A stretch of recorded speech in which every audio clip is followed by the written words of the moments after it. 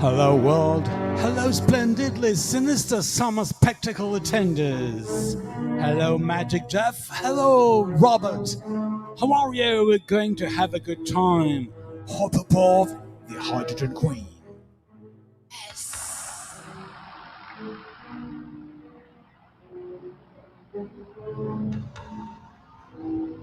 Ladies and gentlemen, Victor Sierra.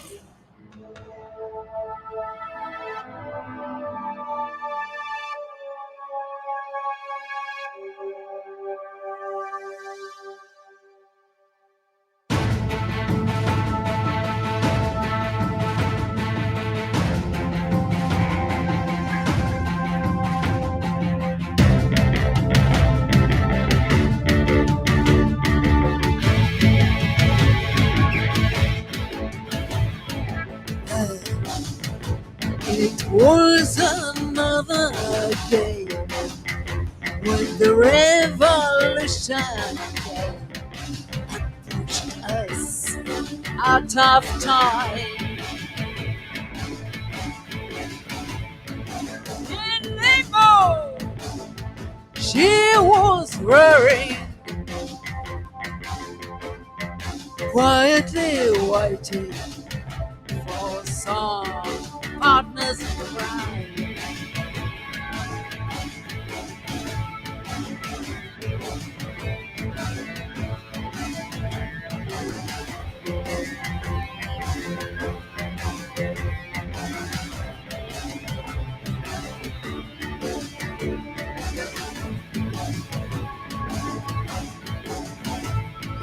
Let's do and mind power. She's back in business, ready for the wilderness.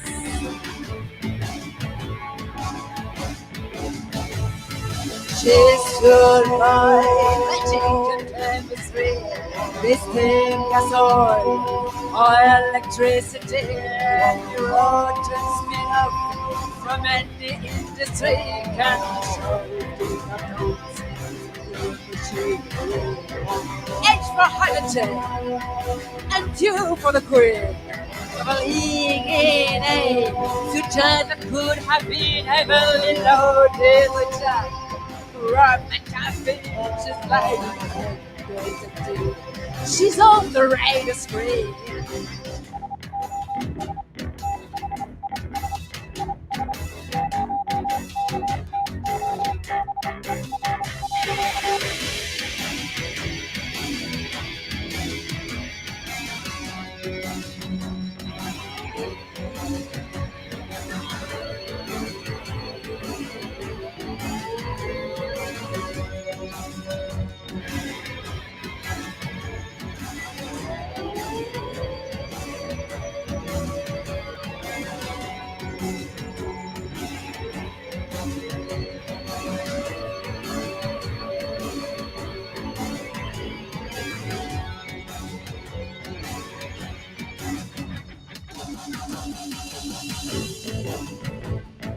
Both seas of travels, she moves and never stumbles, surfing on storms and hurricanes. With an alert flag, a code name and a force manifest. We'll do our best. With madness running in our veins. Let's go by magic and chemistry. Let's make us all electricity. And you often spin up from any industry. Can you show the H for hydrogen, and Q for the queen. Traveling in a future that could have been heavily loaded with jack. Rum and caffeine, she's flying her. She's on the radar screen. She's fueled by magic and chemistry. Best in gas oil, electricity. Any road and spin off from any industry can be broken at times to the machinery. H for hydrogen and Q for the Queen. Covering in a future that could have been heavily loaded with Jack. Rum and caffeine, she's buying undetected. She's on the radar screen.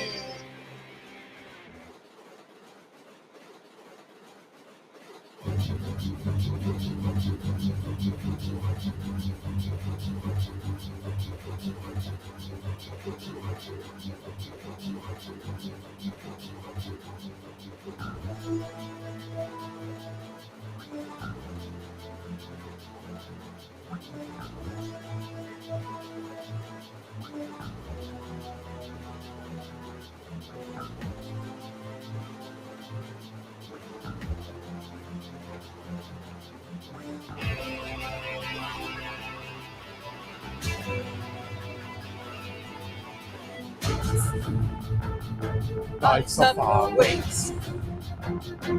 Who knows what the future brings?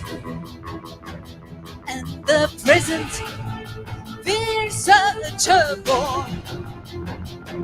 With the blast we're waiting for. Exhausted by sleepless nights, having waged so many fights, we look for a new quantum leap, but we must keep on digging deep. On digging deep. On digging deep.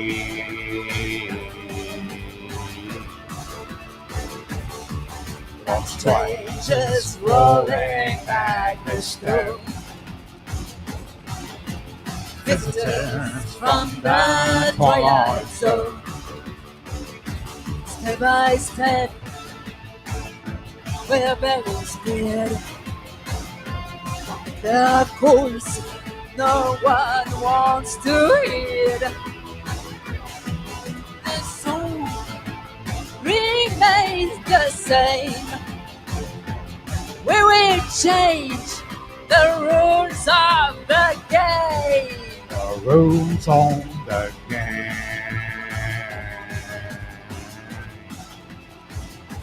On the game.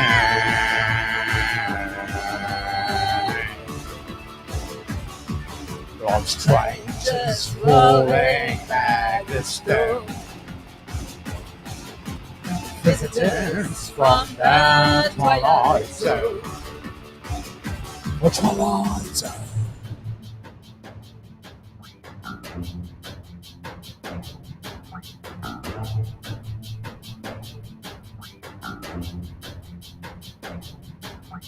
No more shiftings, deviate our line of life, unexplained events to seal our fate.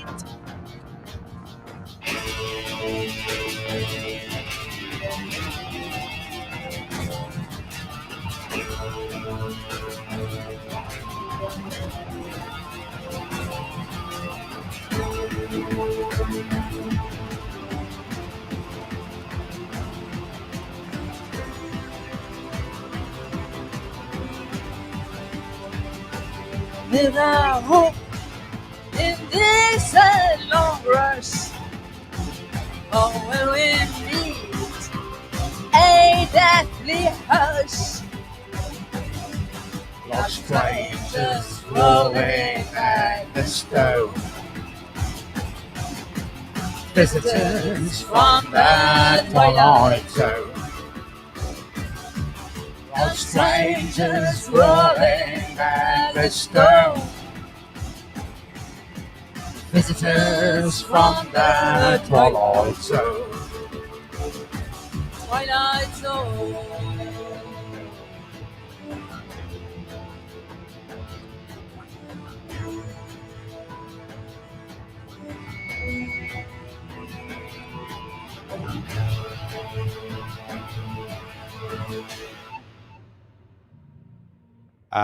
We're very happy to play for you tonight, guys. Well, this afternoon for you. It's nice here. The next song is called Dark Passenger.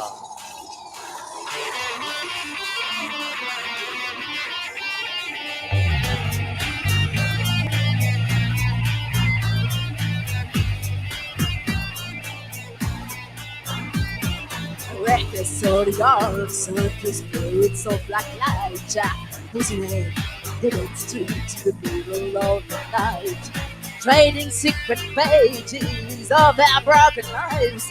They try to cut some pressure from another side. Whatever your behavior, you know that it doesn't matter. We'll carry it up, passenger. Oh yeah.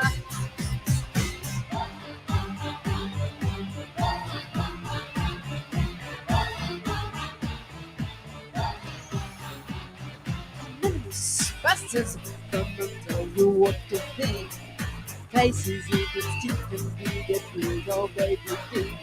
Shamelessly confusing what's bad and what's untrue, and fluttering the passenger rising inside of you. Whatever your behavior, you know that it doesn't matter. We'll carry it all, passenger. Oh yeah. Whatever your behavior, you know that it doesn't matter. We'll carry it all, passenger. Oh yeah.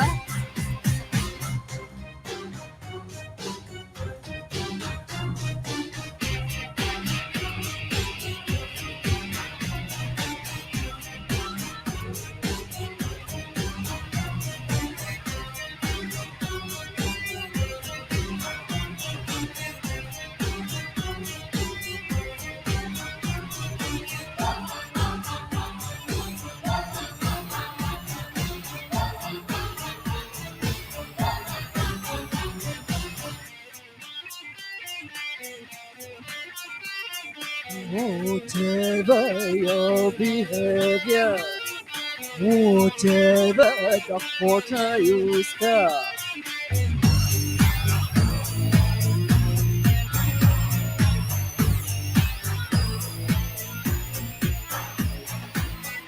pick it once and put the blame the next in line, and drink the cup of this right. It's time for motion shots.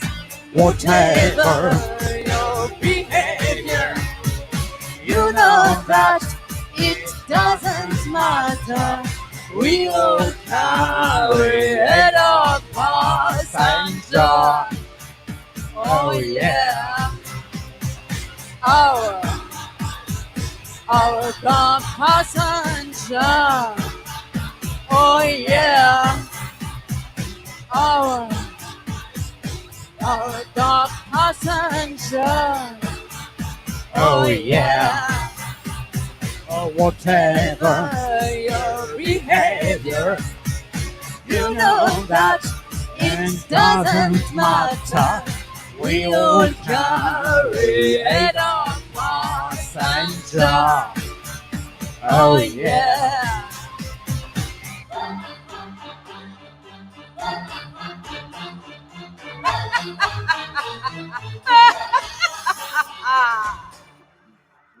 Well, you know, the next song is for your ears and your eyes only. And like me, you won't tell anyone, right? The next song is called Blood in the Skies.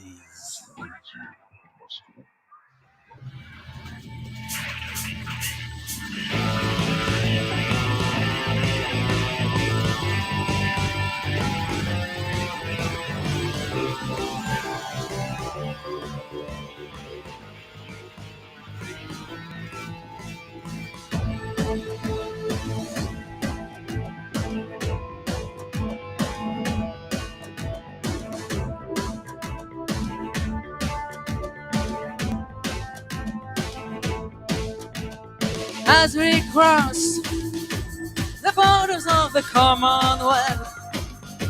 Silence is getting heavier. The ether screen is turning to black. The wing commander tried to keep a flight undetected. A mission for your eyes only, and they make no coming back. The ashes past bounce on the known world. Around and around, the horizon has blurred. Get ready, the stakes are high. We fly over the sleeping lands, and there's light in the skies.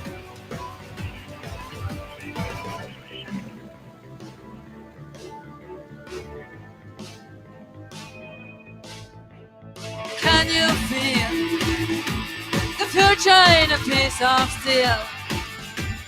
A bunch of people who died for should wings and wings keep up the game. Or having jumped an alternate history. We're here and there, But not the same. get Ready, the stakes are high. We fly over the sleeping lands, and there's blood in the skies.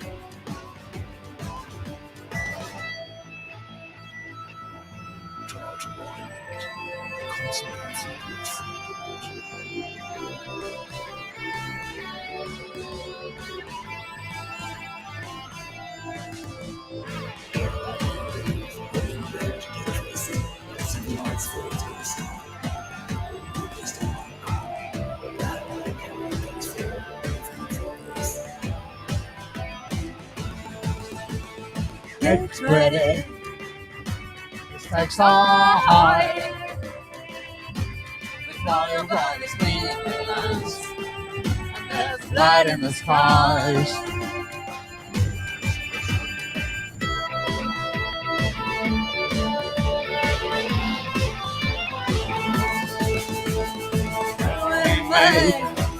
Away to Turtle Island, Like the fire, like a marching band.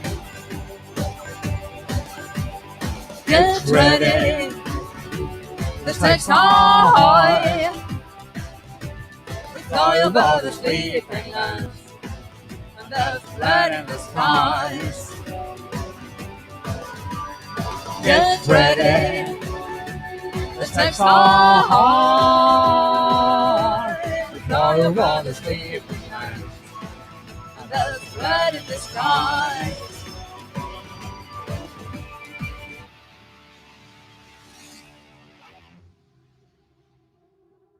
Sometimes we believe in things we can't see. The next song is called Angels Roll Out the Night.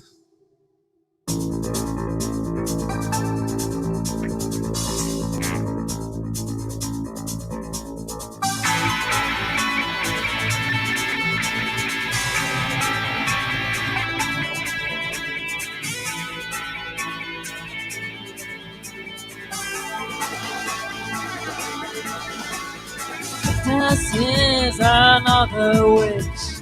Oh, life is hard. And girls over sunset boulevard. I said the star, glory is nothing but a dream. And the moon catches you in its beam.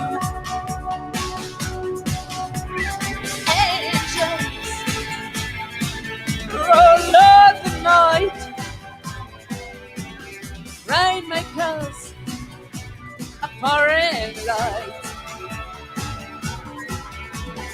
Lovers remain in the blind, and meanwhile, stars align.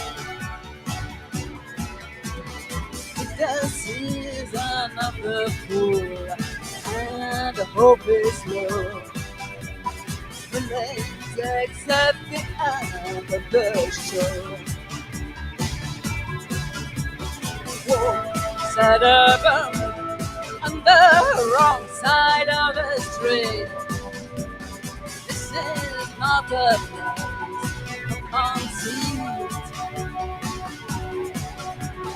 Angels rode the night. Rainmakers are pouring light. Lovers remain in the blind. And meanwhile, all the light.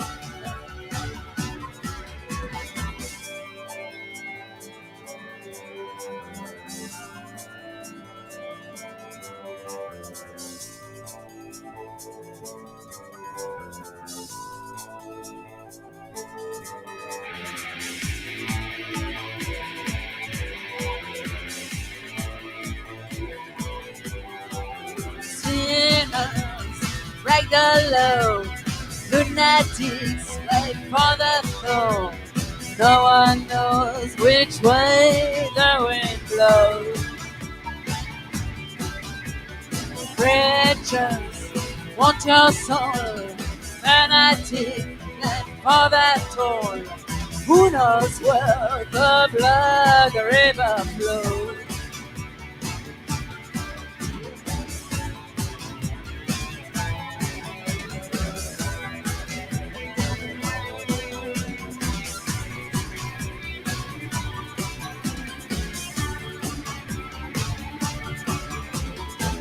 Is another kid, and hate is great.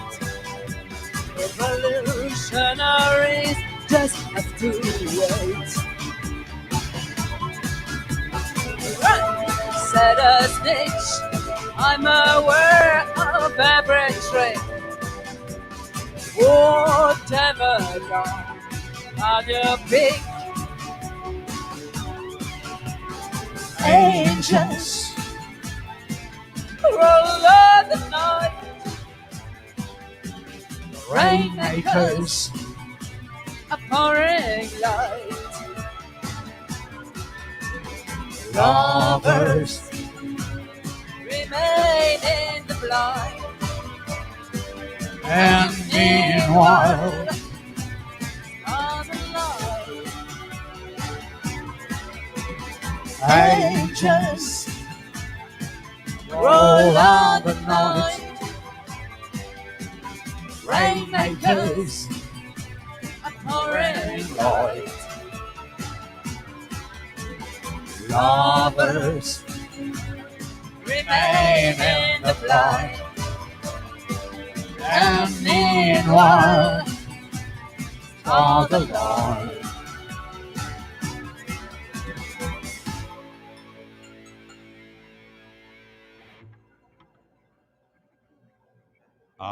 The next song. The next song could be for the day after.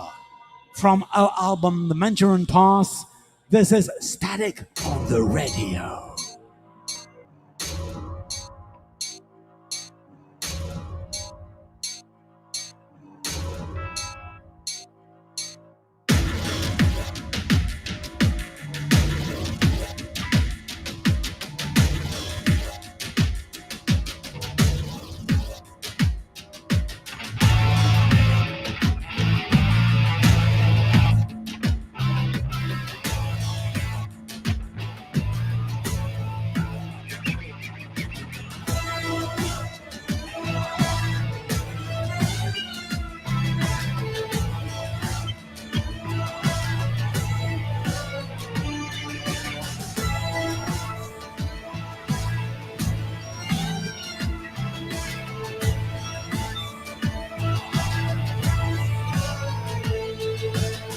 Crash landing like a stone in the streets of Sin City. Relief to be safe and sound in dense clouds of desert fumes. Abandoning the airship, we made our way to safety under fire.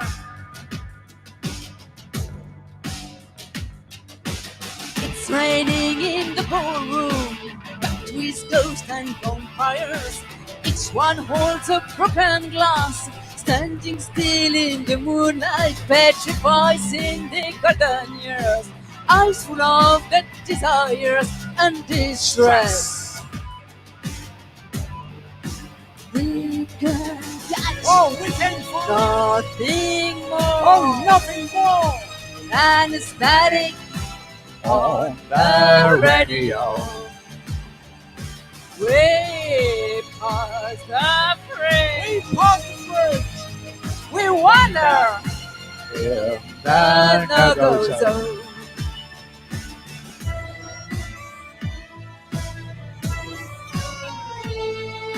Sunlight in the gloomy night, the air smells of doom and a curse. In the alien language, strange beings shouting the dark. Neanderthal is not dead, he lives in an ultraverse close to us. We can catch We can catch nothing more nothing more than static on the the radio. We pass the fringe. We wander in the the no-go no-go zone. zone.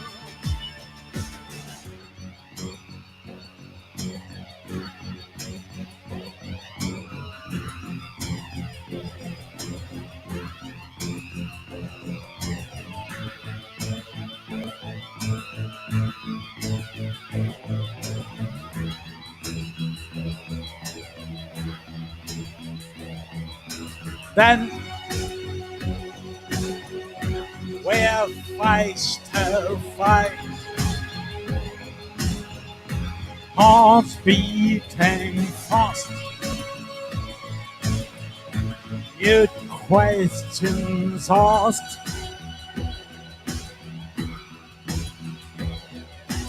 Oh,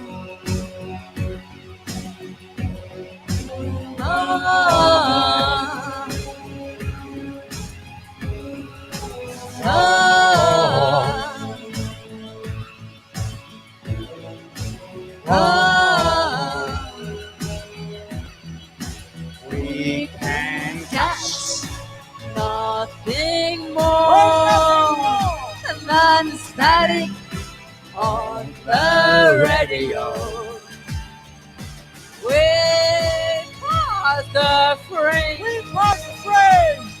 We wander in the no-go zone. We can catch We can catch nothing nothing more more than static on the radio. We pass the fringe. past the fringe We wander in the no-go zone.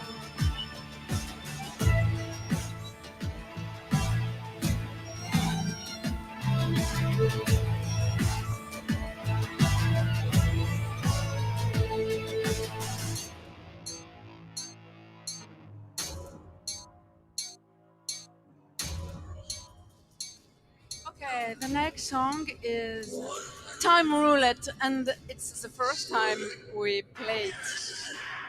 Yes, it's the first time. Time Roulette, especially for you, Jeff.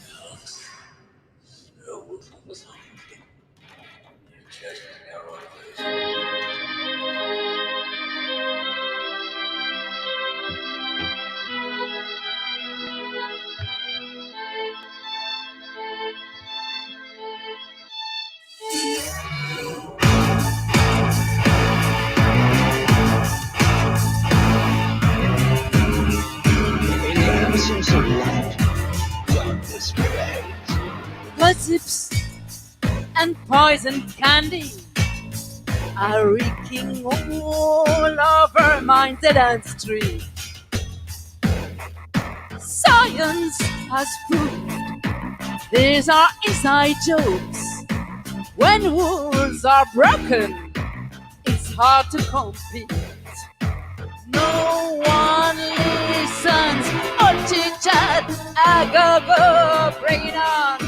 Don't be shy, meet me in the scenario. Fever and anxiety keep on feeding the enemy with it. You wake up from an awkward dream, the room the same, but time roulette shows another frame.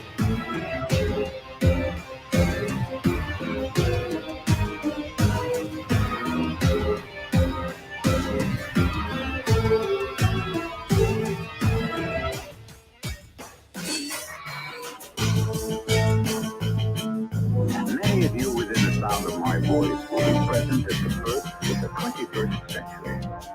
Some among us were born a little too early for that. Logic, proportion, none of these are working here. The wildcat rubs his eyes and gives me a Siamese fear. You wake up from an awkward dream, the room's the same, but time roulette shows another frame.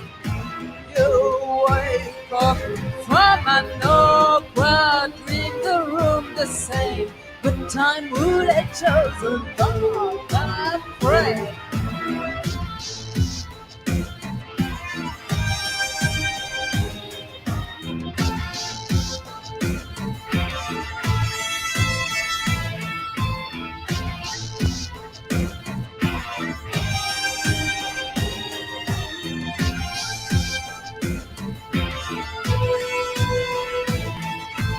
Memories and Persian letters are drying under a midnight summer sun. Please come on in, welcome to my nightmare. Take a seat in my somnambulation.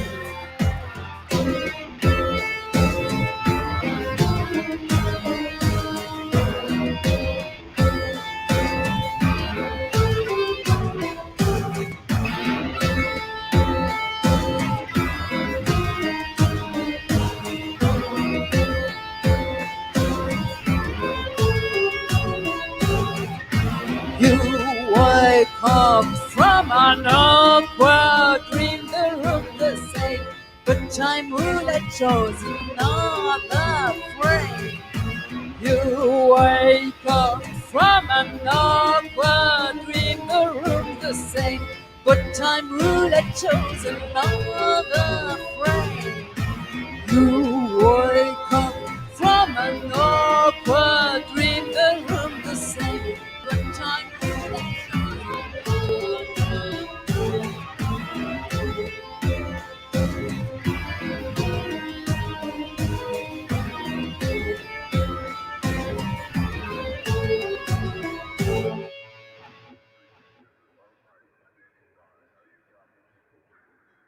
The next song, Chinese Whispers from our latest album, Imperfect Meridians.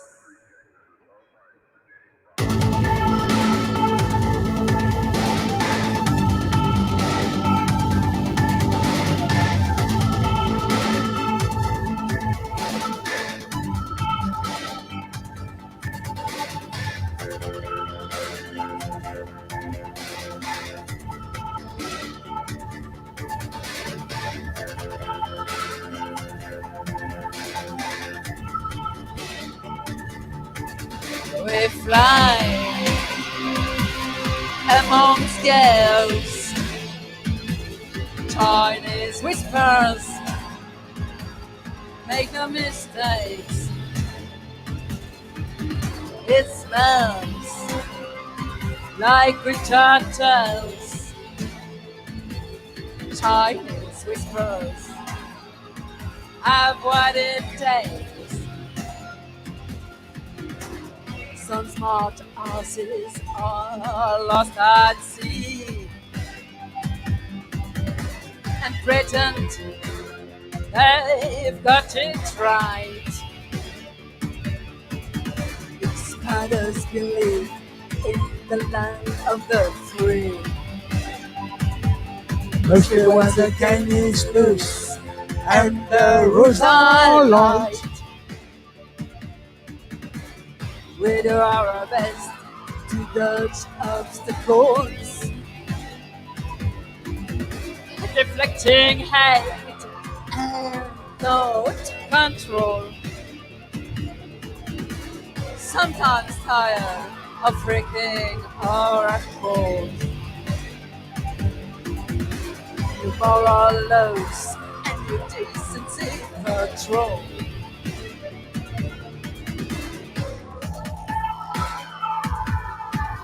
We fly among gales,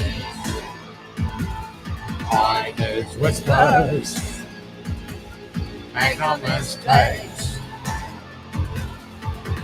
It smells like winter tales. Kindness whispers, and what it takes.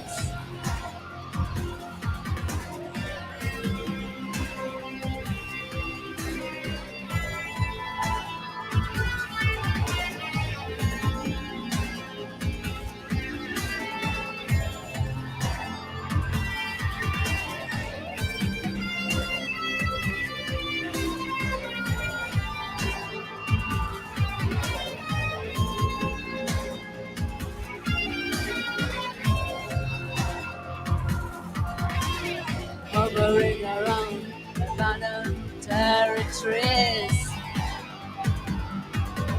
where knowledge dies and the twitch is king. We must part from traitors and bullies, and find a way to get away from this wrestling.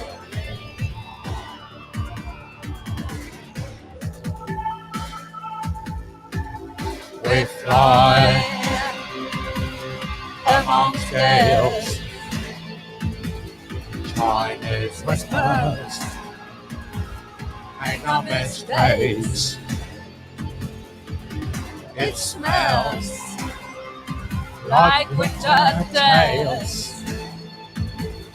Chinese whispers have what it takes. We Fly Amongst gales, Chinese whispers, make no mistakes. It smells like winter tales. Chinese whispers have what it takes.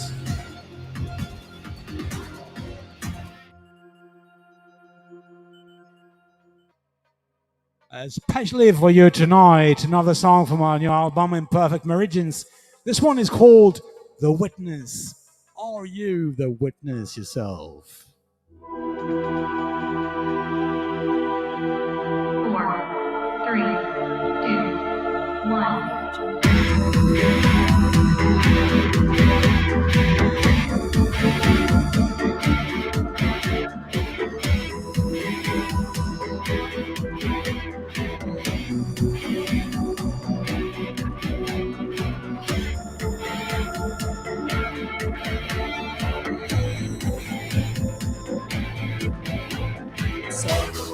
Porters have fled the castle on the hill. Says over when never-ending corridors. The president's wife reminds him to swallow his spit. They're locked in this world caused by so many years.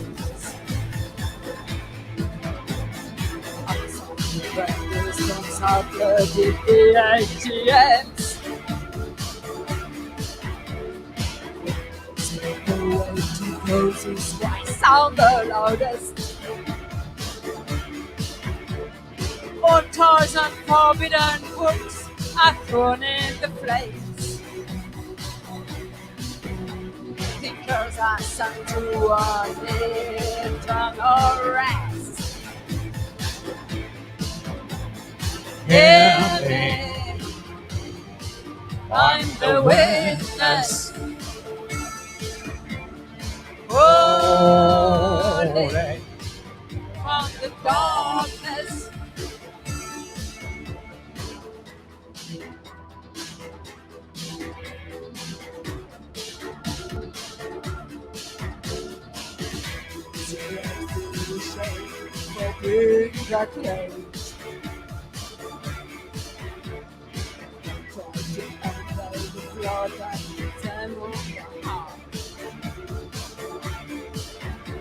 By the end of the day, they accept their fate,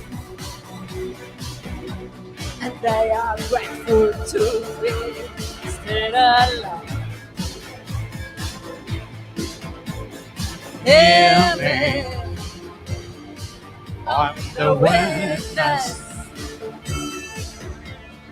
Holy from the darkness.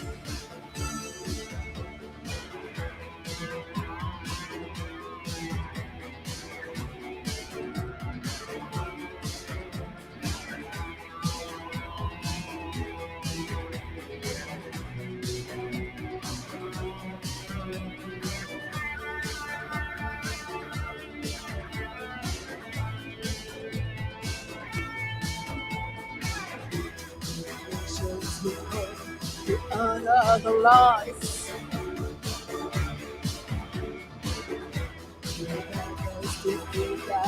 In history, if one can see what can you don't make it right.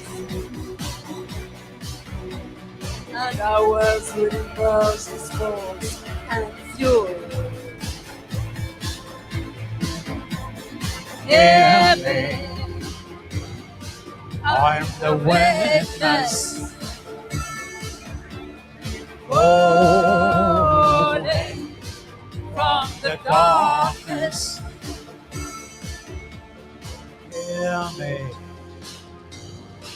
I'm the witness. Holy from the darkness. Hear me, I'm the witness.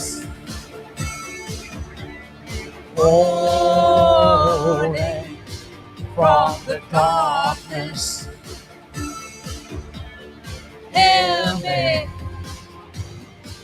I'm the witness. Holy from the darkness.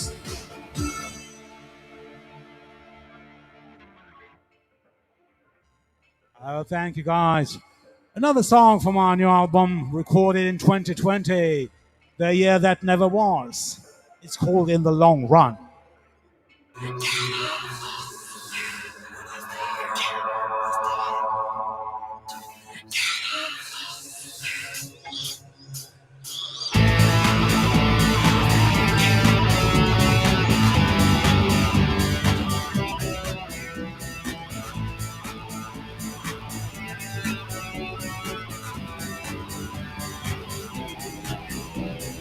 On the backbench of society, dances neighbor and the master's navel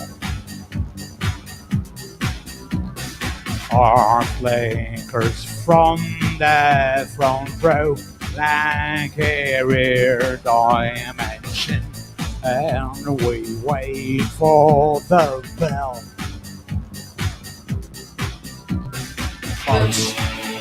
In the long run, we'll see who was right. In the long run.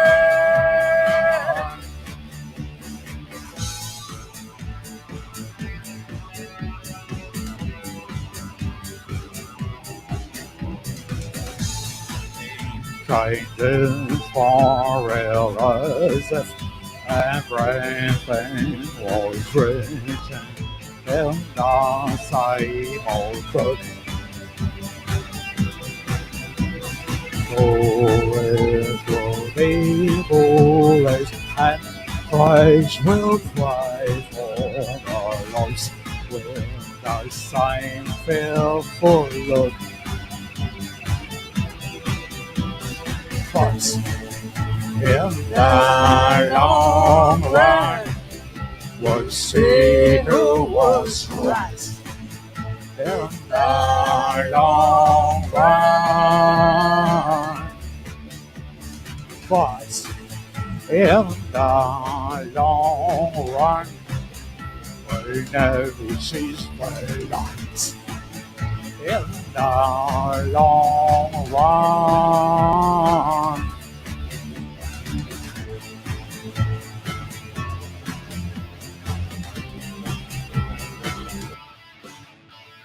Sometimes I dive in my mind, deeply driving back in time. There's always something to prevent me from crossing the line. But in the long run, we'll see who was right. In the long run.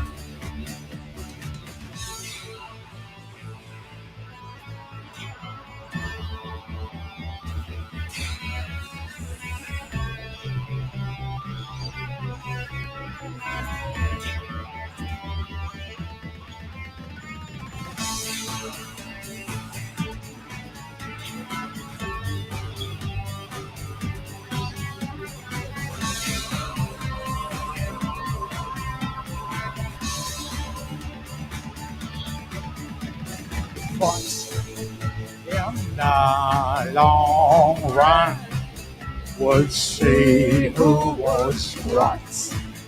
In the long run.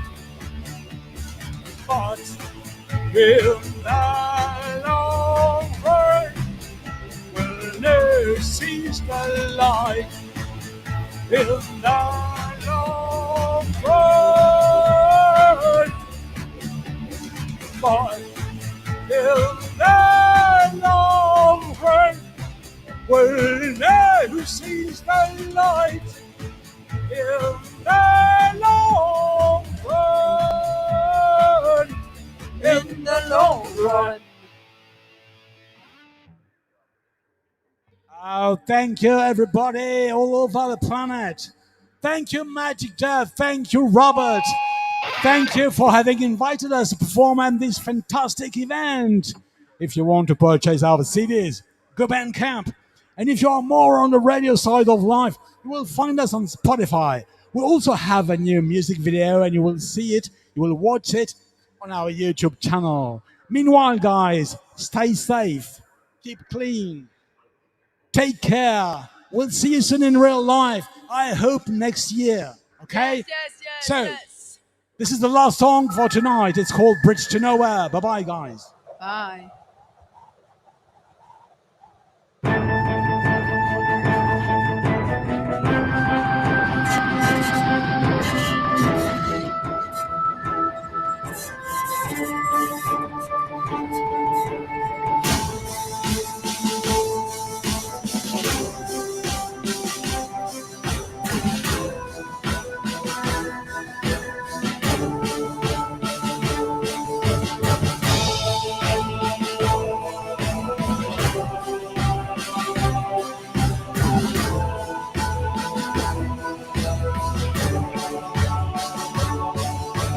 Weather's cold, sky is gray, and hunters are looking for a prey.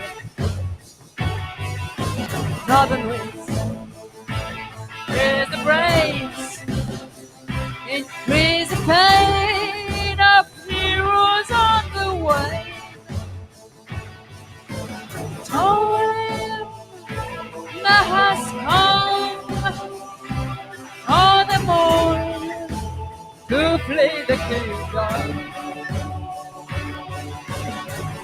And on a wire. On the bridge to nowhere. And on a wire. Rolling on the wire.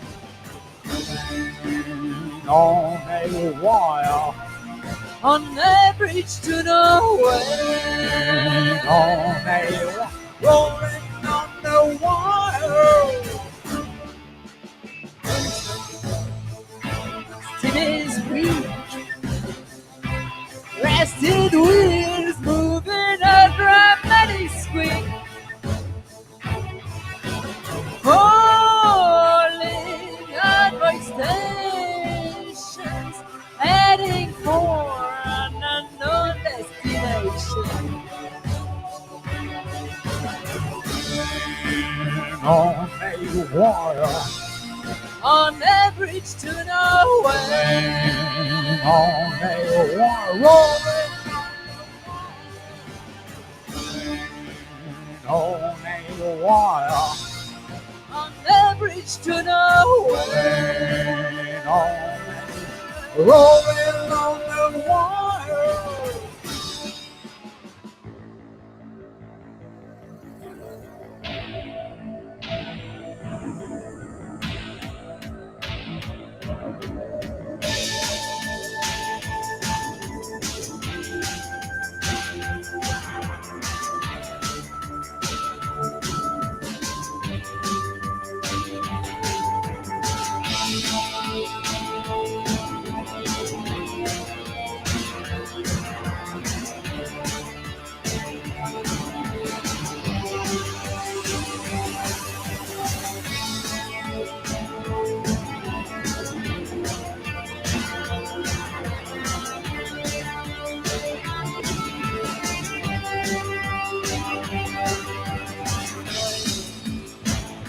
The train can fly.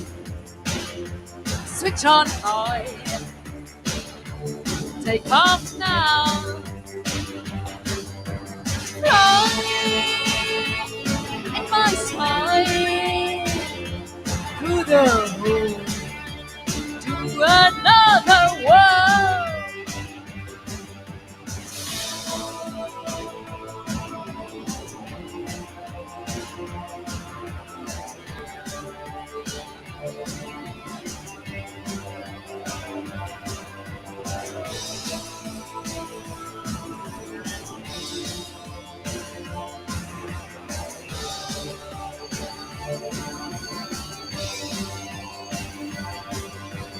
Rolling on a wire. On the bridge to nowhere. And on a wire. Rolling on a wire. On the bridge to nowhere. And on a wire. Thank you. Good night. Thank you, everybody. Thank you. Bye bye.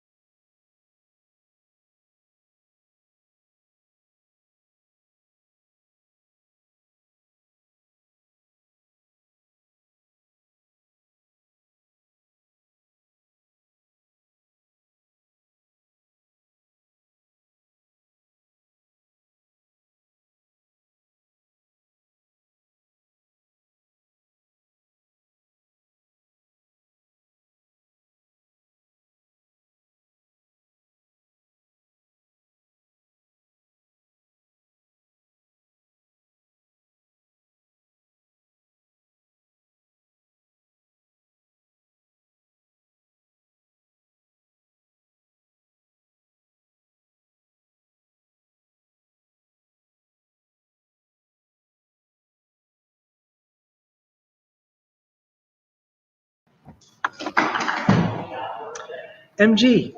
Hello. Hello. Finally made it. What's that? I finally made it through the slush and the snow. Welcome. We're glad to have you with us. Excited to be here. Now, I'm not going to say that I haven't checked the schedule, but I haven't checked the schedule. As far as I know, we're currently doing the opening ceremonies. Is that what you're here for? Yes, I am. Thank goodness. To the audience back home, I do my best, but I'm entirely capable of just forgetting when someone's supposed to be doing an author reading. And MG is an author of extraordinary talent and also, in my experience, great politesse. It is entirely possible that were she scheduled to do an author reading and were I just blathering on the way I tend to, No. I'm not scheduled to do any author reading. You promised, but you broke my heart. So, Really? yeah, but it's okay. Well, there's a summer event. Oh, I see. Well, I guess we'll have to do it then. Are you prepared to at least tease us with a page or two? Please. I could fit it in somewhere. I mean, if you have a page or two, I'd be excited for that. Who was your MJ read a page or two? I do. I gotta pick one up. I need to wear my glasses. So hold on a second. Please take your time. In the meantime, I think a little poetry would be appropriate. There once was a man from Nantucket who knew that nothing rhymed with Nantucket. The end. That's by. There was a young woman from Boston, Mass, who stood in water up to her ankles. I know that doesn't rhyme now, but it will when the tide comes in.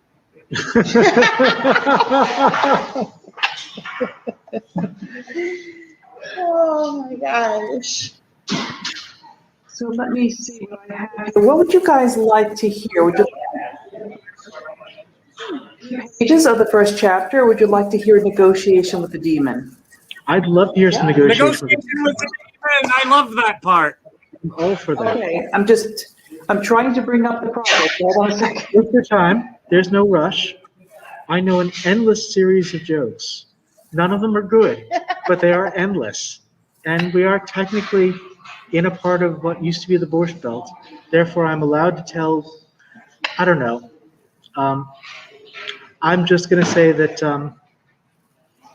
this is the right place if you want to meet someone in front of the pawn shop. And if you get the rest of that joke, it's not my fault. MG, there are two of them. Oh, wait, Victor's here has just moved up. I see. Okay, I am finding the scene with the demon.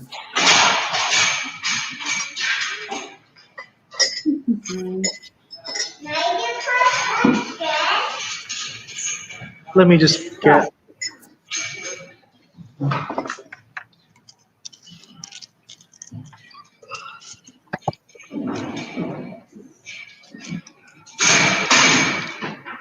I have found the scene. Excellent. Okay, this is from my novel in progress, Romantic Nights. This scene is between a demon and our villain, Polron Kitaer. So, you're ready? I can start. We are totally ready. Okay.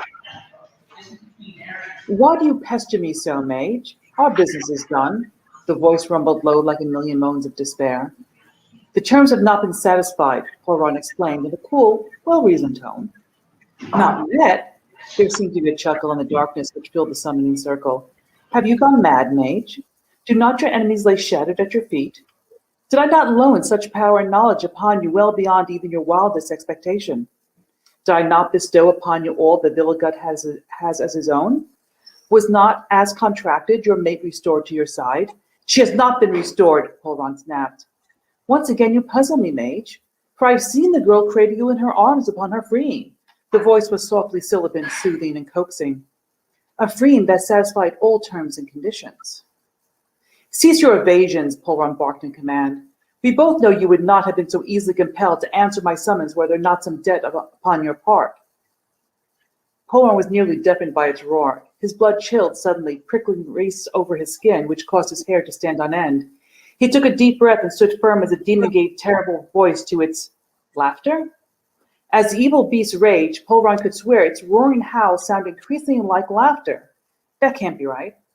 He dismissed it as nothing more than perversity of the demonic kind. The raging laughter rolled into a snickering end. Oh, you amuse me, mage. Our contract has been fulfilled. If you wish to challenge it, that is the matter for the infernal court. Polron's nostrils flared in a sharp intake of breath, but he suppressed a sudden burst of anger at the demon's dismissive tone.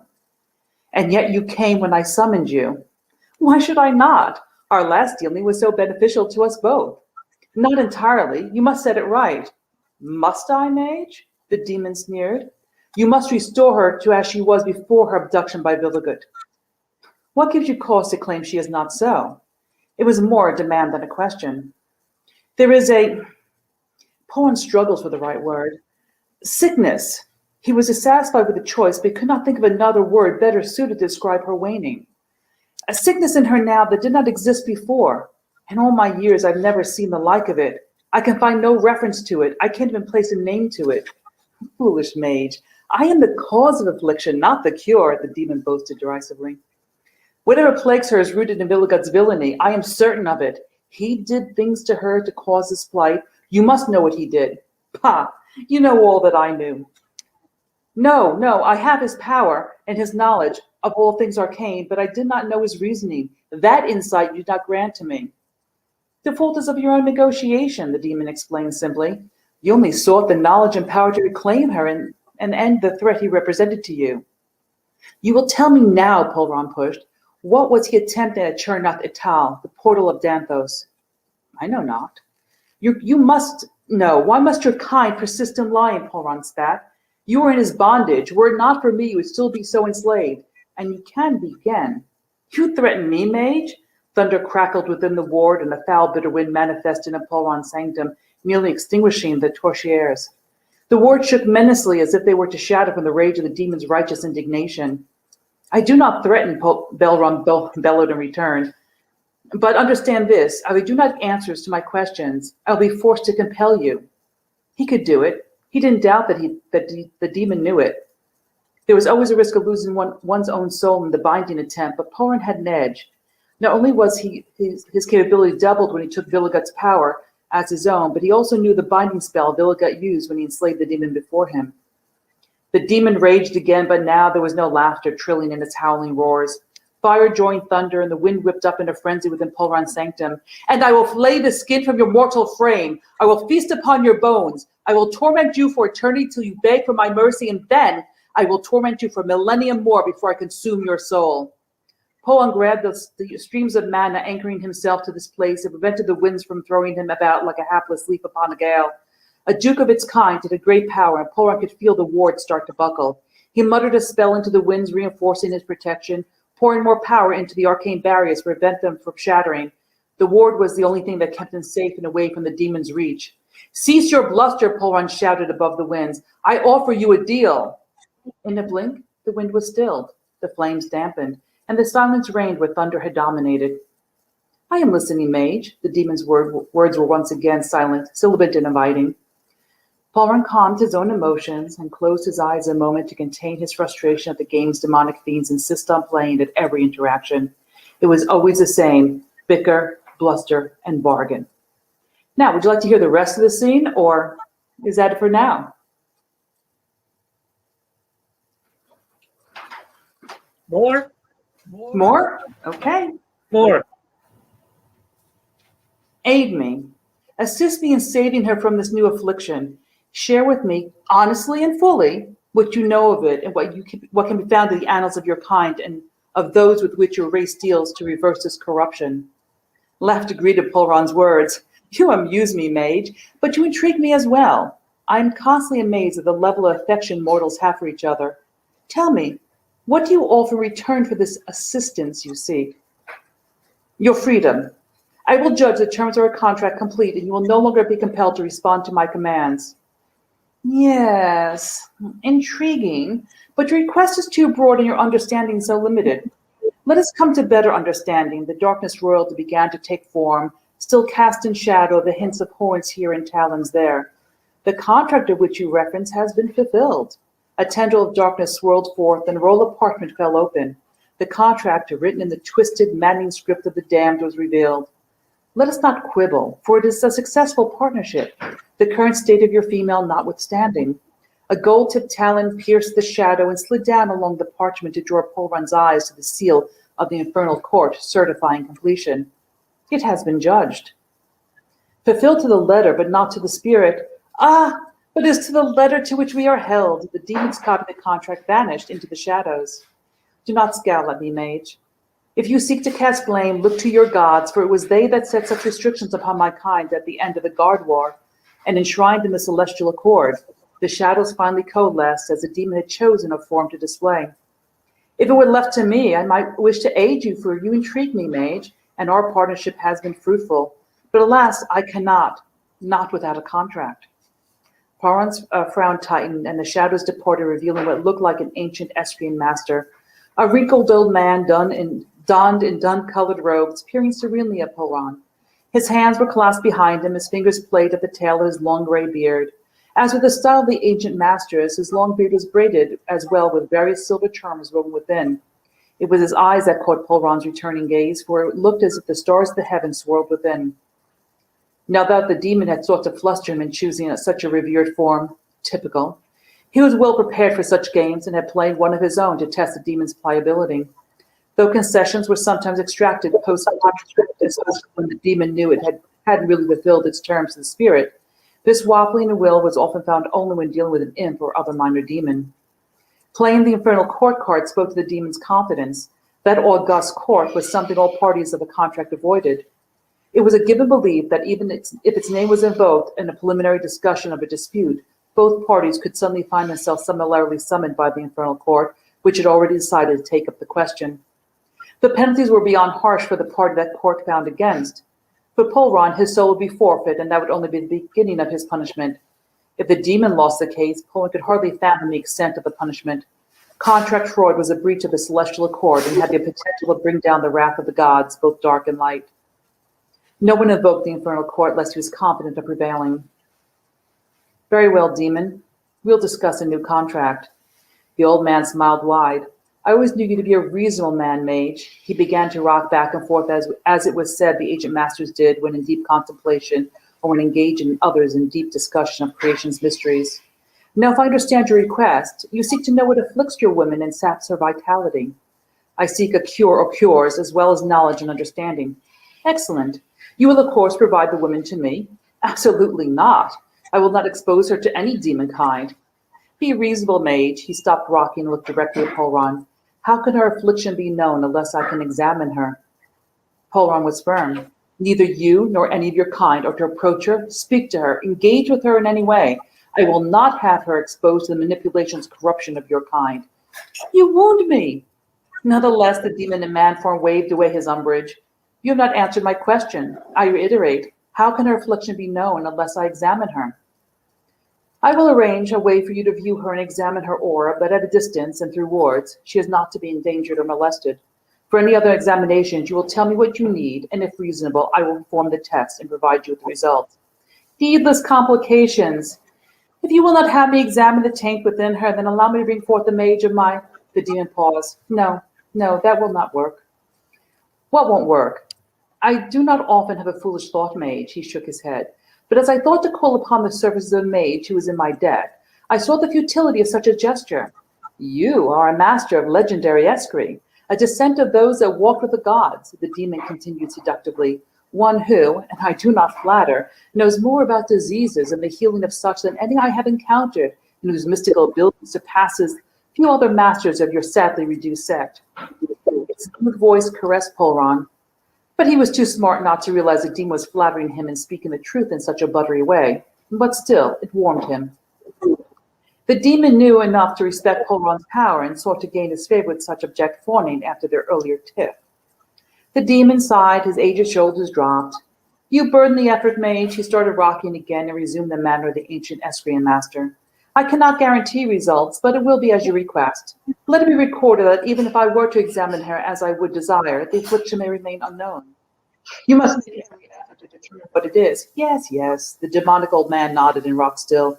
If the affliction is not readily known, I will send my minions to research. Your minions? I contract with you. It chuckled. Do not worry, mage. I am the accountable party for my part in the contract. I reserve the right to utilize others as I see fit. The archives of the damned are unfathomably extensive. I don't suppose you'll want to wait a few centuries for your answer, you see? No, not Poron scowled. I need the answer within the week. There was barely an interruption of the rocking, so demanding and so hasty made. You want much in so little time. Have the Esprit lost their sense of moderation? All good comes in time, does it not? Does not a rushing man lose his path, for in his haste boundaries are trampled and turns are missed? Do not foul the wisdom of the masters with your tongue, demon, Polron commanded, his voice hard and strong. I will not be lectured to you of the ways of my people. The demon in old man form paused his rocking and bowed slightly to Polron. Forgive a curious fiend his curiosity. No offense was meant. I am, however, curious as to the deadline. Polron courtly nodded his head to the demon, satisfied with the demon's soul. The sickness is killing her. Its ill effects are growing, and I do not want to risk waiting. We must find a way to cure her, or at least slow its progression while we seek the cure. The demon nodded and started rocking again. Find the cure and a way to delay or stop its progression until the cure can be effected. A reasonable enough request given the circumstances. In a week, then, either the cure or a means to delay the illness from progressing.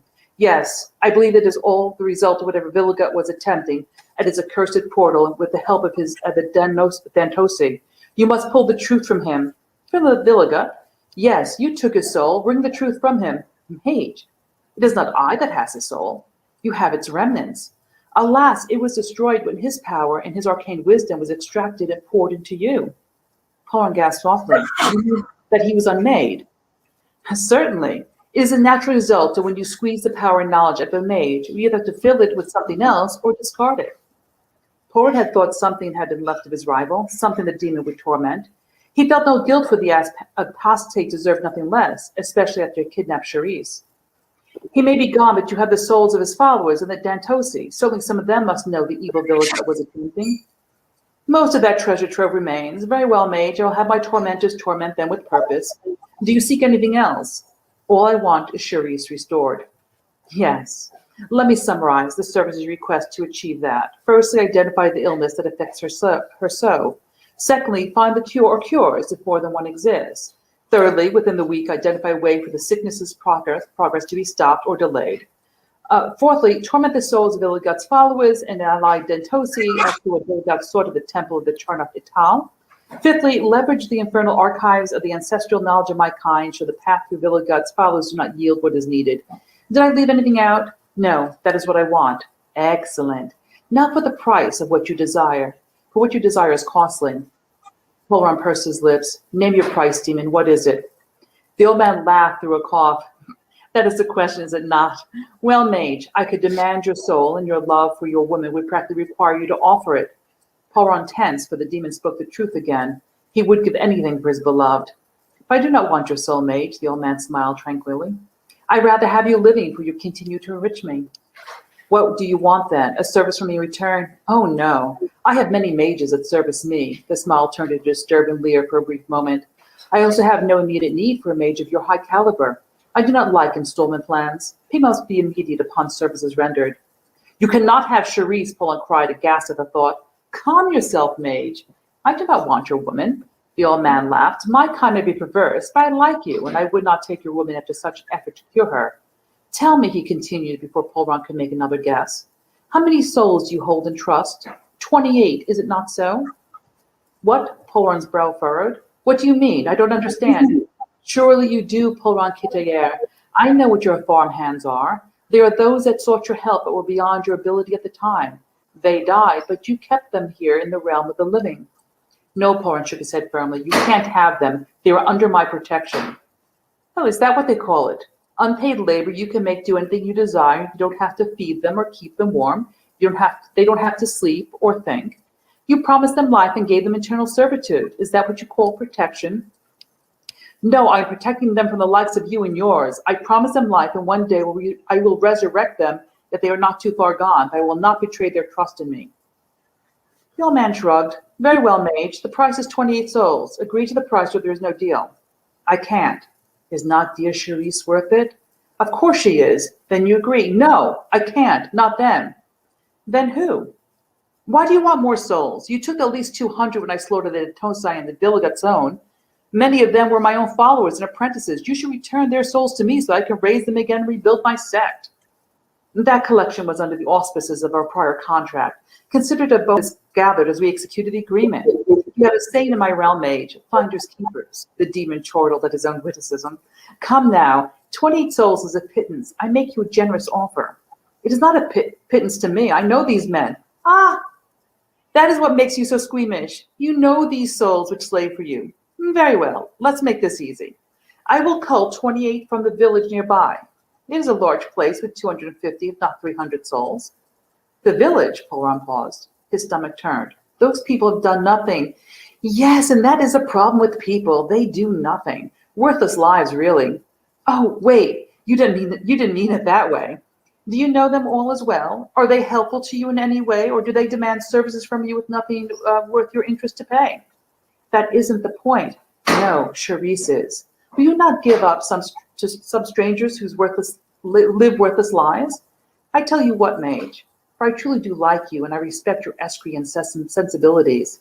I shall only cull those that you or your women do not know or who are too feeble to add value to their community. Only those that cannot contribute to the good of their society. I will leave the strong and the healthy and the productive. Do we have a deal for Charisse's sake, or will you let her die of this illness you could not protect her from? What will it be, mage? Use as strangers, or the woman you love? Polron's chest tightened even more. He didn't trust himself to breathe. The village has been under Escree protection since its founding. And so, as a master of Escree, it is for you to do with them as you please. Come now, what harm could the loss of 28 enfeebled be?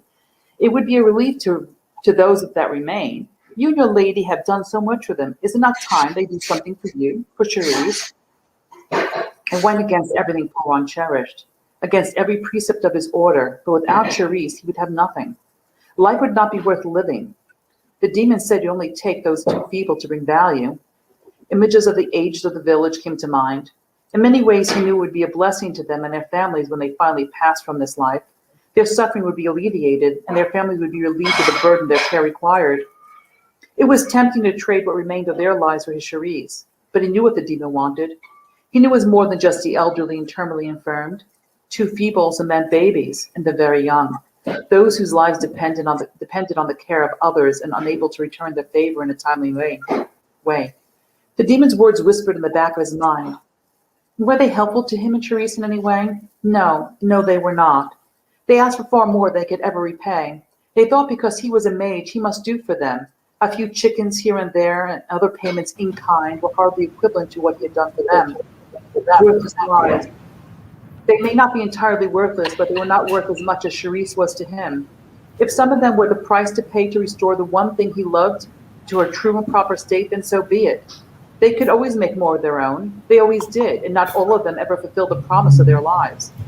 Even as he thought it, Polron felt his annoyance at the demands of the non-magical, their bleating cries to do this or that for their benefit or to save the life of one of their worthless fellows, the presumption that he should drop everything and that was important to him to see to their needs. It would be worse now that he no longer has his apprentices to send on his behalf. It was wrong to feel this way, he knew it, but it was the only path forward. Polron hung his head low and muttered his choice. I choose Charisse. The end.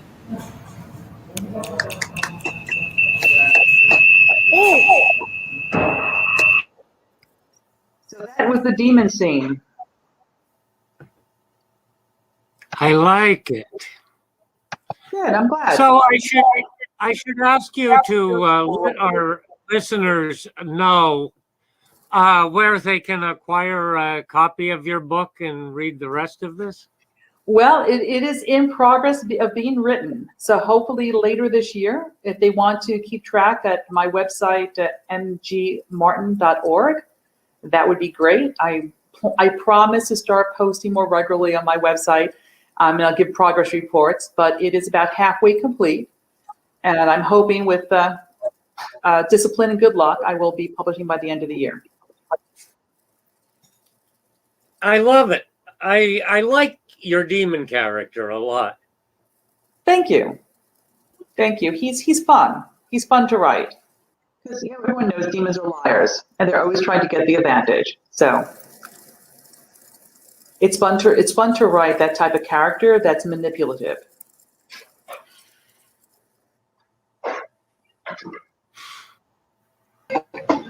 What made you want to write about demons?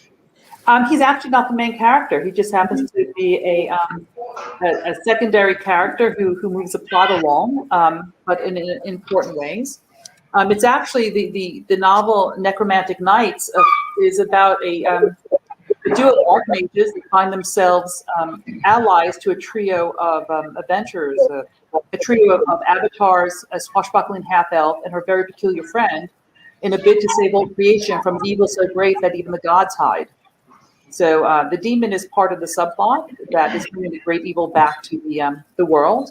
And if that evil is released, then creation itself is at risk. And our hero, the mages, really have no interest in doing favors for people because mages are assholes. Nice. I resemble that remark. Yeah. So the actions is propelled through mages being assholes, and then misinterpretations of various events. And just stubbornness and poor choices all around, and we end up having to save the world. So no typical heroes. Some people feel like saving the world rather than destroying it. Silly. I mean, I don't understand the motivation, but It's .org actually. Quite It's simple. .org, Jeff. really, Yeah, it's a .org. I was literally going to go check that. People, we have to save the world in order to rule it. Well, there is that. There is in some backstory a dark god whose sole intent is to destroy the universe so that he can remake it in his fashion. But of course, destroying creation would mean the destruction of himself. So I don't think he's thought it out very clearly. But that's not the threat in this book. That's a different threat from another dark entity. They're always trying to destroy things. So I actually have an extremely villainous request, Yes. and I haven't spoken to Molly about this.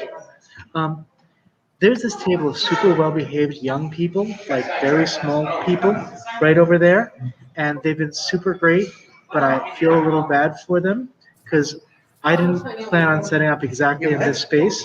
I was wondering if I might pull myself out of the chat, which I'm afraid would mean pulling Molly out too because we'd be muting the audio, and let Chelsea and MG talk about her work, and then let Chelsea introduce Victor Sierra. I'll come back on, switch Victor Sierra in. But would you guys be good with that? That's fine. So the Victor Sierra are supposed to cut in at 4, which gives us roughly 15 minutes. Is that correct? Exactly. Thank you guys so much. Thank you. How are you, Chelsea? I'm fine. Have we met in person yet? We seem were familiar, both at Evil Expo last year, and I don't think we actually got formally introduced. It's well familiar, but I don't remember actually meeting you. No, we weren't on any panels together last year. I would have remembered the name MG Martin. In fact, if I were you, I probably would have added an Aston between the MG and the Martin. Well, yes, maybe I should have, but I have a British car fetish, obviously, but or an MG midget.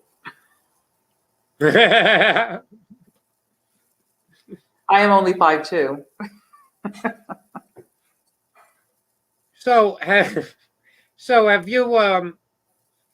This is the novel, but have you published yet? I have published I mean, essays, little literary magazine, but I haven't done extensive. This is my debut novel that I'm working on. I've been writing since grade school, but between actually having a life and making a career, I found they've gotten back to writing. So your style, you could easily qualify for fantasy and science fiction magazine or thank some you. of the anthologies. I mean, I presume you must write short fiction. Actually, I struggle with short fiction. I struggle with I'm wordy, so I struggle with short fiction and small. I can do vignettes, but I haven't mastered the short story form. I find I only write novellas. It's not on purpose. I go to write a short story, it ends up a novella. I go to write a full-length novel, I still end up with a novella. Apparently, I write novellas whether I want to or not. Yeah, there are, I think, certain people that are just naturally drawn to a certain format, and I'm hoping that over time I'm going to be able to figure out how to write a short story. So I've written some essays, but not in story form, just personal, reminiscences type of things. So. In my case, I think it comes from my being a jazz musician. I play the melody, go in solo a couple of times, Mm-hmm. do a finale version of the melody, and get out. And I'm a reader of trilogies or a series of books, and I never really read short stories or short fiction. It doesn't appeal that much to me. So I've always been gravitated towards the epic. I started out like that. I mean, Tolkien, of course, really grabbed me. Earthsea really grabbed me. Of course, Ursula Le Guin's Earthsea series. But by the time I got to George R.R. Martin, I'm cured. I'm just cured of the long multi-volume, each volume's 1,500 pages long epic. I got to the end of the 5th book, which I believe was Dances of Dragons. Mm-hmm. Got to the end, threw the book across the room and said, "Ye gods, there is literally no end to this Drac. He's going to keep creating characters, and just when they get interesting and you start to care even a little bit about them, bump them off and start over with a new set of nasty characters. Rinse and repeat." I'm gonna make a confession here. I have not read R.R. Martin, and I've not read the Harry Potter series. I've actually been reading a lot more nonfiction and non-fantasy, non-science fiction books, good old adventure novels, spy novels, things of that nature. You've dodged a couple of bullets there, actually. In the case of Harry Potter, I know this is the opposite of what everybody else says. But leaving aside that Rowling herself is unspeakably demented, there's the movies are actually better than the books. I've seen most of the movies because I love spectacle. In that case, you haven't missed a thing. As for Martin, consider yourself spared. I'm sorry. I understand what he's doing. I understand that he practically created the grimdark genre, but finish a storyline once in a while. There's this thing called a story arc. Tolkien stretched across 4 books, counting The Hobbit, but he built you up to an actual climax. And by the time Frodo loses a finger, spoiler alert, and the interesting thing about the Tolkien novels is the pacing, because the Fellowships is actually very slowly paced as he's world building. You're getting a flavor for it, and the Two Towers starts really picking up the pace. And by the time you hit the Return of the King, you're going at breakneck speed, and it's an interesting. If you read the books back to back, you really get this sense of moving from the the ideal, the pastoral countryside into this increased tension and demand, and everything is on the line, and you really get the sense of it in the pacing of the books. It's really masterfully done. Exactly, and very few people have that followed in. Le Guin's one of them, of course, but very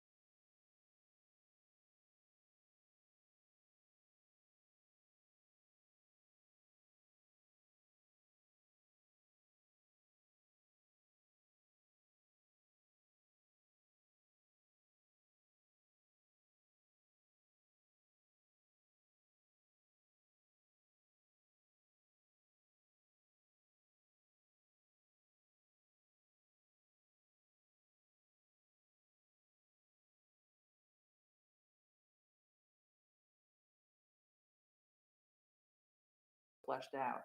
So I prefer the older styles of writing, and I think it's kind of reflective in my storytelling. I hope it is anyway. I agree. I don't like modernism. I Mhm. don't like how somewheres about. I do like Virginia Woolf, but from her forward, Mhm.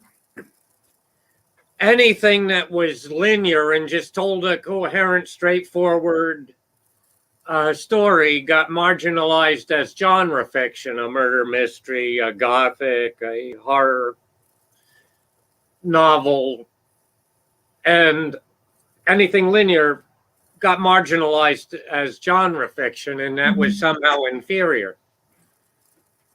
When I like to be able to follow a story that has a definite beginning, a middle, and an end. I mean, yes, the Burroughs cut up thing was a fun trick once as a party gag, but it's not something you want to live with. Right. I agree with that. I mean, I think people. I took a course. It was a lecture series I listened to.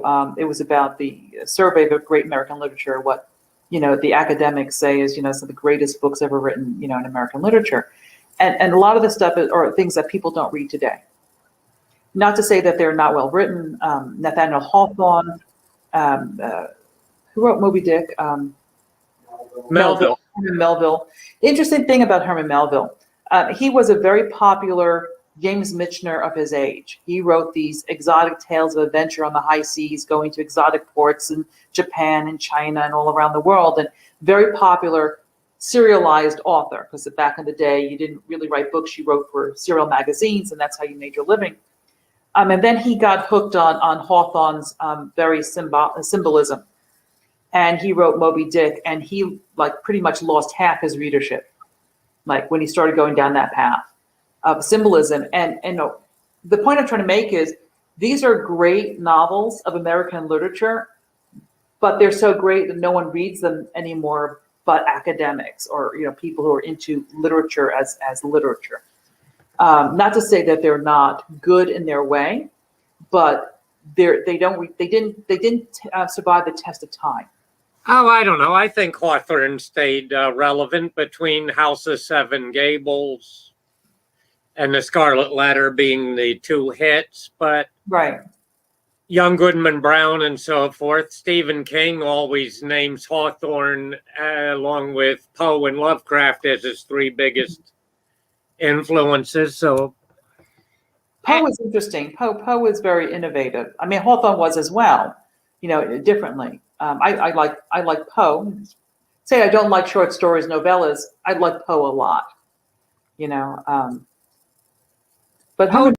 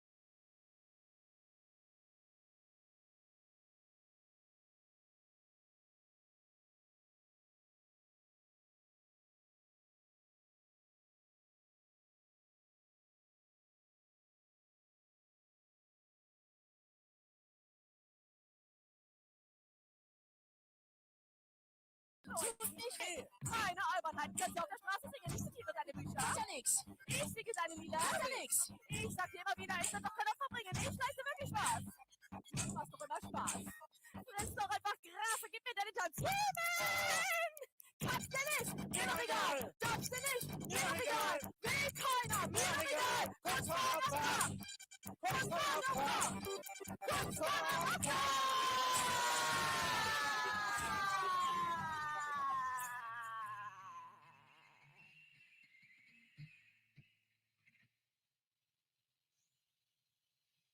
Und jetzt sagt mir noch mal, dass man da nicht irre werden soll. Oh, Mara, danke für das Abo. Dafür darfst du jetzt auch hüpfen. Irre werden soll, das war das Stichwort. Doktor,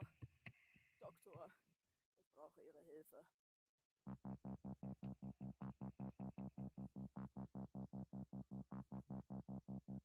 Doktor.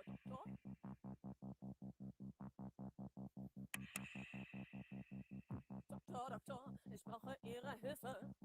Doktor, heilen Sie mich. Ich bin eine Gefahr für die Gesellschaft. Doktor, die Gesellschaft verkraftet mich nicht. Ich bin überzeugt, ich wäre ich. Und das würde irgendjemand interessieren. Also, so geht das wirklich nicht. Davon müssen Sie mich kurieren. Doktor, Sie haben hier das Sagen. Stecken Sie mich in Ihr latives Loch. Doktor, ich kann es nicht ertragen, aber wenn Sie mich lassen, dann mache ich es. Ich tue alles, was ich will. Und das, was ich am allerbesten kann. Also, so geht das wirklich nicht. Kurieren Sie mich von diesem Mann!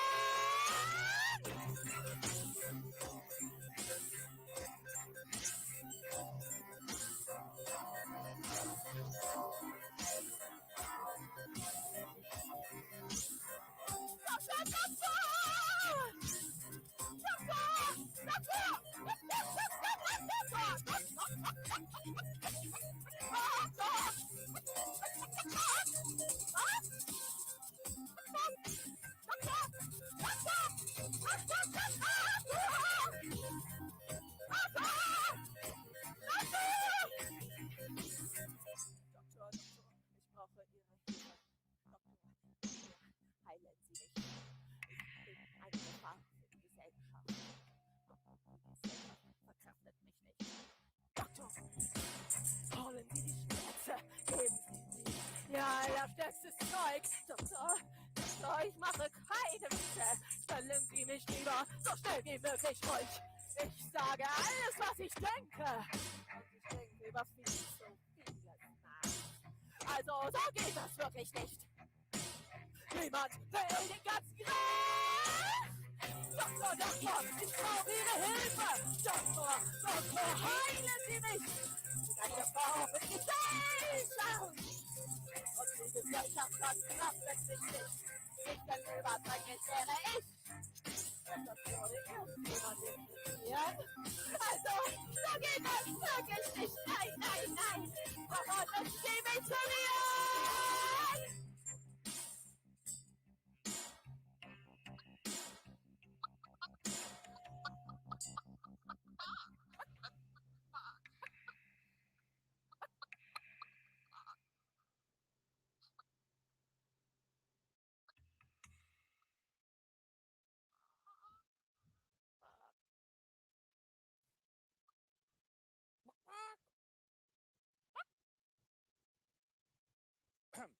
Genau.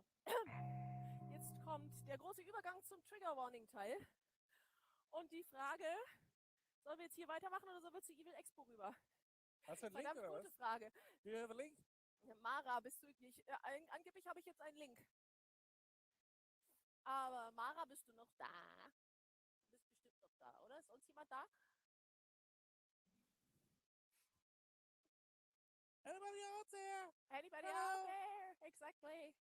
So, I guess I have to check on Facebook. Somebody sent me anything.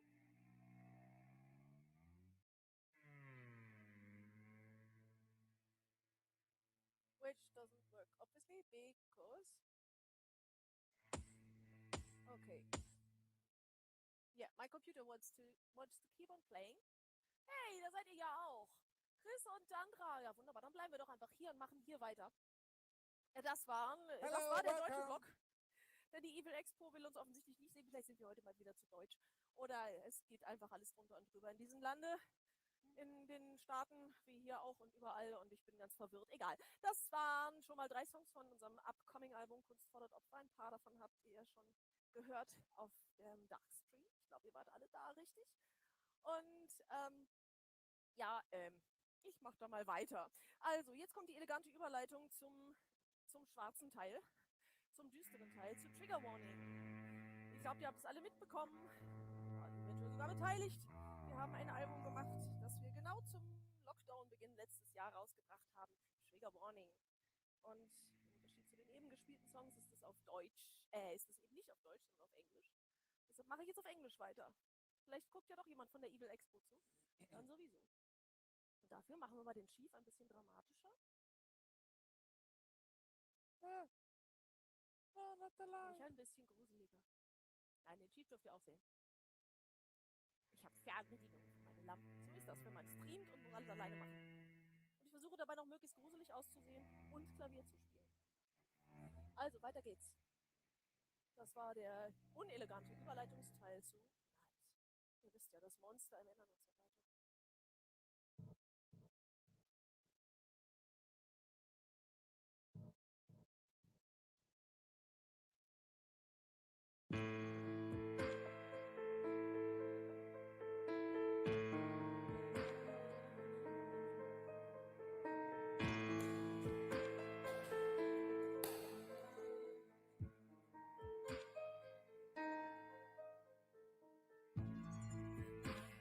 It's everywhere.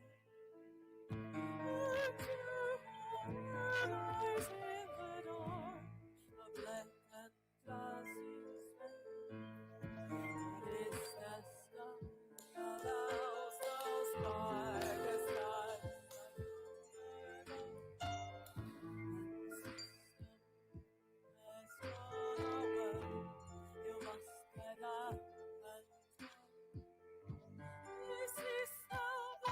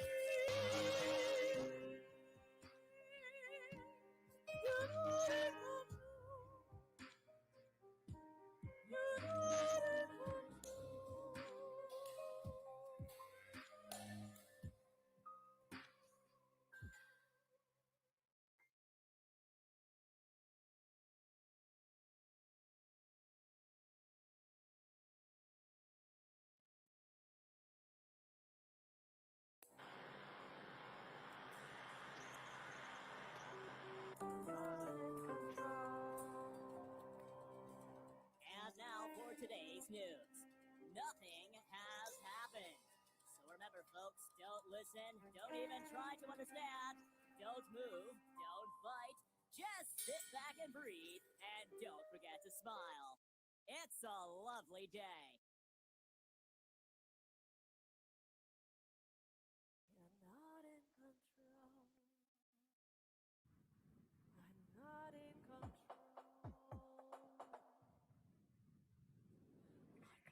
I can't think, I can't sleep, I can't live, I can't.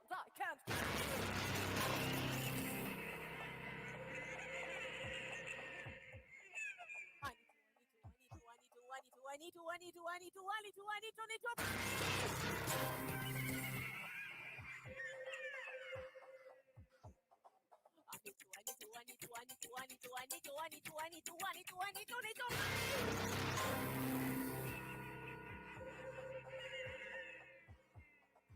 Fear to fear. Pressing my chest, I can't breathe. Your hate is my choke, it's suppressing myself, I can't breathe. I'll never be good enough, strong enough, wise enough. Can't save stupidity, can't save what's left of me. I can move, I can think, I can sleep, I can't live, I can't breathe.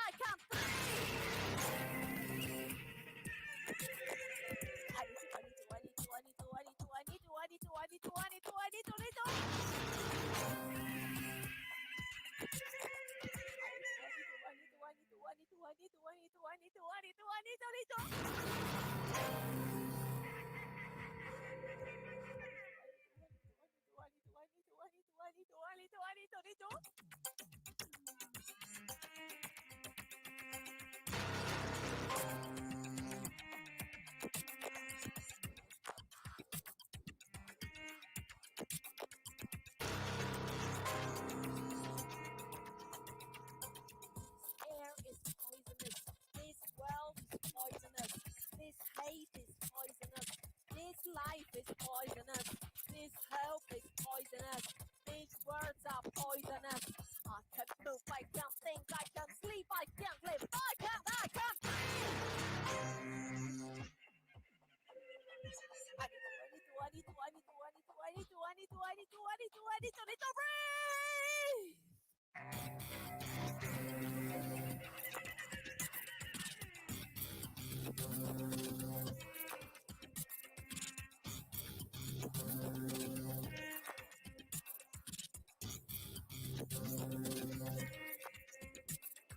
Toxic, toxic, toxic. Don't call the logic. Shut your mouth and smile and don't ask why. Toxic, toxic, toxic. Don't be so obnoxious. Shut your mouth and smile and don't ask why. Toxic, toxic, toxic. Listen to the gossip. Shut your mouth and smile and don't ask why. Toxic, toxic, toxic. Don't you change the topic. Shut your mouth and smile and don't ask why.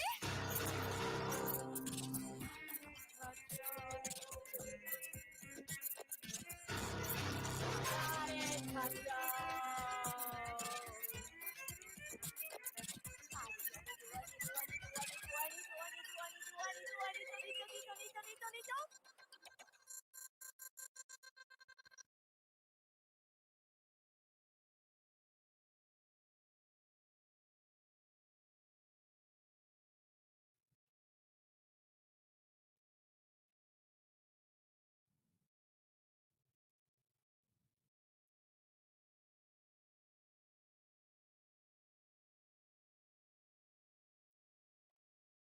I am an iceberg, you only see part of me. When I melt down, I will take you down with me. I am an iceberg, you only see part of me. When I melt down, I will take you down with me. I am an iceberg, you only see part of me. When I melt down, I will take you down with me. I am an iceberg, you only see part of me. When I melt down, I will take you down with me.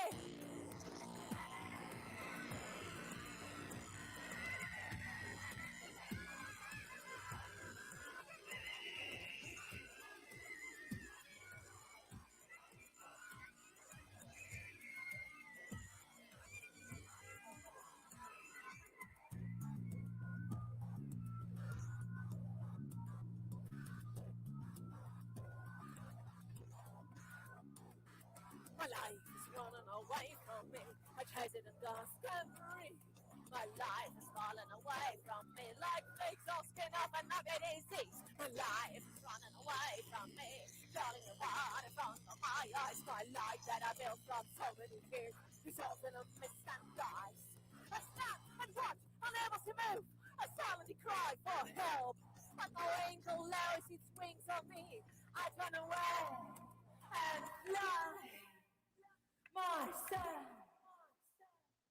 I am an iceberg, you only see part of me when I melt down. I will take you down with me. I am an iceberg, you only see part of me when I melt down. I will take you down with me. I am an iceberg, you only see part of me when I melt down. I will take you down with me. I am an iceberg, you only see part of me when I melt down. I will take you down with me.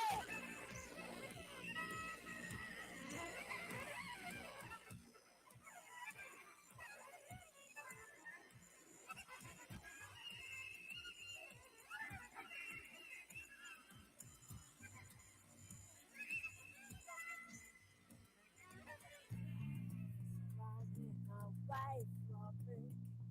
I chase it and dance, can't breathe. My life is falling away from me like flakes of skin of an ugly disease. My life is crumbling away right now, falling apart in front of my eyes. My life that I built from so many years is also I stand and watch, unable to move. I silently cry for help, but no angel lowers its wings on me. I turn away and fly myself.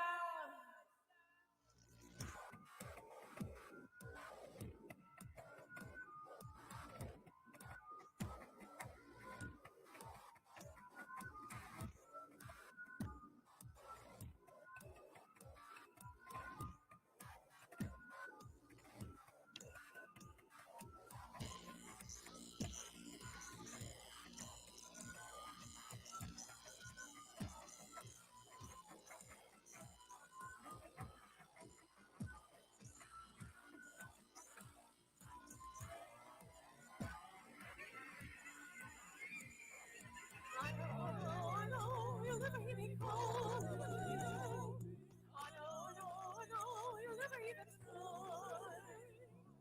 I know, the legend is a lies. I know, the rest is not why. Hold on to the plank, keep your head up. Try not to quit breathing, this ship will be sinking or to let your heart stop. You have to get now home, let go of your foam or then swim all alone. Hold on to the plank, keep your head up. Try not to quit breathing, this ship will be sinking or to let your heart stop. You have to get now time, let go of your foam or then swim. Drop the light!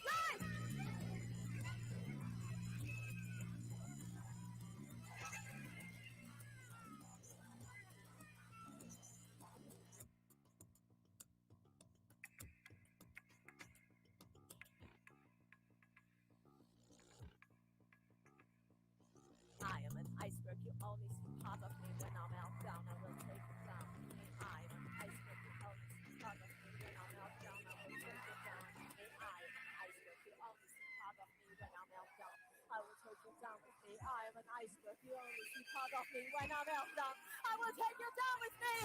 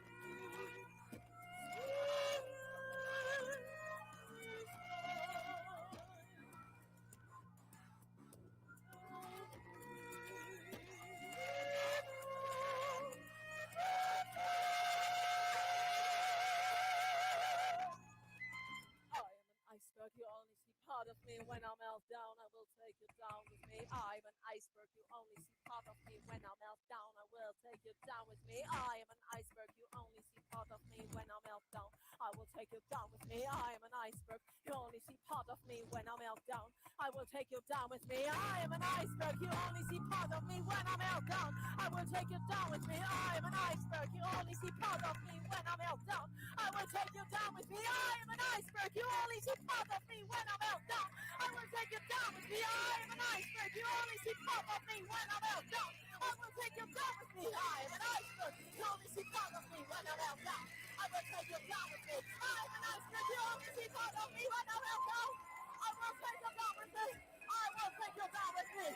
I will take you down.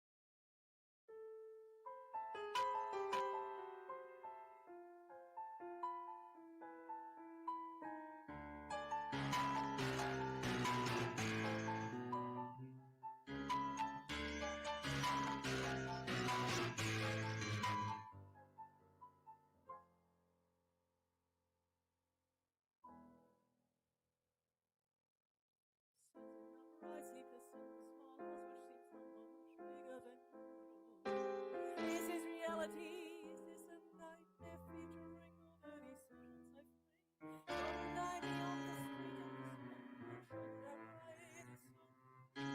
Shouldn't I sleep so I'm fresh in the morning to achieve what all this time made for dramatic moment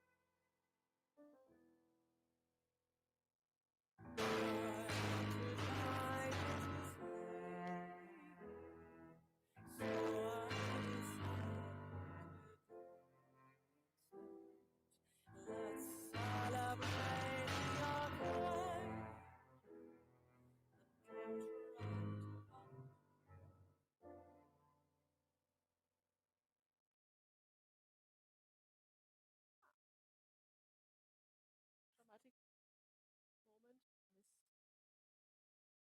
remote didn't work. Now remember the things I have told you. You should have said them. I changed the picture decorating suspicious. Still more silent than I was.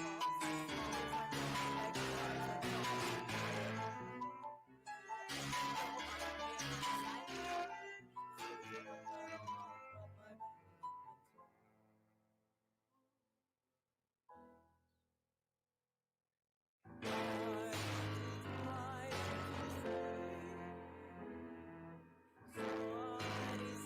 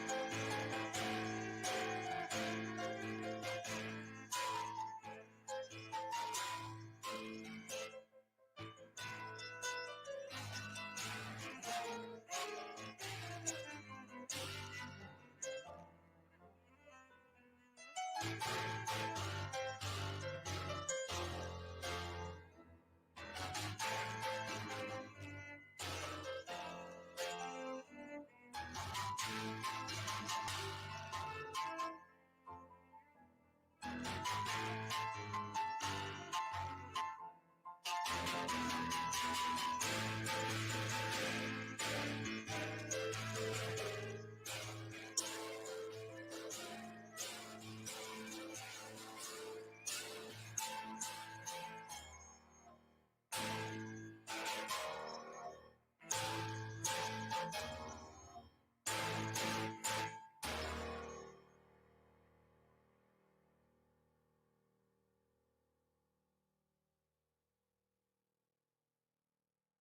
nothing to tell. I'm not an unlucky person. My brain is just fucked up and I am so tired I can't hide anymore.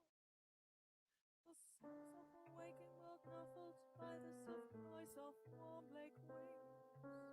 I am just so tired. I just want to say goodnight. I follow my home into the arena, my head with the crowd. I'll be dancing all night and just sit down. The midnight green, while everyone else is still having fun. So I sit and smile and think that I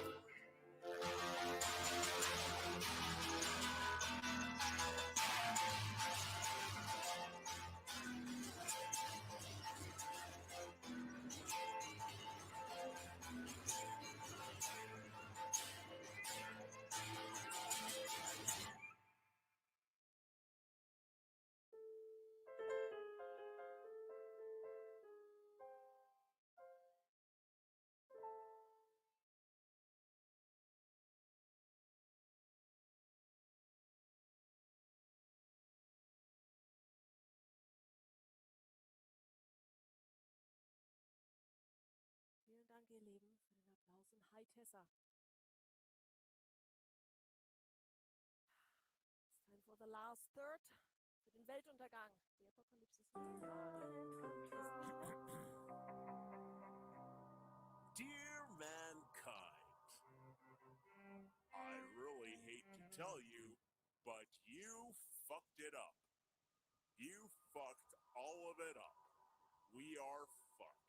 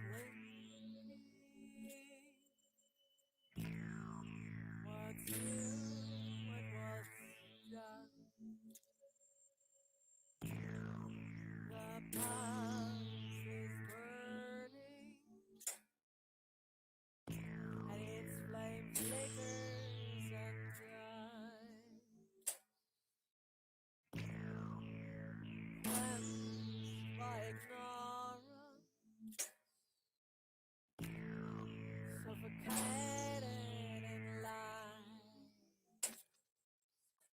Restart from zero. Fly again. Restart from zero. Time is revolving. I didn't think that. The fight kept on going, but the eyes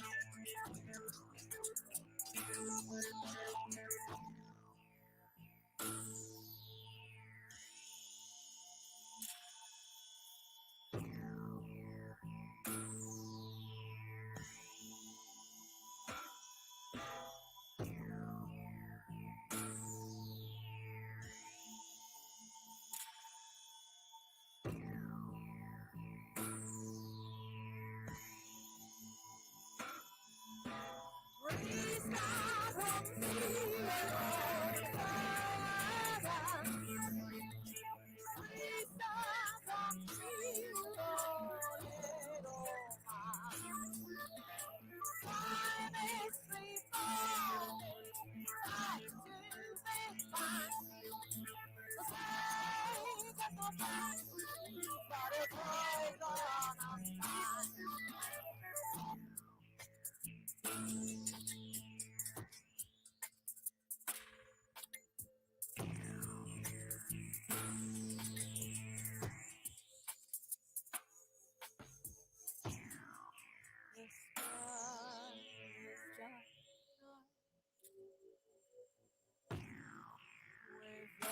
Pacific rain. The rock is falling. All was in vain. Oh, you beloved, for all that it's worth. Cry on her shoulder while she's giving birth. Freedom from evil,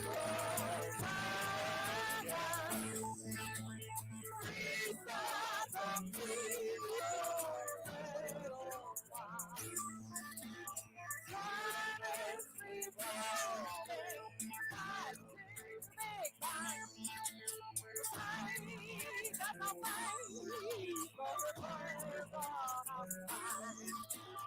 Freedom from evil, freedom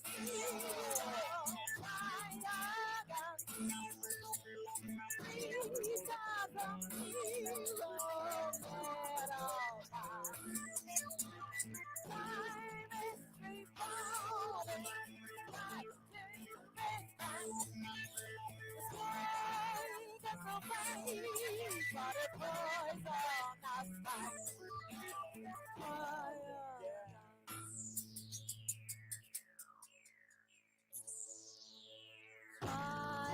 again. Try again.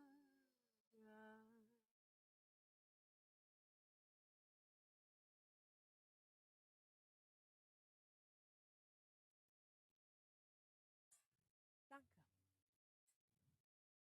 Falls ihr das Video zu diesem Song noch nicht gesehen habt, es ist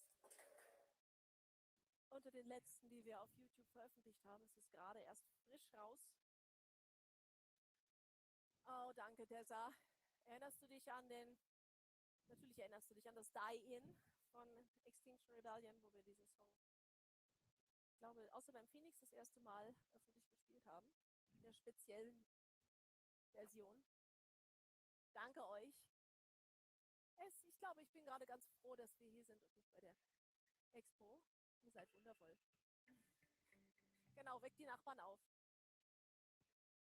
Oh ja, geil war das Die-In oder wir jetzt gerade beides? Nein, das Die-In war unglaublich. Ich meine, ich singe und alle fallen tot um. Das ist kaum zu toppen. Wir könnten das beim Steamworld nochmal probieren. Beide, danke. Nein, das war kokettiert von mir. Egal. Wir nähern uns so langsam. Wir haben den Weltuntergang hinter uns, also bleibt jetzt eigentlich nur noch ins Bett zu gehen und abzuwarten, was passiert, oder? Denn ändern können wir wahrscheinlich sowieso nichts mehr. Also ist für euch auch alles klar und wir können ins Bett gehen. Bett ist so schön warm.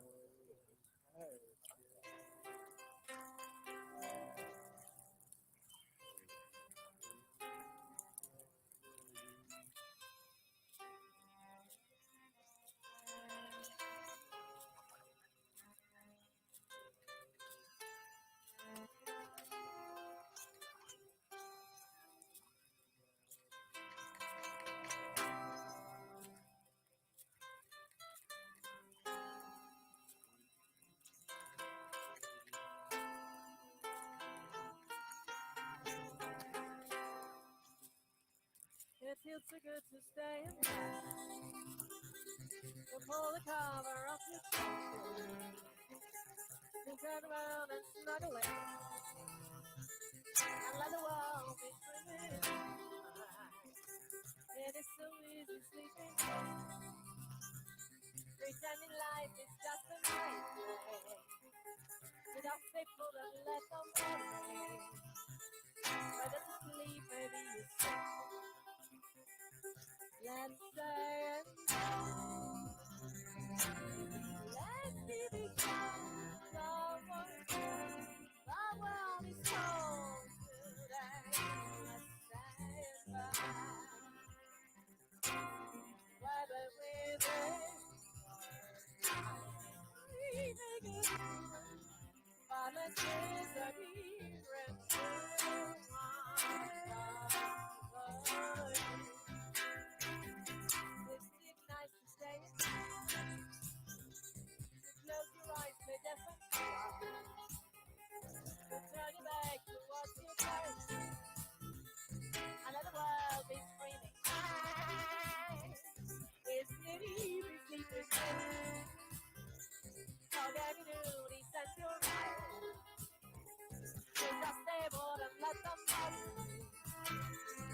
Never to lose, never to let's play it. Please keep each other. The world is cold today. Let's play it right. By the river. So let's face the feet and walk another way. So you're sure you'll stay and not change the things you do. Lay the sheet and trust the sheet. Always went where you were led. You're so afraid of waking up. Maybe your life is just a night. If you don't look, maybe it disappears. And so you rise and up and shout. Let's die and die. Let's shoot each other. Our world is dead today. Let's die and die. Whether we burn up to disappear and I dream and I just say let's burn the place.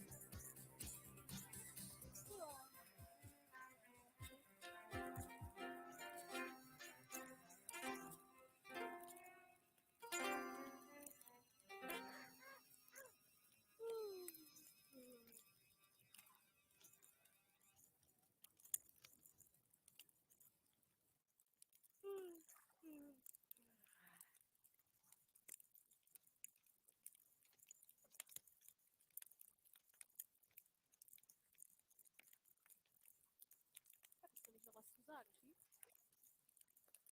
Ladies and gentlemen, don't forget to grab your life packet from underneath your seat. Good night, ladies and gentlemen, and here is the end. Ladies and gentlemen, we've reached our final song for tonight. Indeed, we have. Please, don't forget to sit back, breathe, and of course smile. We've reached the end of the world. Let's have some fun.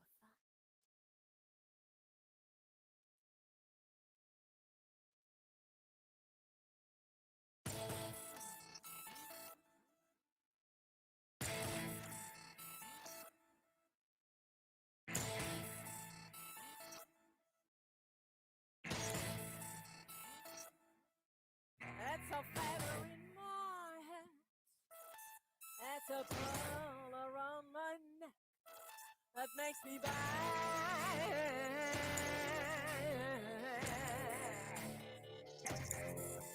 It's a color of my hair I swear, that drives you mad.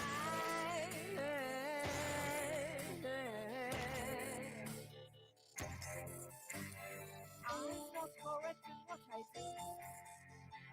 I'm offending that. I'm in your line of sight. And yes, I do. You're right. I'm inappropriate. I'm inappropriate. I'm inappropriate. I'm inappropriate. It's the picture I wear. All the stuff about me, I think that drives you mad.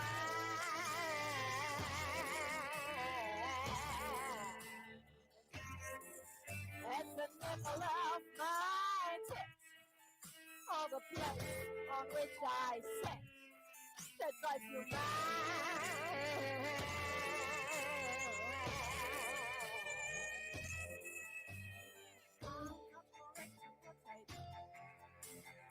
I'm offended that empty. I'm in your line of sight. Yes, my dear. I'm inappropriate. I'm inappropriate. I'm inappropriate. I'm inappropriate.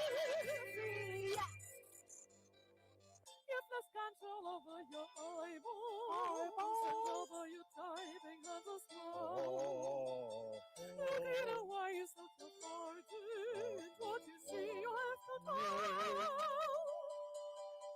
You've got the right to be offended. The side of your to offend. To offend. To buy a certain and concrete block. And to message away.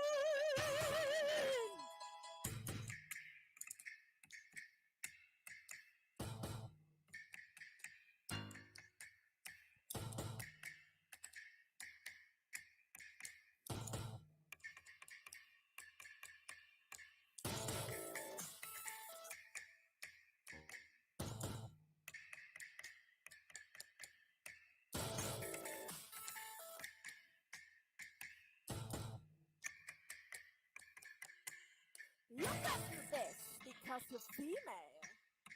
You can't do that because you're old. You can't do this because you're black or white or green. You can't do that because you suck. You can't do this because you're blind or dumb or lame. You can't do that because you're fat. You can't do this because you're ugly. You know what? I give a fuck. I'm inappropriate. I'm inappropriate. I'm inappropriate. I'm inappropriate.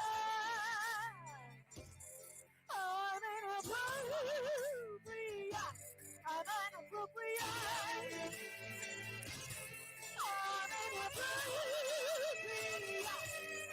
inappropriate. I'm inappropriate.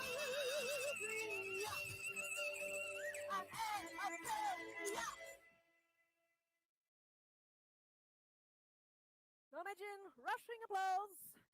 Lauter Applaus, lautester denkbarer Applaus. Ich hoffe, dass wir das erleben werden auf dem Steamball. Das war nämlich das Set, was wir uns für den Steamball ausgedacht haben. Es ist noch nicht ganz fertig und natürlich wird Ra das Schlagzeug spielen. Zum allerletzten Mal mit uns leider. Also, da das ja als Live-Set geplant ist, haben wir natürlich auch noch Zugaben eingeplant. Also zumindest eine, die ihr vielleicht gern hören möchtet. Möchtet ihr? Sagt ja. Schreibt einfach ja. Die Kamera wackelt so verdächtig. Ich glaube, das heißt ja. Die Kamera wackelt? Ja, ich sehe ein Ja. Ich sehe ein Ja mit ganz vielen A's und noch eins mit noch mehr A's. Du meine Güte. Na dann. Dann kommt jetzt das, worauf ihr doch eigentlich die ganze Zeit gewartet habt. Ich habe Schminke in den Augen, das ist schlecht. Zwar? Hüpfen. Los da draußen, hüpfen. Habt ihr alle Hüpf-Emojis parat? Ich habe eins. Das kriegt ihr jetzt.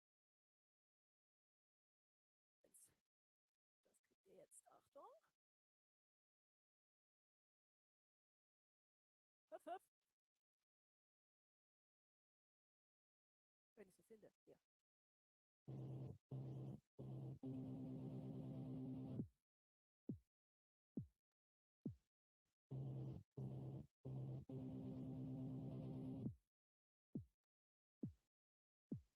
Menschen sind Idioten. Dummheit regt mich auf. Lass es sein. Ich will um mich schlagen. Es geht nicht mehr anders. Aber nein, ich tue niemandem weh. Lieber dreh ich die Musik laut. Nur für mich kann ich jetzt hüpfen. 6 Tage die Woche kämpfen. 6 Tage mich machtlos fühlen. 6 Tage nicht schlafen können. Doch am 7. Tage sollst du hüpfen. Jetzt!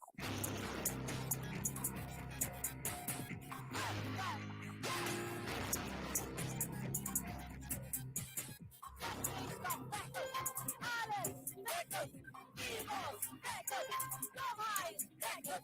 Einsamkeit wecken! Ignoranz wecken! Panik wecken! Depression wecken! Geht nicht. Weiß nicht. Aber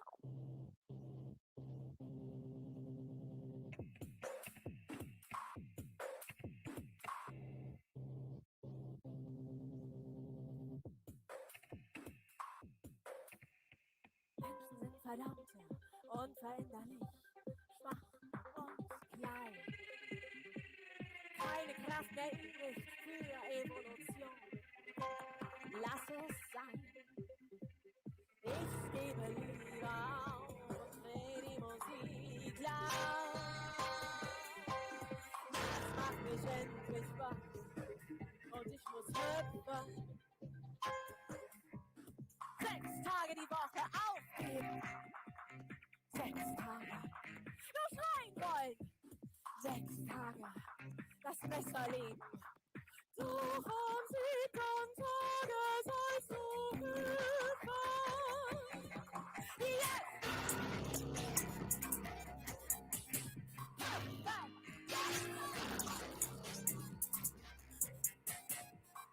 Stopp, wecken! Alles wecken! Rassismus wecken! Gewalt wecken! Krieg wecken! Zerstörung wecken! Panik wecken! Angst wecken! Missbrauch wecken! Klima wecken! Sexismus wecken! Verachtung wecken! Bigotterie wecken! Fake News wecken! Lügen wecken! Hass wecken! Geht nicht. Weiß nicht. Aber vielleicht.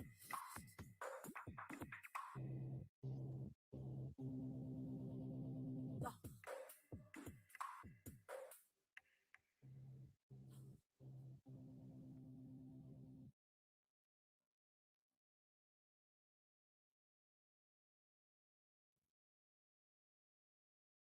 Vielen Dank.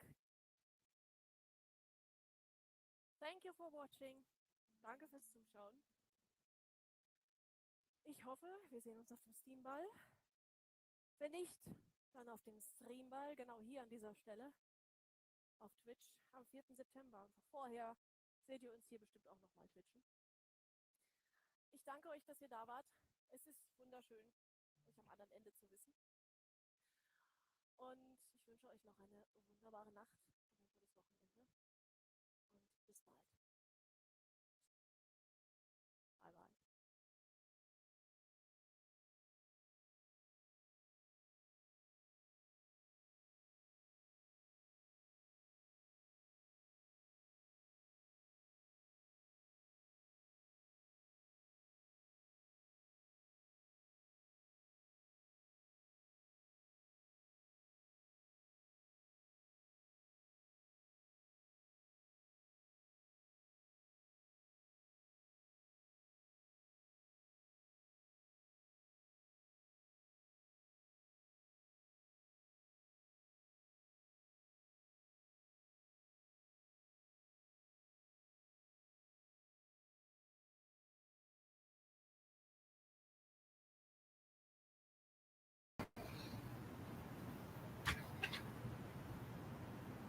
So I'm about to tell a story. I'm on the phone because I'm calling Cynthia. Hi, log back on. It's time for your ghost story. Again, we are telling ghost stories. I think we would like to start with yours. Which one? And since Molly had a deeply personal and very moving story, I know it's difficult, but could I prevail on you to tell ghost experience from when you were being bashed? Because that's also a very true story and a deeply Which? I'm moving. sorry, you're breaking up. When the spirits the night came that to made you. the book spiritual.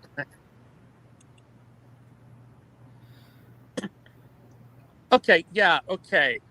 Well, I've been encountering ghosts for pretty much my entire life. I can tell later a story about my first experience, but the most dramatic. By the way, folks can still hear me, right? Yeah, I can hear you fine. Yeah. Hello? Good. Yes, just sorry, keep I've been talking. bounced off every 30 seconds. Okay. Keep talking. Yes.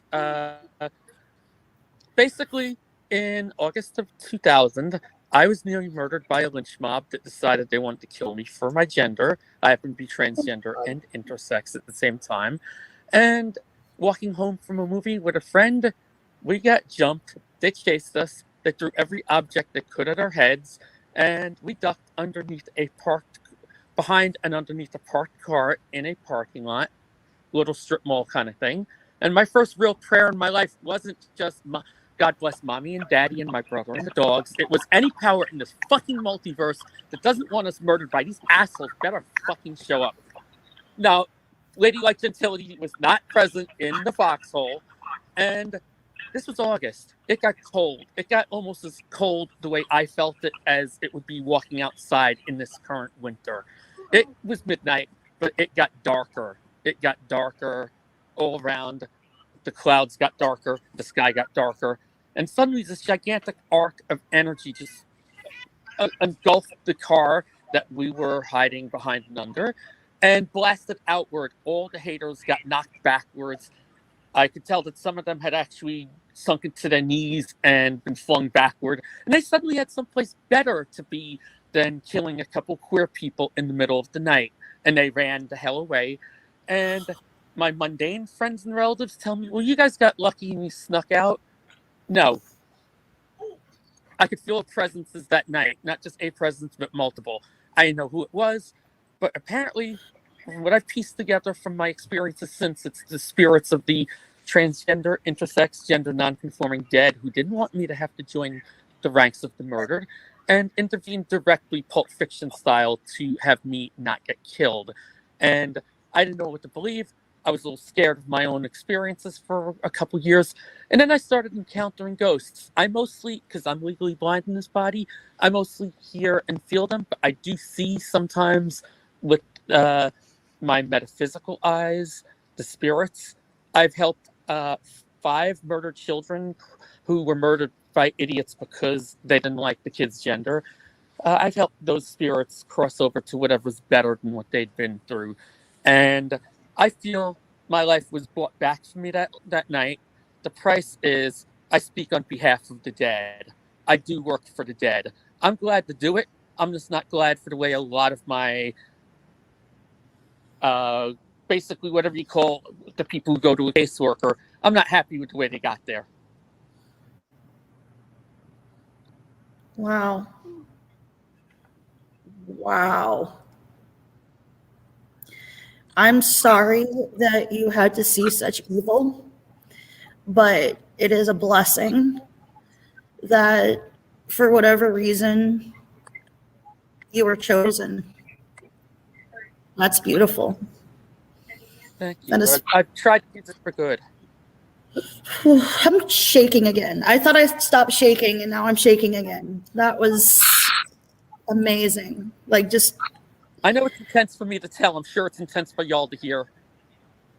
yeah, no, as a queer person, fuck. That's hard to hear. I'm so sad that you had to see that ugliness to begin with. I So- felt worse for the kid. that I've helped, I'm glad that I could help them, because I tried to make an electronic voice phenomenon thing one night with a tape recorder in a friend's backyard. The mundane sense, all we got was wet skirts. In the metaphysical sense, I encountered at least 2 murdered children who just kept asking why, and I told them, I don't know why. I don't know why people do the horrible shit they do. I just know that you didn't deserve it, No, they and didn't. there is a better world than this, and I hope you all find it. And they thanked me, and they faded to wherever else they go. I don't know about another side except for what I've seen, but wherever they are, I hope they're okay. I hope that wherever they are, they found peace. Yeah, I think they did, because I could sense them smiling. That they said some kind of words that thanked me for it, and then I have never encountered them since. So my hunch You help is them to the that other they side. got whatever peace they needed. I wouldn't even know what to say. My quick thing about I'll say one quick thing about mediums and spirit workers. It ain't just people that get to do fun hoobajoo, as Chelsea would say. No, we're helpers. We're caseworkers. We're kind of like the person that you go to while you're dead, particularly if you got murdered or something other traumatic happened. You don't know what to do. You're confused. You're hurting. It sucks. You go to someone like us. Wow. Wow. I hope one day, when I pass my body and I'm here lingering for whatever reason, I hope I can find someone like you to help me go over. This is just sad. It's hard. I can't imagine having any kind of power like that, because just the one thing I experienced was enough where I'm just like, I hope I never see anything again. That was, as much as I love my grandmother, I didn't want to see that, because it's just so weird. And I don't know what to say, man. That's People expect the living to be living. Well, people expect the living to stay living, the dead to stay dead, and it ain't as simple as that. It's more than never that. I see it as a two-side street. Dead are people. They just don't have bodies like they did. And some of them move on, some of them don't. And the ones that don't move on, usually it's because they need help, comfort, kindness. If you've seen Beetlejuice, it's the older lady that helps the ghost couple who's like, yeah, you got this many help visits from me. Now, back home in Springfield, Ohio, where I grew up, there's this story. And I'd seen something when I was a teenager, but I always wonder whether or not I saw a ghost or if I saw whatever. But there were these kids. So my old high school, I hate to interrupt you. If I'm interrupting you, please tell me to shut up. But I feel like this is relevant. The story is that and this is part I've confirmed, this is true. There was an old orphanage cemetery over the location of my old high school, and 2 graves were lost. And there were 2 young children, brother and sister, and they were lost. And they had a really bad childhood. They were really badly abused. They were really badly mistreated by their parents. And then when their parents, left them, they left them in an orphanage, and the orphanage wasn't very good to them either, because this is like turn of the century. It was hard to be an orphan. Story goes that when their bodies were lost during the moving of the cemetery so the high school could be put in, that the location of their graves was located nearby, or located underneath where our auditorium was, our stage. And I practically lived on that stage. And so when I heard that ghost story, I knew it was only a matter of time before I saw something. And reason why I don't consider this as like proof is because it could be anything. I could have been hallucinating. I could have seen my face in the reflection of one of the lights overhead, one of the gels. It could have been anything. But here's what happened. When I walked out on that stage one night, and I was completely alone, and it was literally nighttime because we were just after rehearsal and everyone else had gone except for me, a teacher, and a few of the other grips. And but I was alone on the stage. And I look up into the rafters above the stage, and I see what I really thought was a kid. And I was worried because kid's about 5 years old, maybe 6, maybe 7. And one of my drama teachers has a kid about that age. So I was worried that the kid climbed up into the scaffolding. So I call out for the teacher. I'm like, Bodie, there's a kid up there. And she's like, are you sure? You sure you didn't see the ghost? And I thought for a moment, and I'm like, well, all the same, can we just go check? And we looked, and there was no kid.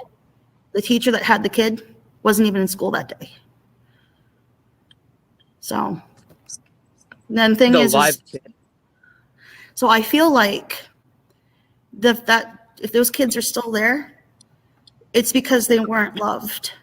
And Yeah. I, no joke, brought a teddy bear to school. And I put it in the green room. And I told everyone what it was. And I'm like, nobody touch this fucking teddy bear. And the teddy bear disappeared, to which I assumed some kid took it because there's no reason why they wouldn't. But no one admitted to it. So part of me to this day wonders if, you know, that kid got a teddy bear. And I hope it helped. I never seen anything like that again at that school. So I really hope I helped in some way, or if it was just a hallucination or a trick of the light, whatever it was, man. If it was a kid, I really hope the teddy bear comforted them. But I'd never seen the teddy bear or the image again. Go on. I think it did help a lot because the fact that nobody's really encountering this kid again. People ask me, where do they go? I told them I don't freaking know. I just know because I'm encountering the folks that haven't made it to whatever that next place is. And it's hardest for children that bad things have happened to. The youngest ghost I helped was murdered at 3 days old, an intersex baby by whack job parents who never should have had the kid. That kid manifested to me and just kept screaming. Picture a baby screaming in your head. For about 3 years, in the end, I gave up, threw up my hands, and asked every ghost out there, I don't know what the hell to do for this kid. They died before they really had regular verbal skills that most of us would have gotten. Can any of y'all who are ghosts do some help? And that worked. The other ghosts apparently embraced that kid and gave the love and kindness that poor kid did not get well alive. And a day later, the screaming stopped. I have never heard it since, and as far as I know, that poor kid got another life or a better afterlife or something. All I know is they are no longer in pain, which is what I care about knowing. That's the important thing. The important thing is that the pain's gone.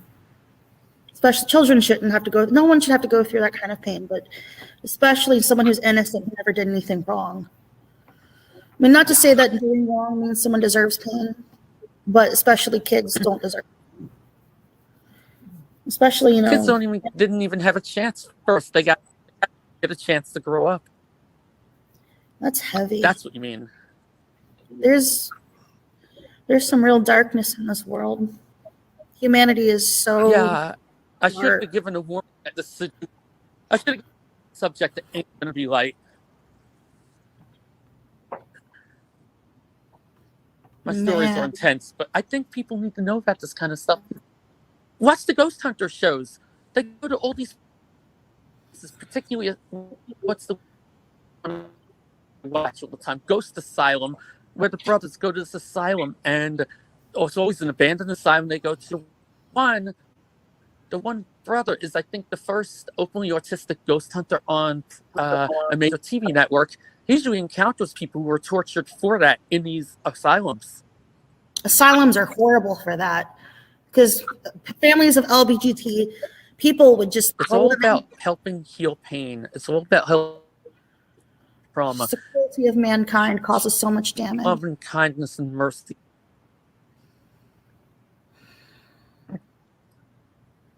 Man, that's heavy. That is intense. I also have a story.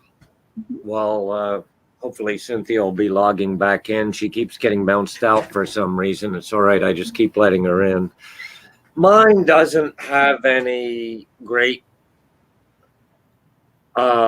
social import the way that yours did or Cynthia did, but I thought of this particular true story. It is true. Because your story was set in a theater, and mine is in the early 1980s, I was working in Easton, Pennsylvania. Perhaps you know Easton, Pennsylvania a little bit. You said you were from Ohio? Yeah. And yeah. I was working on the State Theater, which from the 1880s up through World War II was primarily a vaudeville theater, and sometimes they'd have plays, but mostly it was a vaudeville theater.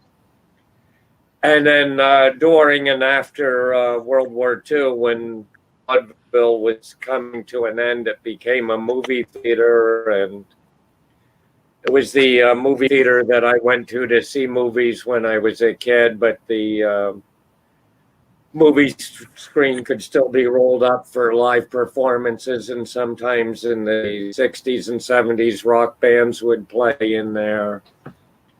People like Blood, Sweat, and Tears and like that played in there on occasions. Other times it was primarily a movie theater. And then it fell into disuse, and eventually when I came along involved in the project, it was being restored as a theater, and it was being used to be used as a community arts group.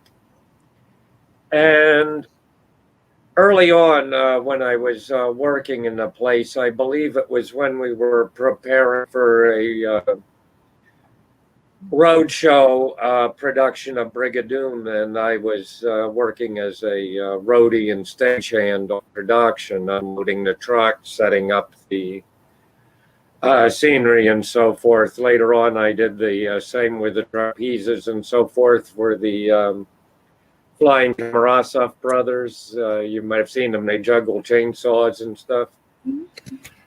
But so I was up in the balcony area having some pizza, and this was a break, so I was having some pizza and splitting a can of beer with one of their stage hands, although the alcohol had nothing to do with the story because other people saw the same thing. I saw this person who was dressed in a 1920s, 30s kind of three-piece suit, a boater hat, the kind of straw boaters that they wore in those days in the summertime. You had a light-colored, almost white, cream-colored suit, and an old-fashioned silver collar. So I knew he was like, signs that he was clearly from about the 1920s, in our time period. And I got very strongly that his name was Fred, and he was sort of, I could actually hear him in my head. It was like telepathy. It's like he wasn't exactly talking, but I could hear what he was saying and even get the intonation of his voice and everything. And he was sort of cracking jokes and just sort of talking to us like the way a manager would normally of the theater would be talking to the help, Yeah. And I didn't think much about it because I'm accustomed to seeing voices, seeing ghosts, rather. It's something that I've experienced all my life. But in this particular case, I didn't really think about it, except I kept seeing Fred around other days when I'd be working in the theater doing this and that.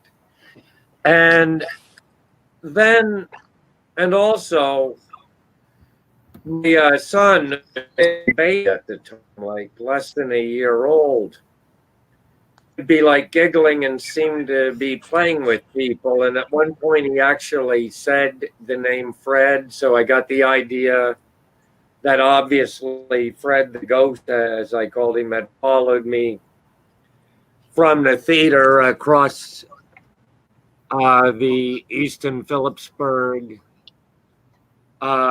Free Bridge, and was playing with my son in his crib.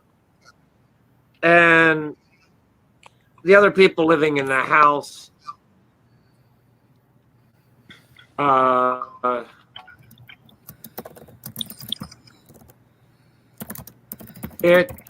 so sorry, I had to answer a question from our tech guy on the chat for Same. talking. So I wondered what was going on. I knew Fred was real, and then an article appeared in the local newspaper, the Easton Express.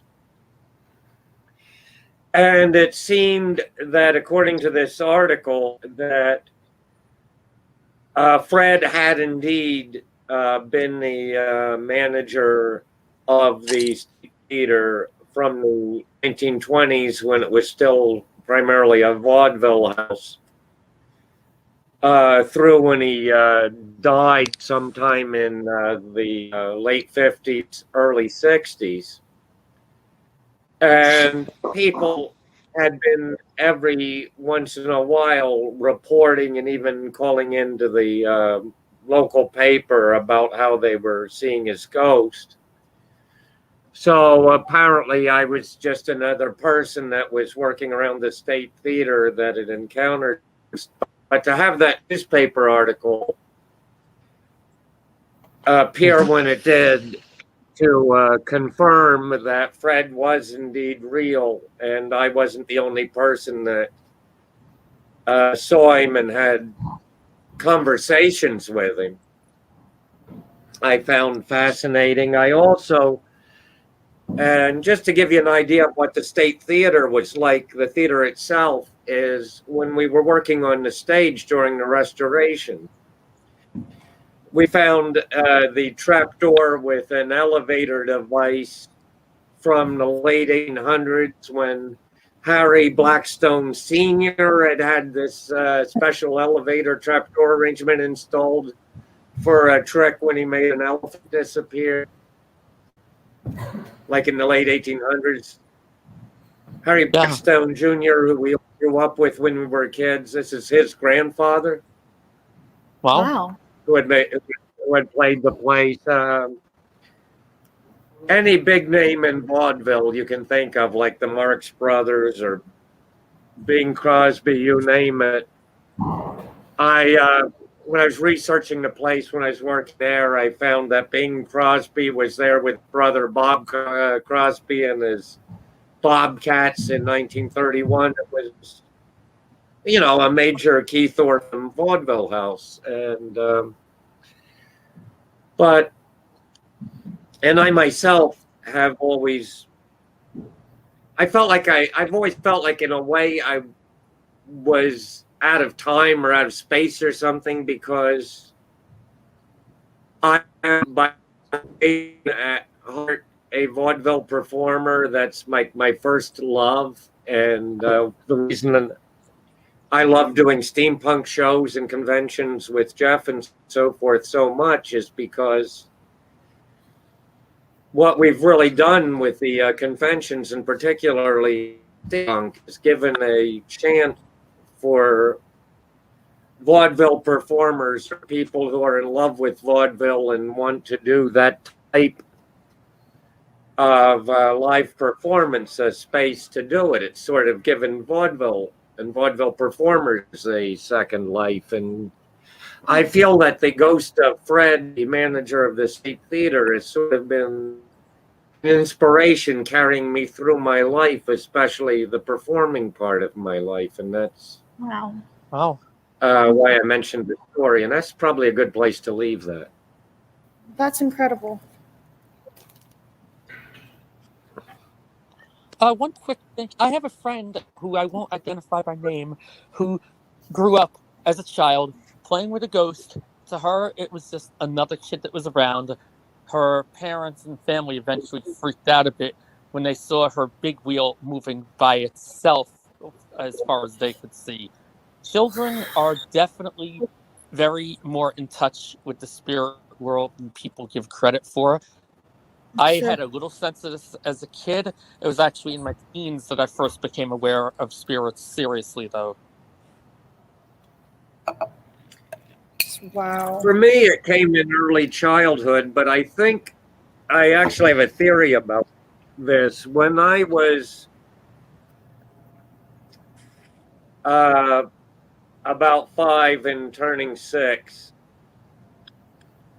I had what turned out to be a staphylococcus infection, a staph infection in my tonsils and adenoids and throat and so forth. And I almost died, and they tried sulfa drugs, and the sulfa drugs didn't work. And this is in 1965, mind you. So finally, between having my tonsils removed and a few other adenoids, whatever they did in those days that they took out, I eventually recovered, survived, and even, as you can see, thrived. But I believe I had a near-death experience during that time, and possibly actually was clinically dead for a time. And I believe that being that close to death and that on the border between life and death for the rest of my life, I've always been very, very aware of the presence of ghosts or spirits. Sometimes I can actually see them, as was the case with Fred, where it was like I could see Fred as clearly as I can see anybody that's in the same room with me, except I could also kind of see through him. It was weird. Wow. I knew this was a ghost, but no fear. I mean, I'd be very fond of Fred. I almost looked at him as a mentor, somebody that I admired and wanted to learn everything I could. Yeah. It's so scary to get to personally know them when they say something.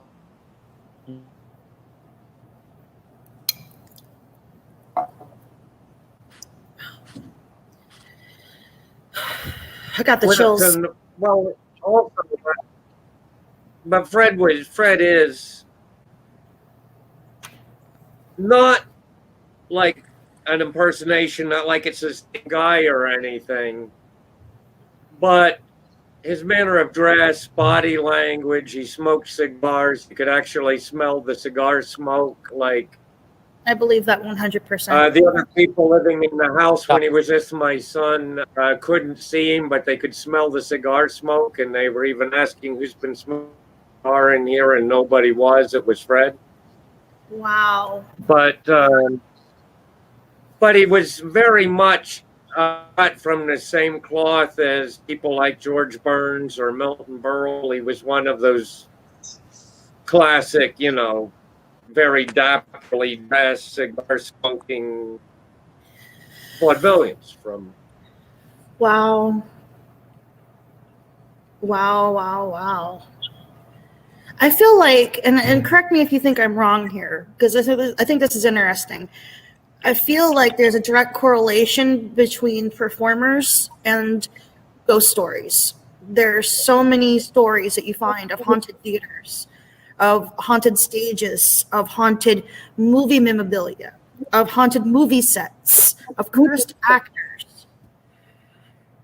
We hear about this constantly. I mean, even Bruce Lee it was purported to be cursed. I feel like there's a real correlation there. I believe that's very true. I believe that we as performers are not perhaps in the sense that Cynthia uses the word, but we're shamans in our culture. What we do is a form of shamanism. Yeah. We're manifesting the cognitive. Go on. Sorry, I didn't mean to interrupt. Go on. I also believe actually something in the idea that theater the earliest that we know of theater, the Greek tragedies and also the Greek farce, Yeah. was directly related to Dionysus worship, and Dionysus was the god of the theater and of arts. And of course, there are so many superstitions and traditions in theaters. You know, things like you never mention the Scottish play by name in a theater. Yeah. Married, saying married instead of break a leg, or instead of saying good luck, break a leg or married, because good luck means Yes. bad luck. Yeah. Exactly. I believe that. What's that? I was just saying, Chelsea was talking about the ancient Greeks. The ancient Romans also had theater and such like that, but they also did things like sit around and listen to people like Pliny the Younger tell ghost stories that he swore had happened to him and his buddies. What? Well, I mean, one of the first plays of all time, Oedipus Rex, is literally about a guy having a prophecy given to him through an oracle saying he's going to kill his dad and marry his mom. You know, I mean, all forms of early theater had an element of the supernatural, because I feel like it's something that we all understand, because those stories don't just exist in a vacuum. They're worldwide. Like, people in Africa have ghost stories who have never spoken to someone from like Europe that has ghost stories, but their ghost stories are so similar. Yeah. That there has to be some spiritual correlation. It's why I think that there's some connection to the collective consciousness by Carl Jung. But we all have this universal understanding of things that we don't fully understand, but we understand it inside, internally, but we don't understand it with our conscious brain. I feel like that's where the paranormal lives. The paranormal lives in the subconscious, in a place that we only can see it if we're looking. It's incredible. I completely agree. And I find Jung very interesting, because Jung seemed to understand that the paranormal or the supernatural really wasn't something that could be disregarded or explained away. He began to try to scientifically theorize as to how do paranormal experiences work, why do they happen, and he came up with his idea of the universal mind, the collective unconscious. Mm-hmm. He developed a theory of synchronicity, began to study the tarot, and I just let Christine back in the room. Did you want to contribute a ghost story while you're here, Christine? Yeah, it was while you guys were telling the ghost stories, I was doing some other stuff, dismantling things in my room, but I was listening. So I was thinking, did I have a ghost story or not? And unfortunately, I never really have laid eyes, either my third eye or my two eyes, on a ghost. But we were just talking about the tarot, and I had a very creepy experience to where I was only 16 years old, and I was doing some of my first tarot readings. I love tarot, by the way. And now I can just pop off a reading, you know. But back then, of course, I couldn't. I was a teenager, and I had the book, and I was like reading about the locations of the cards, how they're supposed to fall on the Celtic cross. It was like everybody's first tarot, you know, spread that they ever learn and stuff like that. And so I had a bunch of wild kids from the neighborhood that I used to hang out with, and like, one of their names was Bonnie, and she was a girl that was younger than the rest of my group. She was only 14, and she was hanging out with us 16-year-olds. And, you know, her sister was letting her do it. She was allowed to hang out with us because she had a sister who was 16. And you know, I should have worried about her more, but whatever. I was doing one of my first readings, and I gave her the reading, and it came out with like the devil, tower, and death. Oh, the tower is the one that scares me. Out of all those cards, it's the tower that bothers me, but go on. Yeah, and there were a lot of, I hate to say it, but this was the 80s, and it was very wild, and it was a lot of drugs and crazy goings on in the neighborhood and stuff like that. Young teens like doing drugs and stuff like that, and getting in cars with crazy men. We used to let these guys who were like in their 20s careen all over the neighborhood in these cars, and they were drunk, high, tripping, all this stuff, and they would be like driving us and running over curbs and stuff like that. And I guess you probably know where this is going. So I just told Bonnie that, you know, it doesn't mean that you're going to die, like when you get the death card and stuff like that. But unfortunately, sometimes it does. So like I left the area for 3 years. I got a boyfriend and I like moved out and I was away like doing some other stuff and hanging out with some other people. And then I came back to the location and I was like talking to a few people who knew this girl and her sister. And it turned out that the girl had died. She had gotten into a car accident. She had been in the back seat when one of those crazy guys were driving, and they found her in the back seat with her back broken. Oh. And that was after I gave.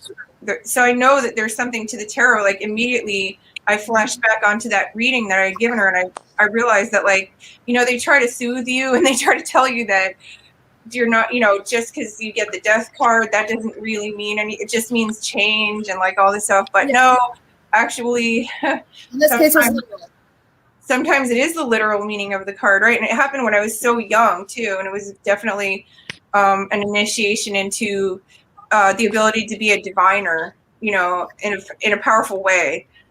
And I was just like, wow. But you know, it was a long amount of time till I could just focus and hone down on my talents and try to bring that out of myself. I knew that I could do it, but it was just, you know, it was just there, and I didn't use it to the full extent that I could have to try to guide my life. You know, I just sort of drifted along like a lot of teens and 20s people do. And now I focus, and now I, you know, want to open myself up more to that skill. But that was my first experience with it, and it was pretty big. I was like, wow, like, yeah, that's huge. That's huge. Yeah, I predicted a death. One of my first readings. So, but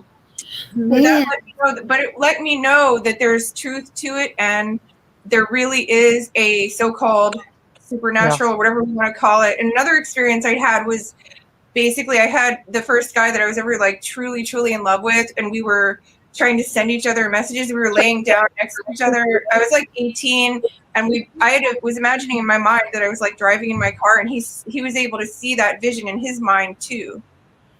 So we both had the same vision filled our minds. And so that's how I knew that people really can transfer thoughts to one another. And you can actually predict things with tarot, with using the tarot and synchronicity. And this stuff is real. It's incredible. I also am a tarot reader, sometimes professionally. I've worked in any number of witchcraft stores and magic stores as a, you know, tarot reader. Have cards will travel, doing it for pay.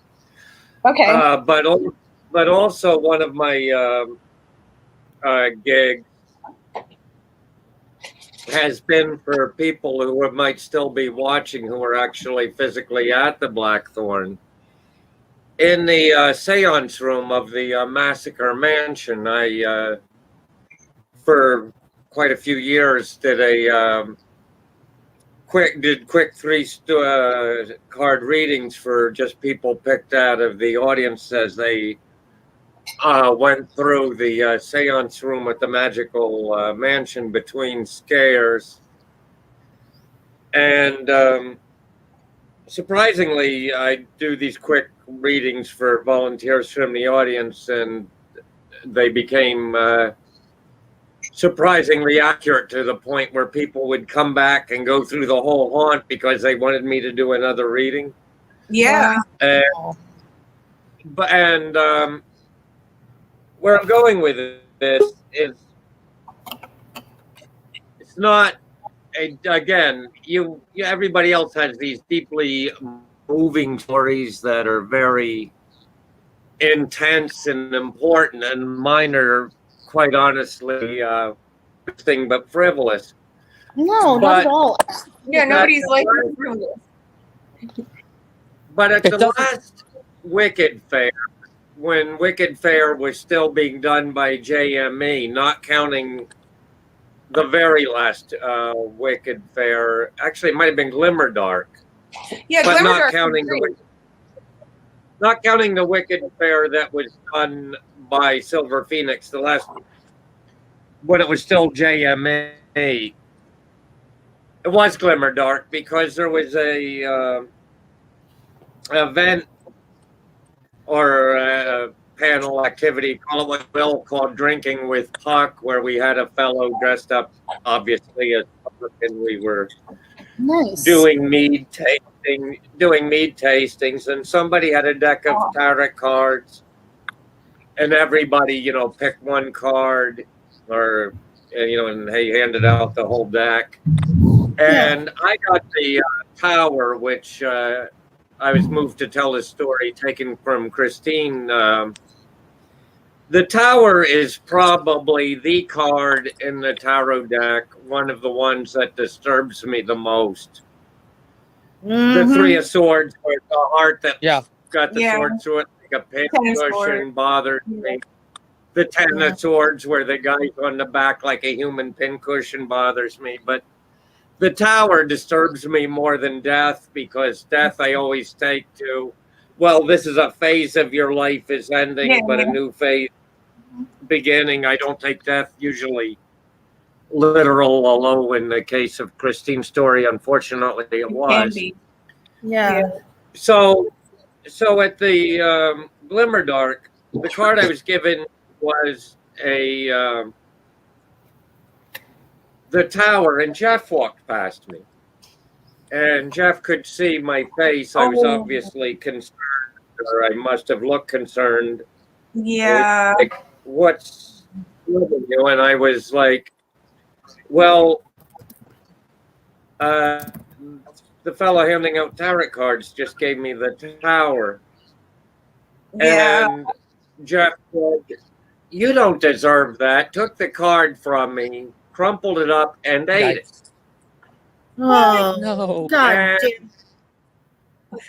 At the time, I thought of that as being, well, this is... Yeah. Jeff is hilarious. He's one of the most gifted comedians on the earth. I don't think he gets enough credit for that. Amen. Oh, his video expo was so funny. I mean, he's hilarious. Yeah. But he did a feeling video. as I do about the tarot, and then as events unfolded, things obviously followed in the history of Jeff and of JME as a company and the rest. And those of you who should know what I'm talking about do, and the rest might get the gist. But then I thought about that very funny, like Chaplin-esque moment where Jeff ate that tower card, and it began to take on a whole other, like, whoa, this is kind of creepy now. This is weird. This is interesting. Yeah. I have my thought on it. My quick, dirty thought is I almost feel like, in a way, he unknowingly took all the magical and other significance and symbolism of that card into himself, which is that's what I. Gonna go easily. I thought too. I felt like if I'm making any sense with that. I feel like he took it from you and put it in I was himself. thinking of it almost in terms of a shamanistic thing, like the idea, the Scotch-Irish or Appalachian American, either one idea of the sin eater, for example. Yeah. Sin eater, right. But, that's just a lesson to us all. The next time somebody pulls the tower card for you, don't eat it. Yeah. Big recommendation there, especially if it's the tower. Yeah, or wear it anywhere on your body, or put it on your bedstand or anything like that. Get rid of it. Throw it in a moving body of water. Throw some salt on it. I do runes rather than tarot. What's that? I do runes. I wonder. I would rather not put to the test whether the rune called Heigl would do the same thing. That's the storm rune, which I've been told by a rune reader. That also means that the situation could be the quote shitstorm. Yeah, yep. Well, it was a huge life lesson. I mean, after going through something like that, the person's never the same again. And now they have so much more wisdom and they're not going to get in that particular situation again. But they might, that's the scary part is like this stuff is erupting. USA is basically destabilized right now. So there's groups of people doing vigilante action right now all over the place. And it's very scary. And it's a time to keep like your deepest feelings to yourself and not take too many risks with groups of people. Agreed. In general. And that's really sad because I grew up in the 70s and 80s and I was on the tail end of that like peace and love harmony time. And I wanted to believe that the world would just be this nice, like harmonious place that you just go out into and have all this fun and meet all these cool people. And I get the feeling that Jeff has that mentality too, you can just see it on him. And we can work to try making it more like that. That's what I feel all this is about. This isn't just us telling weird and spooky stories. I think that those of us who work with spirits, a large part of it is showing love, kindness, and mercy to people who probably didn't get it so often when they were alive. I've been preaching that for so long. Like, I'm going through a situation right now where I'm being badly bullied online. And several of my fans stepped up and was like being like a bully back to my bullies. And I had to step back and be like, guys, listen, whatever ugliness is in their hearts they weren't born with it. It was put on them, and you shouldn't punish people for the ugliness that other people put on you. But at the same time, you should protect yourself from it. That's the important thing. Most important, you bring up a really good point. Most important thing is protect yourself from it. They can't help it. Yeah. But you have to step away. Yeah, like that saying, God helps those who help themselves. Well, if you go ahead and help yourself first and then feel sorry for them, then you'll have a much better outcome, right? Yeah, and the thing is I didn't need to bully them back to do that. Right, and you don't have to do that, not at all. Actually, I learned the power of just sort of like melting away from situations, because when I was younger, I was all like rah, rah, rah, and you're not going to treat me like that, and all that stuff, and it only created more turmoil and more badness. And now I've learned the power of just being like, oh, but I couldn't hear you. Sorry, focused on something else. And if it's a bad crowd of people, like you just kind of move away from them, block them on. Don't do it suddenly, and don't be like, oh, I'm never talking to you guys again. You just kind of say, oh, you know what? Somebody needs me over here. And it's like you leave them with a question mark and then they forget about you. And that's so much better than, the anger and all that stuff. So even if they did you dirty. Yep. So what? Because it's the outcome. It's the effect that you want to have. Sometimes the ghosts and spirits will step in to help, like the opening story you heard me say. A slightly less intense story. When I lived in Michigan, I walked across a 4-lane highway. 3 lanes were stopped at a light. The 4th, I'm about to step into it. Somebody just yanks my shirt hard from behind. I turn around, what the fuck? And there was no one physically there. Yet, in the time it took me to turn around and yell, what the fuck? A careless driver just blasted through the exact spot I was going to step into. Oh, yeah. That is intense. Man. Yeah, sometimes you just have to scoot your body. All the time. Yeah, scoot yourself out of whatever situation. Don't even look behind you. Remember the story about getting turned into a pillar of salt if you look behind you? That was in the Bible, right? Just don't look. If you know something's bad is there, just keep going in opposite direction. Don't bother looking behind you and finding out what happened. That's the terrible thing. We have to be this way right now, We don't have to, but it's better for us if we are, right? So I never thought I'd have to. I believe in being open to possibility. Huh? I believe in standing strong in our power, being open to possibilities, and we shouldn't be running out into danger or bad people or things like that. But I think that a simple act of being open about ourselves, talking about stuff like this, is important and major. Definitely. Absolutely. Just bringing out real human experiences to the light and not being afraid of talking about stuff that that is personal. Yeah. Because I've benefited so much from this movement that people have of like accepting everything, and because I mean I was like an 80s baby, you know what I'm saying? In the 80s, everyone had to be tough, everyone had to be strong, everyone had to do aerobics. Yep. Remember the whole aerobics phase where women had to have this like 6-pack, and I lived through that, and you weren't allowed to not be perfect. Everyone had to be Jane Fonda. Yeah. And you know what I mean? Like, and so this era has been really wonderful, actually. Just, like, you can take a breath and just actually be a person, right? And I think just being open to all the strange experiences and things that are out there is important. And not all, by the way, not all ghosts are of dead people. I had an experience. My first girlfriend, which, by the way, her actual name is Lenore, so I got real life Edgar Allan Poe nerd cred. Hilarious. After I stopped seeing her, I'm walking around the community college that I was dating her at, and I saw her.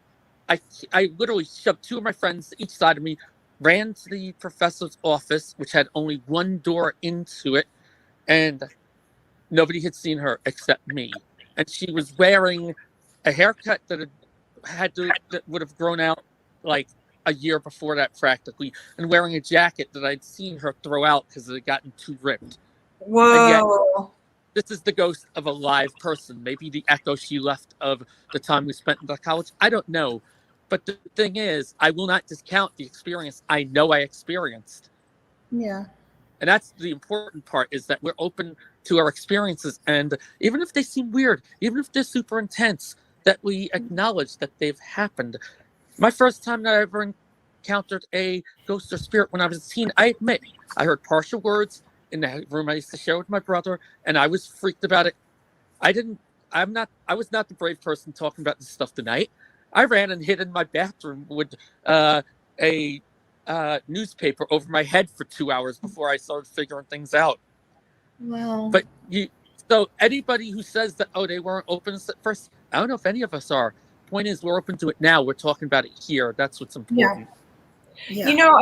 I take that back. I think I have seen a ghost, but it wasn't a human. It was an animal. So like I was driving. I moved from NYC to Pennsylvania, and I had to make a 90-minute drive every time I was down there. And when I first started making the drive, I misjudged it all the time, thinking that I could get home without getting really, really tired. And because when you first move, like you don't know, you can't judge the time of the trip. So like I was driving, and I was falling asleep at the wheel. And they say that when you fall asleep, like that's the best time to actually see the future or get communication, is when you're in that state between sleeping and awake time. And so I remember like having a hallucination of a deer, like a stag, standing in the road with his antlers, like a big muscular stag.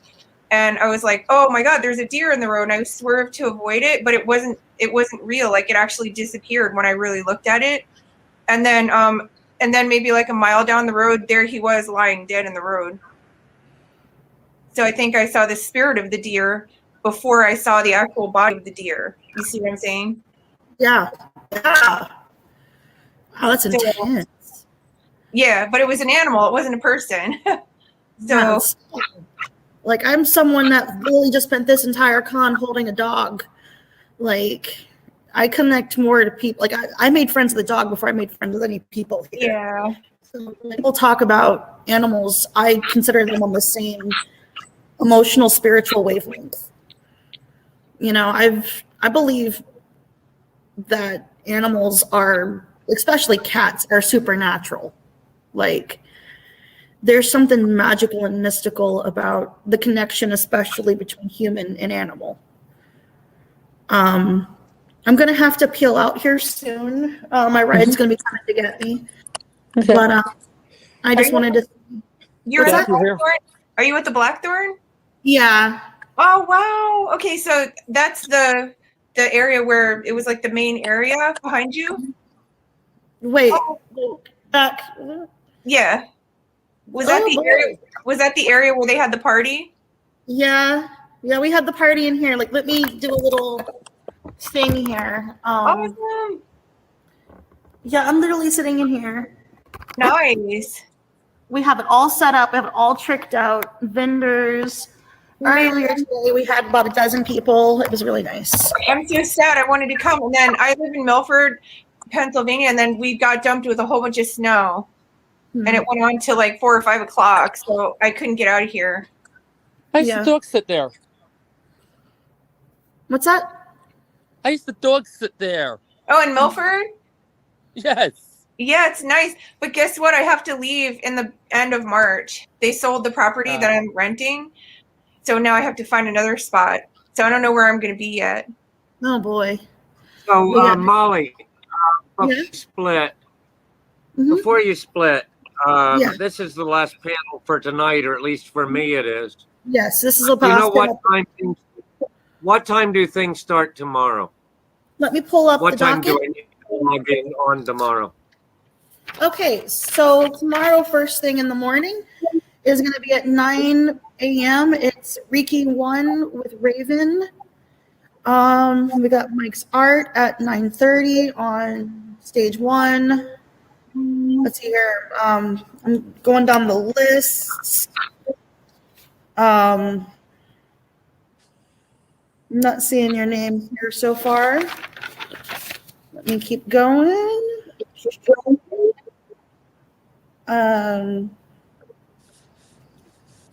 Yeah, I'm not seeing your name come up. This is something you might have to touch down with Jeff, because either Yeah, I'll probably have to work it out with I mean, because everyone's on the docket. Everyone's name is on here, like next to what they're doing, and I don't see your name. Oh, here we go. So, Bill meetup with Justice. With Justice Prevails. That is. What time is that? That's Sunday at 2. Oh, okay. Okay.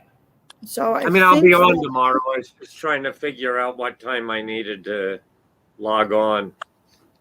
Sounds like 9 o'clock would be all right. Okay. So I'm gonna head out here soon. Yeah. What's the?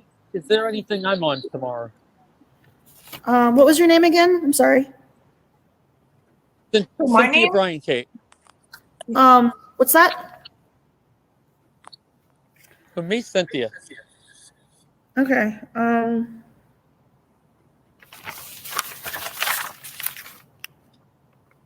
Yeah, I don't. Odd. This is something you're gonna have to talk to Jeff about, because I'm not. I don't think this is complete. We'll get it figured out. Yeah. When's Victoria Pride? But we figured I as well ask while you were still here for the night. Yeah. Yeah. When is Victoria Pride? Victoria. Is that like 1 or 1:30? It's like, yeah. Let me see here.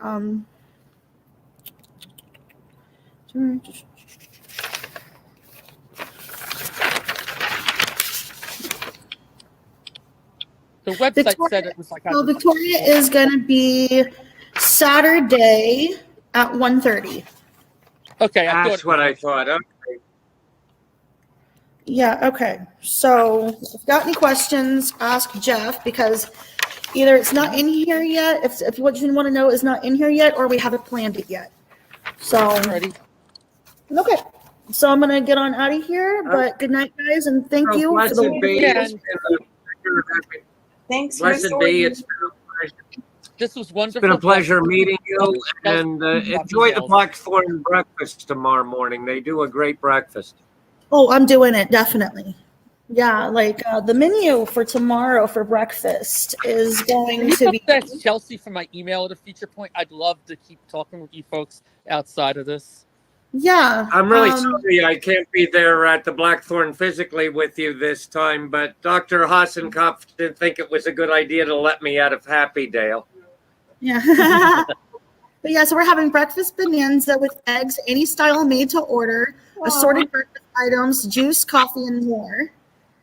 And then for dinner, we're going to have 2 entrees, soup, salad, coffee, and dessert. So it's going to be a good setup. Okay, guys. I gotta go. If you don't have my email, I'm on Facebook, Cynthia Bryan Kate. I'm on Chelsea's Facebook. I'll be hunting people down, believe me. This is a wonderful workshop. I am so glad I got to be on it. Yeah, I wish I didn't have to leave so early, but I gotta get going. Yeah. Bye. All right. Bye. Bye. It was nice to meet you. Nice to Yeah, meet you. nice meeting. Oh man. So, like, how do you think Jeff did up there? Cynthia, are you up there? You're not at the Blackthorn, are you? No, I'm on Long Island. All right. I'm in Milford. I'm doing this from a cluttered nerd's bedroom on Long Island. Right? I do know that I know the event sold out. Awesome. I know there was the usual resistance from the usual suspects. I don't believe it did any actual damage to us at all.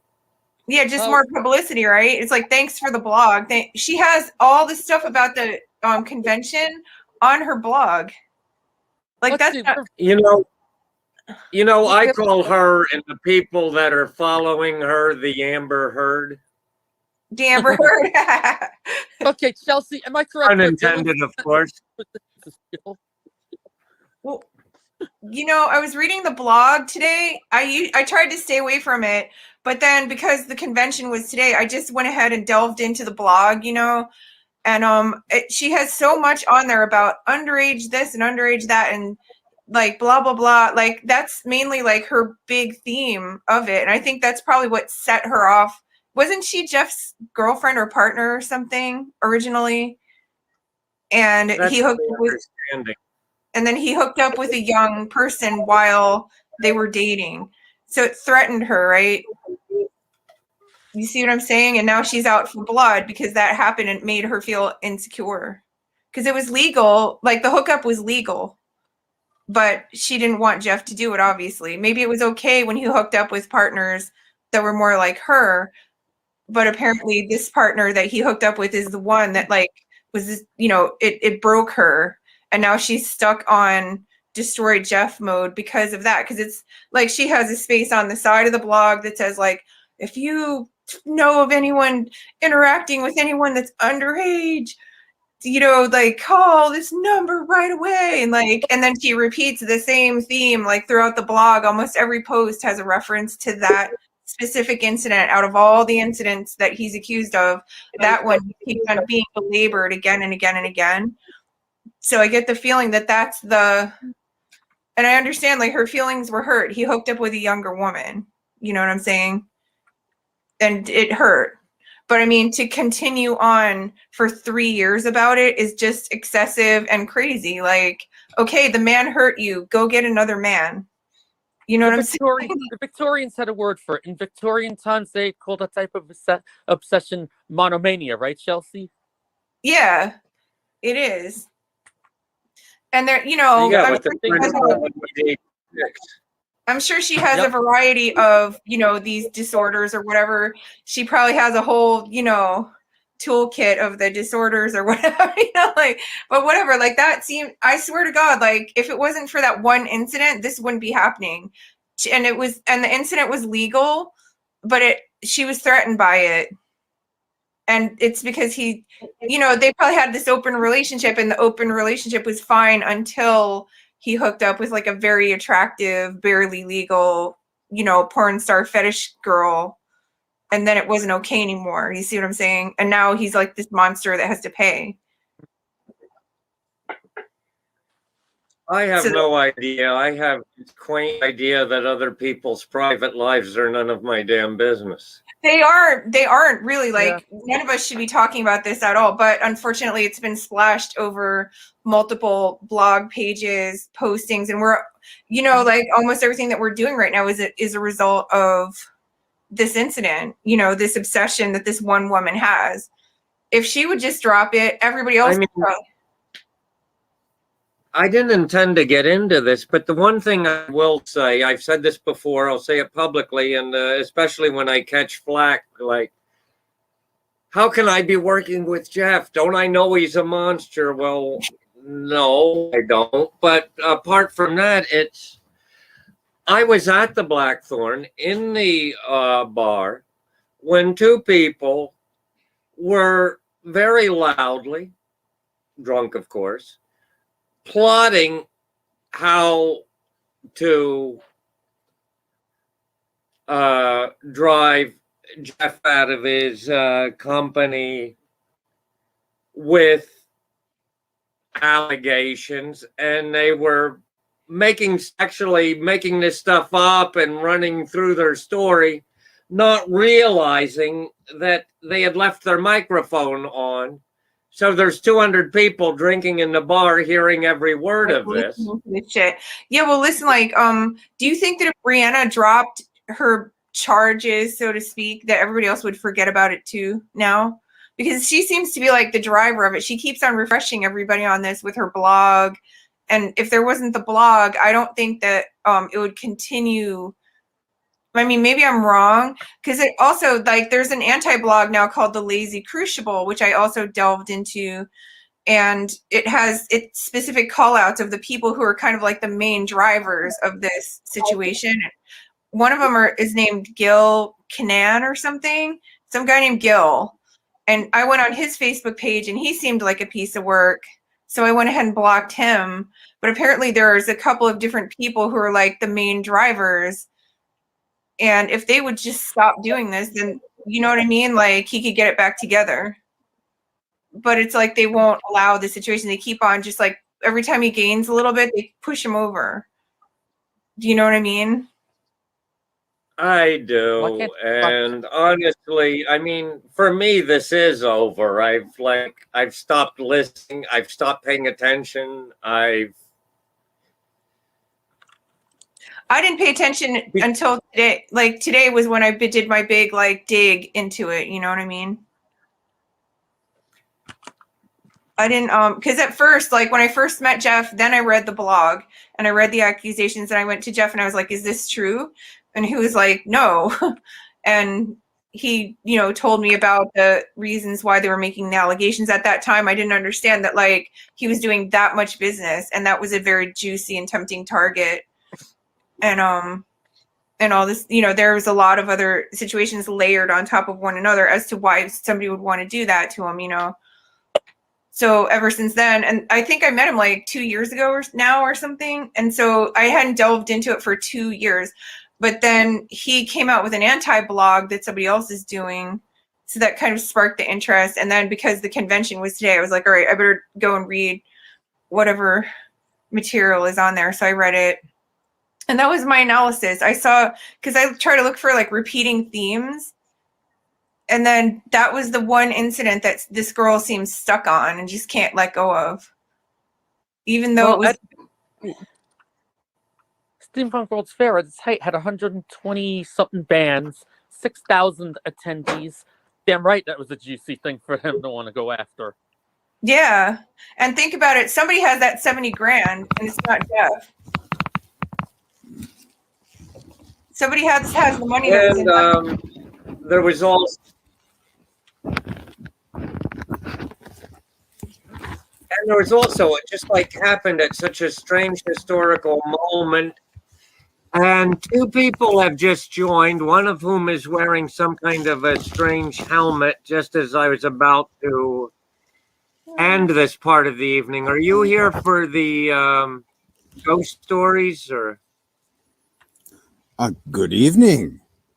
I am Tom Verlock, and I have absolutely no idea why I'm here. It's that time of night. Welcome. Welcome. Hello, everyone. You're just about in 7 minutes. I'm about to close this stream, but for the next 7 minutes, feel free to join us.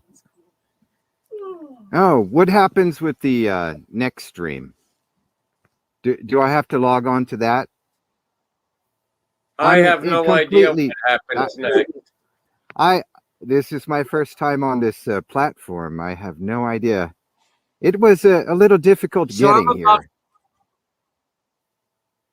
I'm about to shut things down for tonight. Tomorrow morning at 9 o'clock, if you must have gotten the email, you log on to the Saturday stream and see what happens. That's all I know even. That's my plan. Well, I'm going to let you folks go. Thank you very much. Good night for now. Good night. Blessed be, Cynthia. I'm sure we will be seeing you tomorrow. Oh, certainly. After I'm done with breakfast, you folks got me. Good night.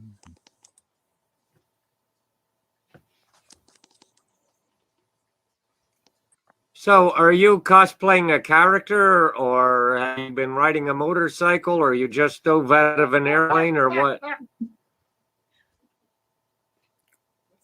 Well, I was invited by Mr. Jeff Mack.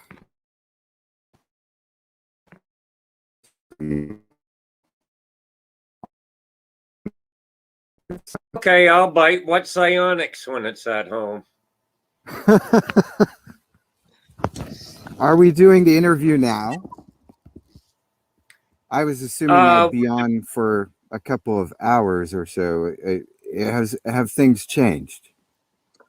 Nobody told me, and I don't have a couple of hours left in me, but I will for now give you 5 minutes to explain what psionics is. All right.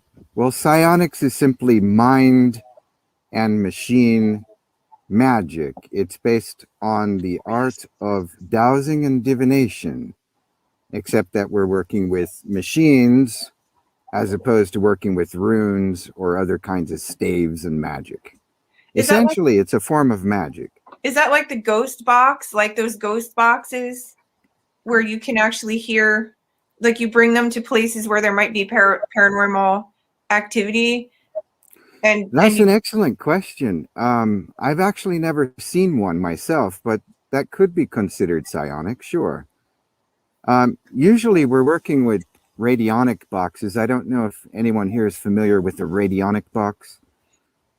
No. Well, it's basically it's an augmented radio of sorts that allows us to tune into magical patterns and spirits and so on.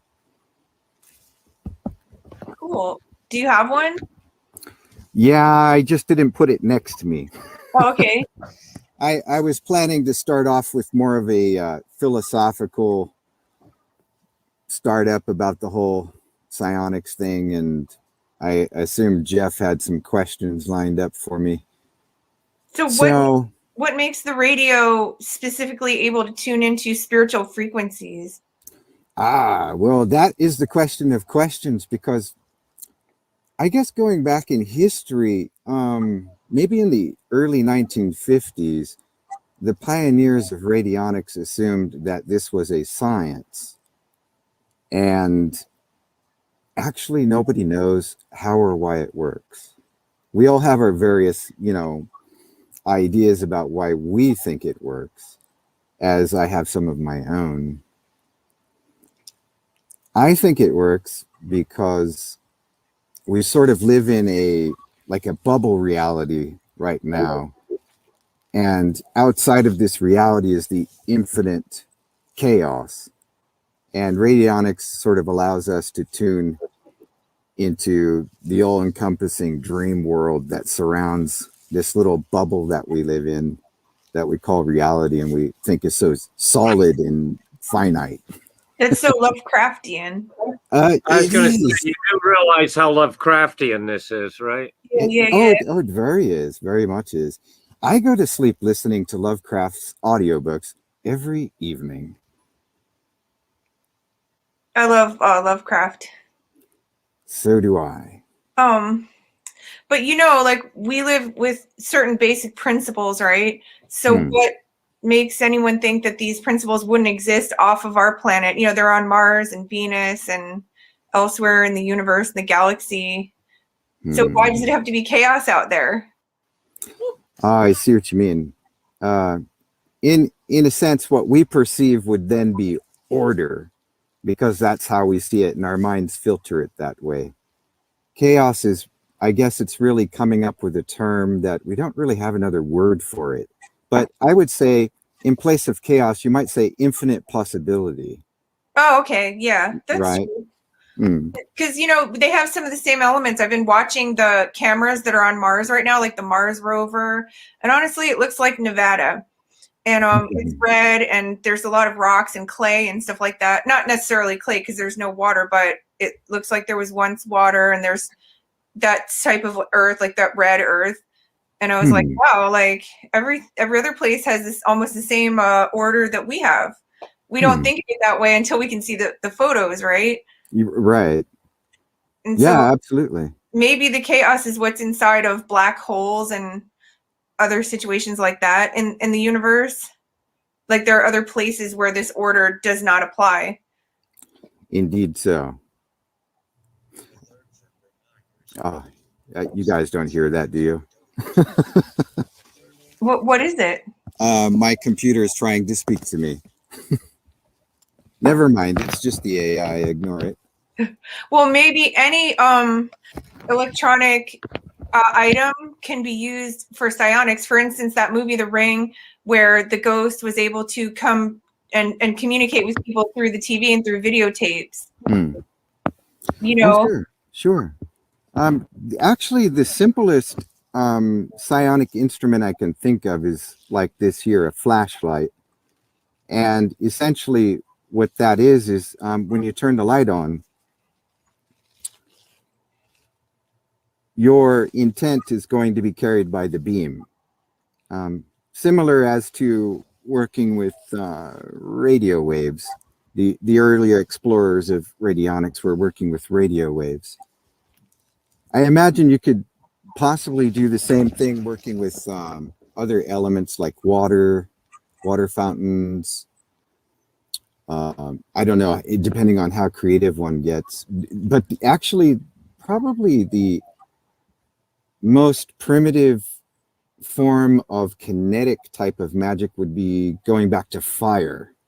You know, an ancient man used to jump around the fire to call up the spirits and so on. So, and we still do that today with candle magic and so on. You want to know what's crazy? As soon as you took the flashlight out and you were talking about that, my nightlight literally started flickering on and off. And it doesn't usually do that. So that was so weird and synchronistic. Yeah. Let me try my other gadget over here and see what happens. See what that does. See what it does to my nightlight, right? Right. This is one of the Charles Casamano hand resonators. It's essentially the same thing as the flashlight. I think it just uses a UV light instead. But what we can do with psionics is rather impressive once we accept that it works.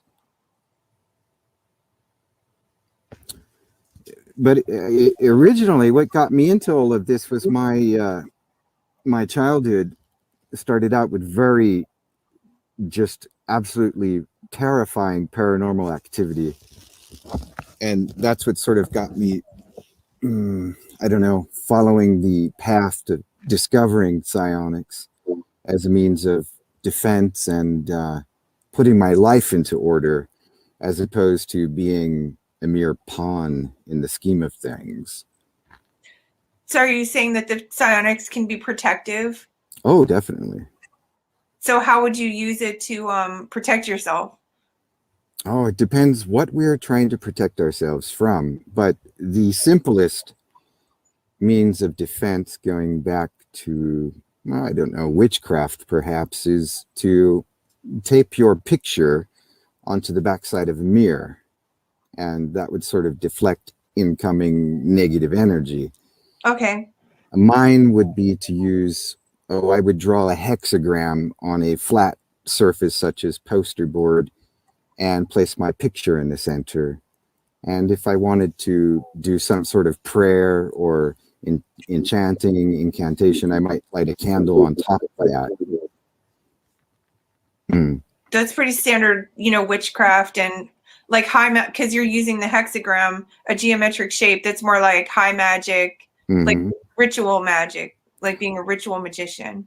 Oh, sure. And the hexagram is a very interesting psionic pattern, because if you hold your pendulum close enough to the hexagram, it sort of stays without moving too much. It doesn't really spin in a circle. If you lift the pendulum higher up, you'll start to get a clockwise spin, indicating that there's actually energy amplifying from the pattern.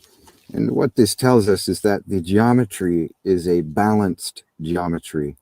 So it's very excellent for working with, say, I don't know, many times I've used it to contact the disembodied mind of Nikola Tesla, and another doctor who recently passed away was Dr. Patrick Flanagan. And of course, like my grandparents or friends who have passed away. So I might use the hexagram. I actually have a prayer board. Hench staff. So you I can gotta use see that prayer board. so you can use that psionics for necromancy, contacting the dead. Oh, absolutely. Yes. That's And really this is the prayer board that I use for doing that sort of thing. I also use this for banishing typhoons, because typhoons are rotating. I just sort of follow the principle that this stops rotation.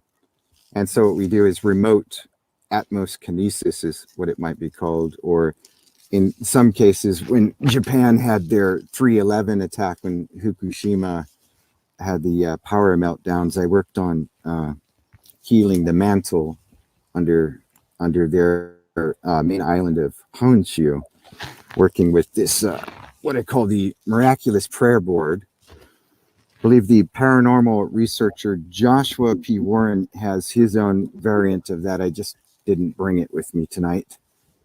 wow, that's really cool. Yeah. I mean, they're very helpful instruments for, just sort of organizing our lives. Banish the snowstorm today. I couldn't come to Blackburn because of the Well, snowstorm. I think the planet's going through sort of like it might be a pole shift, and it's just the times that we're in. Yeah. I like that one phrase from the Lord of the Rings movie where Gandalf says, or Frodo says, I wish I hadn't been born in these times. And Gandalf says, well, so do all who live to see such times, but that is not for them to decide. All we have to decide is what to do with the time that was given to us. So I tend to live my life pretty much without fear. I know that things are going to change on the planet, but I'm ready to elevate up and just move forward. So, I have the same feelings all the time. I feel like, oh my God, there's so many things I could be doing, but I need the best possible outcome because things have been really chaotic and I've experienced a lot of blockages and I just want to move up and forward. Same thing. Mm-hmm. So I've been doing a lot of ritual in here and meditation and stuff like that to try to make it happen. One of my favorite things to do is to walk out and find a tree and just sit and meditate and tune in. And that usually does the trick. Yeah, I'm surrounded by trees. I'm on 3 acres of trees right now. Oh, beautiful. And I specifically went there so that I could create order and get energy from nature. So, but my time here is almost over. The property's now been sold. And so I have to find a new place to live. And I'm hoping that I can find a place with natural energy and trees and stuff like that, but I might not be able to, and I might have to take an apartment again. So I'm kind of sad about that because here I had this wonderful, 3-acre plot all to myself. Who wouldn't love that? You know what I mean? Oh yeah. Well, where are you at? Milford. I'm right on Route 6, right outside the town. So I'm within walking distance of the town, but I get to have a 3-acre plot all to myself. So that's why it was so hard to move out of here. Because I would say oh, I'll move the next year and the next year. And then deer would come and turkeys and it's all nice and everything la da da da da da da What? I'm not familiar with the area. What state are you in? Pennsylvania. Oh, Pennsylvania. Okay. So yeah, I have a number of friends from there. Yeah, I'm 90 minutes away from New York City. I'm basically just over the line. So everything's cheaper over here and it's just a little bit nicer, a little bit easier, friendlier and stuff like that. But then it becomes a trap because you don't want to go back to the hard stuff. So, you know what I mean? So I've been here for 6 years now. And I'm like, well, okay, it's about time for me to go back and join the big dog pack again. But I don't want to. I really wish I could just stay here. But, I had the opportunity to buy the property and I didn't do it. So I kind of understand the feeling because I live out in the mountains where I'm at right now. And I in the mountains of California, Oh, nice. just on the other side of Death Valley. Oh, wow. And so I have driven my car back and forth from California to Las Vegas to meet with my friend. And that was one of the first feelings I had when I stepped into town was, oh, this is very different. I sort of got used to living as a hermit out here. And then now there's all these people. Where are they going? Why are they so busy? It can be addictive, and then you don't notice time going by, and it's like, uh-oh, like I really need to, do some other stuff other than be peaceful in nature. And, it's extremely addictive. Once you get out there, you just feel this big, and some people never leave. They just spend the rest of their life in nature, and that's it. But if you have things to do, then you have to go back to, a place where you can get classes and network and stuff like that. So that's what I'm doing now. Well, psionics is very good for making friends. There's a lot that we can do with psionics to make friends where we don't have to sit and work at rituals for long hours. And I've done the traditional ritual and ceremonial types of magic as well. But psionics is more of like you can sit down and do everything yourself with a few items. And so if I want to bring and attract friends, I could tune into sigils that might work for that regard, or maybe an object that I've enchanted with that particular or specific purpose in mind. Yeah, and set the dials and let it run. Right. I was just eyeing a sigil that I have right now on my altar. When you were talking about the hexagram, I was like casting an eye on the sigil that I have sitting there to attract wealth. So like, you're right. I should actually get way more into, higher magic and sigils and stuff like that. It's like, it's so crazy that you could have the ability to do things and then just feel that you don't have time. Like, what's that about? Are you perhaps working with the sigil of Barbados? No, I have the Key of Solomon. So there's a bunch of sigils in there that I use. I think it's pretty much standard, One of the interesting things about working with sigils, and have you bothered to work with pentacles at all? From yes, the greater key? they're almost all pentacles. So pentacles are very interesting. I discovered early on that they can actually do things other than what they're described to do if we sit and work with them a bit. I kind of think of them as like CD-ROMs, and I can they're readable and writable is what I mean to say. And so if you have like, let's just say the pentacle of Venus to draw a person to you, it can be used for other than romance. It can also be used to draw to you a prospective business partner, which is what I did. And it works. Cool. Wow, yeah. I also need to draw a good living situation. Well, using the hexagram is a good way to go about it, because whatever you're putting in the center of this hexagram, whatever's flush against the surface, is going to have that balanced energy in it. So it's less likely that your operations are going to be adverse. Something's going to go wrong. Yeah. Which does happen sometimes. Sometimes magic will backfire. Yeah, you have to be so specific. So yeah, definitely I want a stable living situation that's not sketchy. So one of the tricks to that would be, as you're working with your subconscious mind, there's an old Franz Barden trick, which is to simply omit the element of time from your formulations. So instead of saying, I want to get this money on Friday, you would simply say, I have this money, it's coming to me now, or that this money is with me now. So we would omit the element of time, because often the back brain sort of works against the will of the front brain, and it takes advantage of time. If you give it time, it's going to sort of muddle things up for you. So we omit the element of time in our formulations, and that tends to work relatively well for me. I mean, I've been at this for about I don't know, almost 40 years. Yeah. Yeah, and so I've learned a few tricks here or there, and I've had my mistakes as well. Haven't we all? Yeah. Beginner mistakes mostly. Doing stuff you're really not supposed to do. Well, my journey into all of this began by a series of visitations, and one day I had woken up from sleep and I was crying. I was a little boy, about 4 or 5 years of age, and my mother said, "What's wrong? Did you have a nightmare?" And I said, No, I've lived this life before, and I can't believe I have to go through this again."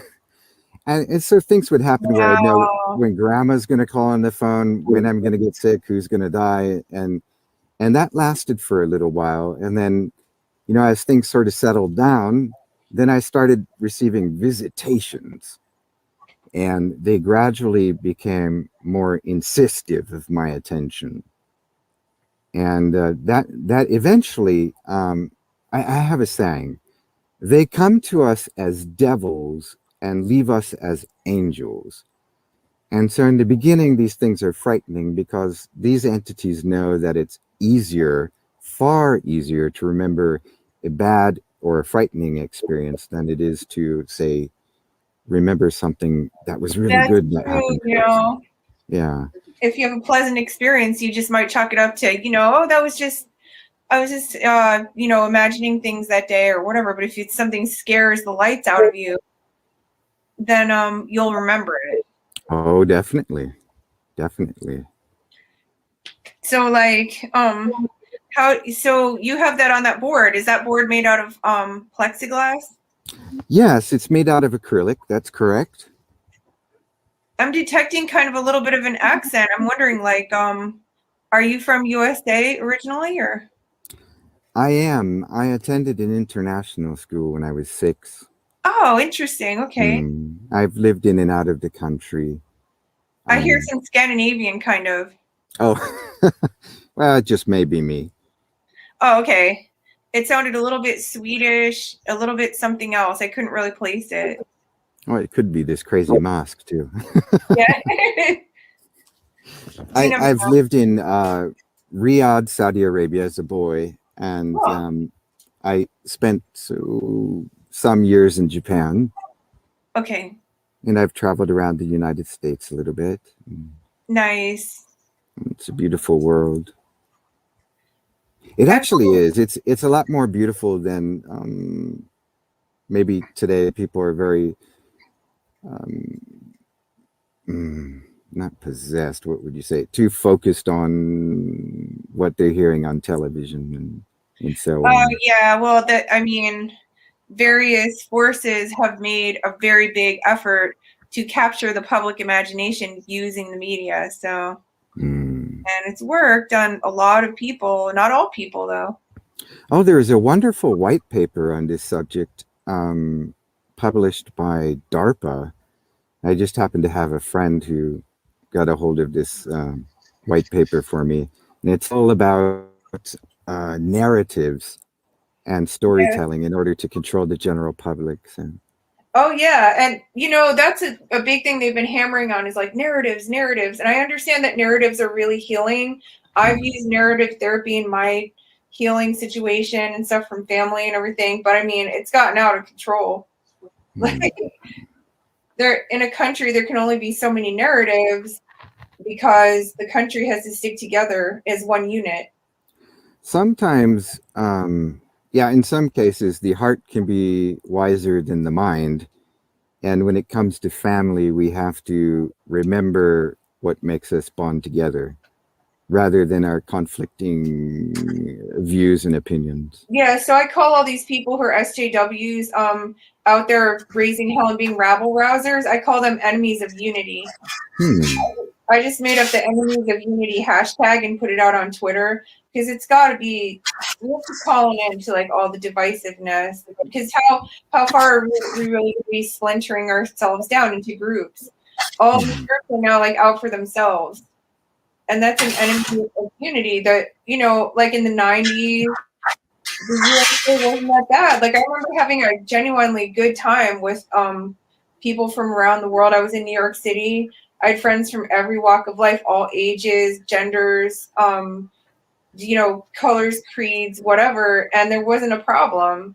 And it was only when political forces got involved, they drove wedges between the groups.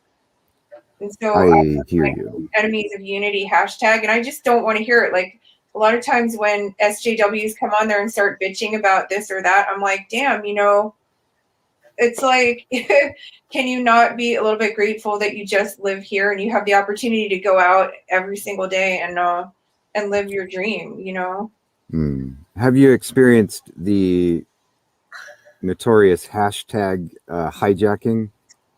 No, what is that? That's when someone else takes over your hashtag and basically changes your, I don't know, your digital persona or your personal branding. Oh my God. No, I haven't. And God, I'm so scared of stuff like that because I've seen other people just go through hell. Did Sarah Brush come to, I was just wondering, Chelsea, like, did Sarah Brush actually show up at Blackthorn? Do you know? Sarah Brush is somebody who Jeff knew. He introduced me to her online. She was a regular college student at Yale. She was an anti-racism activist and a huge SJW. And they basically needed, I guess, a scapegoat for whatever it was that they were doing there. And they framed her up to look like a so-called racist. And she totally wasn't. Like, it helped all these people of color gain passports and traveled around the world, like helping them and stuff like that. And she is now still almost every day there's another mention of her. Once her name got churned by the machine, she was in like several magazines, newspapers, and stuff like that as being this racist who called the police on a black student at Yale. They neglected to mention that this guy was like wandering in her hall, and there were only the two of them there, and she didn't know the guy. And she had every right to ask if he was a student or not. And when he acted hostile, she called the campus little kangaroo cops they have on the campus or whatever. And now she's infamous, and she had to leave Yale being taunted by a mob. So those are the people that are on Twitter right now. They have millions of followers, and they have a blue check mark. And then if they say your name or the name of your profile, all those people will descend on you like a swarm of locusts, and they use it as a form of attack. So Sarah has been through hell. She was actually a high suicide risk, and then they started hammering on her. And it was almost like they were trying to get her killed and just use her for fodder. And she was supposed to come to the Blackthorn. I think Jeff mentioned that she was supposed to be there. She's now hanging out with all us alt people because what happened to her. Basically, she was shown, it was a moment where she realized that, just following the mainstream path doesn't always work. So she's a really good person. Actually, I am not any kind of an alt anything. Oh, okay. I spend very, very little time on Twitter.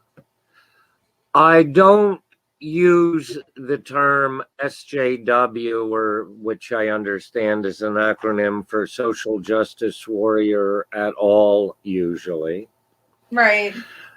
In the specific case of what we were talking earlier with Jeff's problems, I don't have a problem with anybody who is sincerely in pursuit of social justice. I am myself fairly prominent and fairly well known primarily as a civil rights activist, especially for the trans community. Rusty, my wife, and I for many years ran Transy House. Sylvia Rivera, one of the people who started the Stonewall riots, lived in our house at the end of her life. I call the people that did the various things that involved attacking Jeff pseudo justice warriors. I don't believe that there's any genuine, sincere pursuit of social justice. That's what I was going to say. They're not sincere. They're using it for personal reasons and claiming that it's social justice. It's really her. Of course they are. But there are legitimate social justice movements, and these people are acting as sort of agents provocateur who are infiltrating movements. Yeah, they hijack the and movement. Basically. hijacking movements for their own selfish purposes. Right, so that's how we started talking about it first, because he was saying that there was hashtag hijacking, and I was saying that like I'm so careful. But like, I'm old. I'm old enough to have been in the civil rights movement. I'm old enough to remember segregation. I'm not going to denigrate social justice movement. I'm not going to identify with the alt-right or the alt anything. Right, yeah. I'm probably as mainstream as you can be in terms of. But yet here you are. This is an alt event. You see what I'm saying? I don't see it. If I really believed this was an alt event, I wouldn't be here. I don't believe this is a political event or a social event. I'm an entertainer. I'm here to entertain people. I'm not here to pound on a manifesto of any kind. I know, but I mean, Jeff Mack's whole thing was that he was doing these events that were like an alternative to the mainstream, right? That's what Glimmer Dark and Steampunk World's Fair and like all that stuff was, right? Really? I thought we were trying to sell tickets. Well, yeah, definitely he was doing that, but it was like an alternative to going to like a basketball game or something, right? I would call it nerd culture or fan culture. Yeah. I guess it could be considered like, a little bit mainstream. When alt was used to refer to alternative rock music and things of that nature, fine. Yeah. Since the word alt is almost always followed by the word right and has become a political. Oh yeah, no, I'm not thinking about that at all. I'm remembering the whole alternative meaning like The Cure and Susie and the Banshees and stuff like that. That's how I mean alt. That's a good example. In that sense, certainly in that sense, yeah. That's a good example of hijacking, is them to hijack the word alt. Because alt always meant like stuff that was underground to the mainstream. It never meant something right wing, ever. I was always a fan of the Cocteau twins, actually. Oh, look them. Yeah. Yeah. I don't like the way they have their own language. Hmm. Who, the alt writers? The Cocteau twins, they literally have their own language. Yeah, I mean, they literally made up their own language, and it has its own grammar and its own everything. Yeah, but then the left side also made up its own language as well with the pronouns, and what else did we make up? Like just a bunch of stuff. I mean, doesn't every scene have its own lingo, like Ebonics, and you know what I mean? Oh, by the way, not to change the subject, but what happened at the hotel? I was on the phone with Jeff Mack before coming on. He said something was going on at the hotel with the police. Oh, really? Yeah. Oh, do you mean the Blackthorn? Yeah. You mean the Blackthorn? Yes. What happened was that our friends at the Alzai blog started calling the local authorities, trying to insist that the part of the event happening at the Blackthorn was going to be some sort of a high risk, maskless, no social distancing, free for all. Which is anything but the truth, of course, but this is part of a broader campaign. I'm adding Jeff to the stream. Hey. Yay. And there is Jeff. And So real quick, let me get everyone's name here. You're Chelsea, and I've seen you on YouTube before with Jeff. And then who is this nice lady that I've been talking to the whole I'm time? Christine. Christine? Yeah, you can find me on Facebook. I'm Christine Johns. Okay. What's your name on Facebook? I'll just add it. I think you just put the / keep the magic high, and the word magic has a CK on it. So MAGICK. Is it all one word or is it several words? Oh, it's all one. So it would be keep the magic high, HIGH. And I should show up there as Thomas Walton. Oh, I see it. Okay, got That's it. my real name. I just do this Verloc bullshit routine. Okay, I'll go ahead. There, I clicked add friend. My discombodied floating kid. Should have got that camera right there. I came by How's it going, Jeff? Chelsea was just telling us about some crazy thing that happened where they called the cops on the event. Going to be giving talk. I want to make sure that I can barely hear this Jeff. is a good environment. I can Oh, doctor, I'm sorry. Can you hear me better now? Yes, a little better. How are you, I Jeff? will try messaging everybody while I'm doing well. Doctor, I wanted to stop by before I went to sleep and make sure that you had a good environment for talking, because we ended up having more of a convention-style situation where we have more people speaking and more people hanging out in rooms, and I wanted to see if that was working for you. You have a chance to talk properly, and I wanted to absolutely keep the magic high.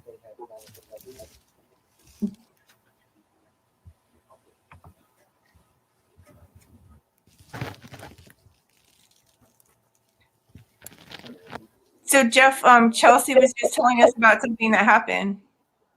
I think my computer's You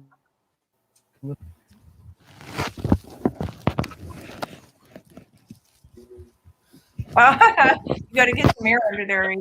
Oh my gosh, if only. I gotta run some tubes in here with an AC. So Jeff, like, what happened when they? For a moment there, it almost looked like you had a face block. I do. There is one under here.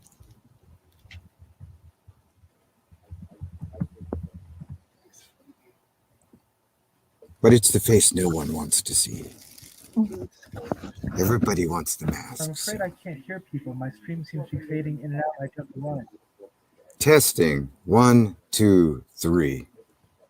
Jeff, that happened to me at first too. You have to click the little Let me get my volume up. Hold on. Let me see. I got my volume pretty high up. There we go.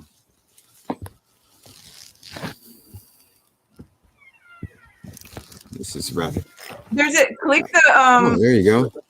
Let there be light. Lux, fiat, lux. Hello. Hello there. Jeff, like, click the little gear where it says camp and mic. Do you see the gear? Oh, okay. And then when you click on my it, whole life. when you click it, there's a thing called audio, and then just click on that, and then you can select your mic, and just keep trying. I had like 4 different things, and I just went down the list, and I found something that worked. Yeah, hey Jeff, let me know if you want to see my magic trick later.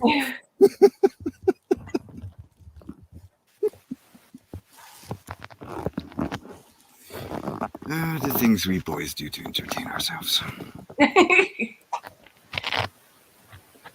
Got my bag of runes. That's cool. Oh, I've had these for ages. Why don't we do some divination? So let's ask questions and then select a rune. That seems all right. Okay. Let me get my bag open. Now, I think I'm short a rune or two. That's Well, not that very doesn't good. matter. Well, whatever's in there.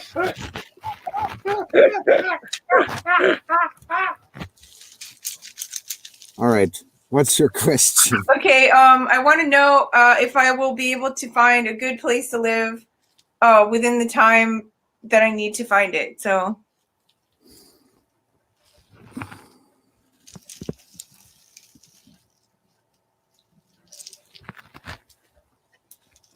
You have the Now These rune. oh no! Oh That is God! the Need Fire. Well, I mean, you could. The runes are, of course, they have their polarities. You know, if Well, you meditate with the rune and tell it what you want, it could also, work. it is cold and really snowing and blizzarding outside right now, so that could have a lot to do with it. It's snowing in Saudi Arabia. Yeah, apparently, Texas was really hit hard and all this other bad stuff. So, I don't know what I missed. hey, Jeff. Hey, I Did you was play? really just. Yes, can you hear me better now? Yes, I can. hear you Much better. Oh yeah. I was just coming by very quickly to make sure that the good doctor is happy.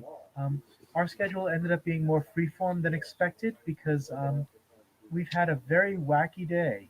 And I encourage the good doctor to take a look at some of what is going on psychically around this area because it's been fascinating.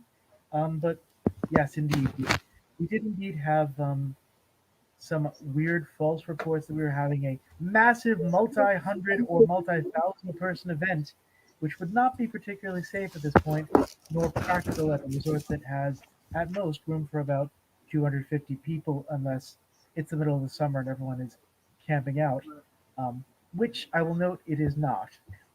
So I just really came by to make sure that the good doctor was well because this is his first time with us, whereas we've had the honor of having Christine and Chelsea with us before, and I've had the pleasure of meeting. Of But listen, like so, While and you're then here, Jeff, I have two questions. Yeah, stick around and ask some questions. Okay. No, I mean 'Cause I questions have for no Jeff. idea what to talk about. Question one, how long is this particular session supposed to be? And question two, what time do I log in tomorrow? Those are my two questions. Okay, this session goes until Robbie has to go to bed because this is his laptop. And as for question two, I need to go to the other building to go check in with Raven about the schedule for tomorrow.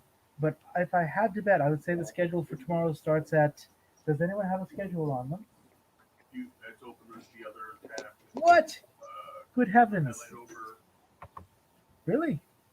I would say something like 11 a.m. tomorrow. At least I won't be up before 11 a.m. tomorrow. I don't know about anyone else. Thank you. Somebody was saying 9, and since it's 1:37 now, there's no way that's going to happen for me. 11 can happen. 9 is not going to happen. Yeah. It looks like that.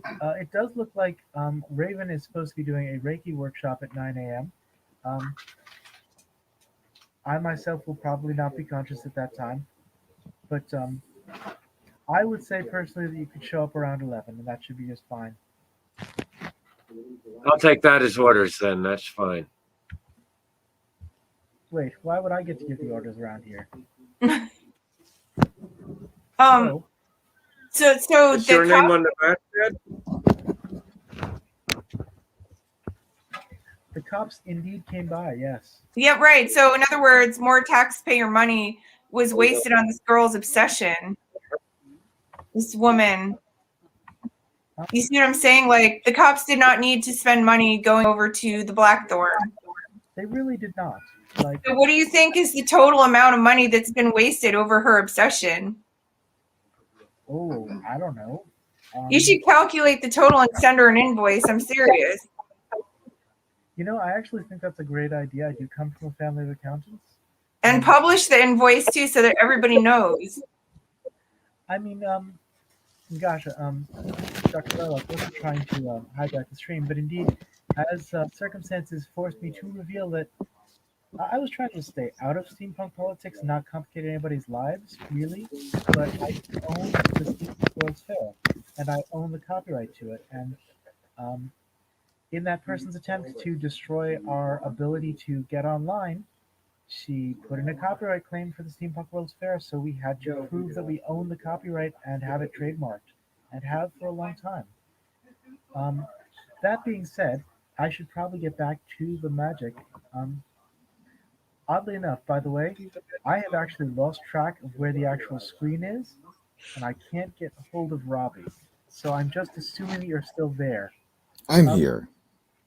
Doctor, well, what is the core of your magical research? What is your research about? Well, like most people, I started out with magic in part by curiosity and in part by pure selfish need, like most people. I mean, I had a need, and so I delved into magic to solve some of my own problems. Now, of course, everything's much, much different. I've actually used magic to help people. It's not a very lucrative business doing that. I think some of the people who make the biggest money in this world probably get it by enslaving the rest of us, but that just isn't me. So what am I doing with it right now? Well, I'm pursuing, well, not quite there yet. We're pursuing works in hologram technology and tuning into artificial intelligence computer systems. I have sort of a knack for remote sensing via the internet. I picked that up when I was playing online computer games, really. So right now we're looking at where magic and technology meet. And I'm using what I find to follow the global controllers in parallel. Whatever they do, I try to turn it to our advantage. And by our, I mean individual, independent thinkers. That seems to be rather a subversion of what they are attempting to do. That it seems whoever has their hands on the controls seems to be pretty interested in having as much group thought as possible. Absolutely. Yes. Do you like to do remote viewing? I'm not particularly good at it, but when it happens, it works amazingly well. Yeah. I've mostly gone through the majority of my spiritual or mystical experiences being guided by what I call outsiders. So I make a distinction between paranormal and supernatural. Paranormal would simply be those things in nature that we simply haven't yet discovered how and why they work. Whereas supernatural would be something that's outside of our system that we exist within. So where the programmers are, that's been suspected by, my good friend, Joshua Warren, who's researching quantum mechanics, has suspected that our reality is programmed because for one example, there was a company that ran this huge database about all the foods on the entire planet, all the brand names, and everybody could remember this one company making cookies, sort of like Nabisco or Toll House. There was this, I forget what the company was, but they made cookies back in the 1980s. But this data system, with all its computing power, could find that they only made crackers and they had never made cookies before. And similar events kept happening. So I've heard about that. The quantum nuts are thinking, and I don't mean that as a derogatory term. I mean, I'm nuts too. But the people going nuts over quantum theory are wondering, is someone hacking our reality? And then I offer, perhaps they created it. And so we're all here just for, sort of like, I don't know, it's like a playground. Sometimes it's like an arena, but I think we were drawn to this world like a moth to a flame. And then we didn't see that, the shiny web is sticky. And then we get locked into a lifetime here. And you know, like I was talking about earlier before Jeff came on, that when I was a little boy, I woke up one day full of tears thinking I had lived this life before and I just didn't want to do it again. And so I sometimes wonder if, you know, it's like a big Groundhog's Day thing and we do simply just keep coming back in different ways I until think we something keep coming sinks back. in. Hmm. I think we keep coming back. I just have a feeling about it. What do you think, Jeff? Do you think we keep on coming back to this place? I think that we grow and change. I think that we come back, but not the same. I realize that that is similar to what David Carradine said in Circle of Silence. But really, one of the one of the things that was a big influence on my own magical practice was the fact that I got to talk to someone much, much wiser than I am, Mr. Isaac Bonowitz, a number of times. And at the very near the end, he was talking, actually, he was talking very much about the idea of reality hacking and the idea that it wasn't just getting past the Mandela effect or getting into the right timeline, but getting out of it and into a path we have to be on. Darn, I was listening to everything and then your last sentence was just obscured. Your mic is still pretty low. And I wish I could have heard it because it sounded very interesting. I should probably actually go because Robert needs to sleep, but I was going to say that that maybe the intention is to break out of the loop and have it stop being a loop and start being a path, and have it be a path to a place that gets better, or a place that where the reality is hacked to your specifications, or just a place where there's more candy, possibly. Yeah, like I definitely think that if you can develop enough escape velocity, you can escape the hamster wheel or the loop or whatever. You know what I mean? And that's what I've tried to do. I've kind of isolated myself off for the past few years, and I've just tried and tried and tried to escape that hamster wheel, and I think it worked. I feel a lot more in control of my situation, and you know, and I am more in control of it. I took control of everything, like financial, emotional, relationships, living arrangement, neighbors, like everything. And now I feel like able to direct myself, you know, a lot better.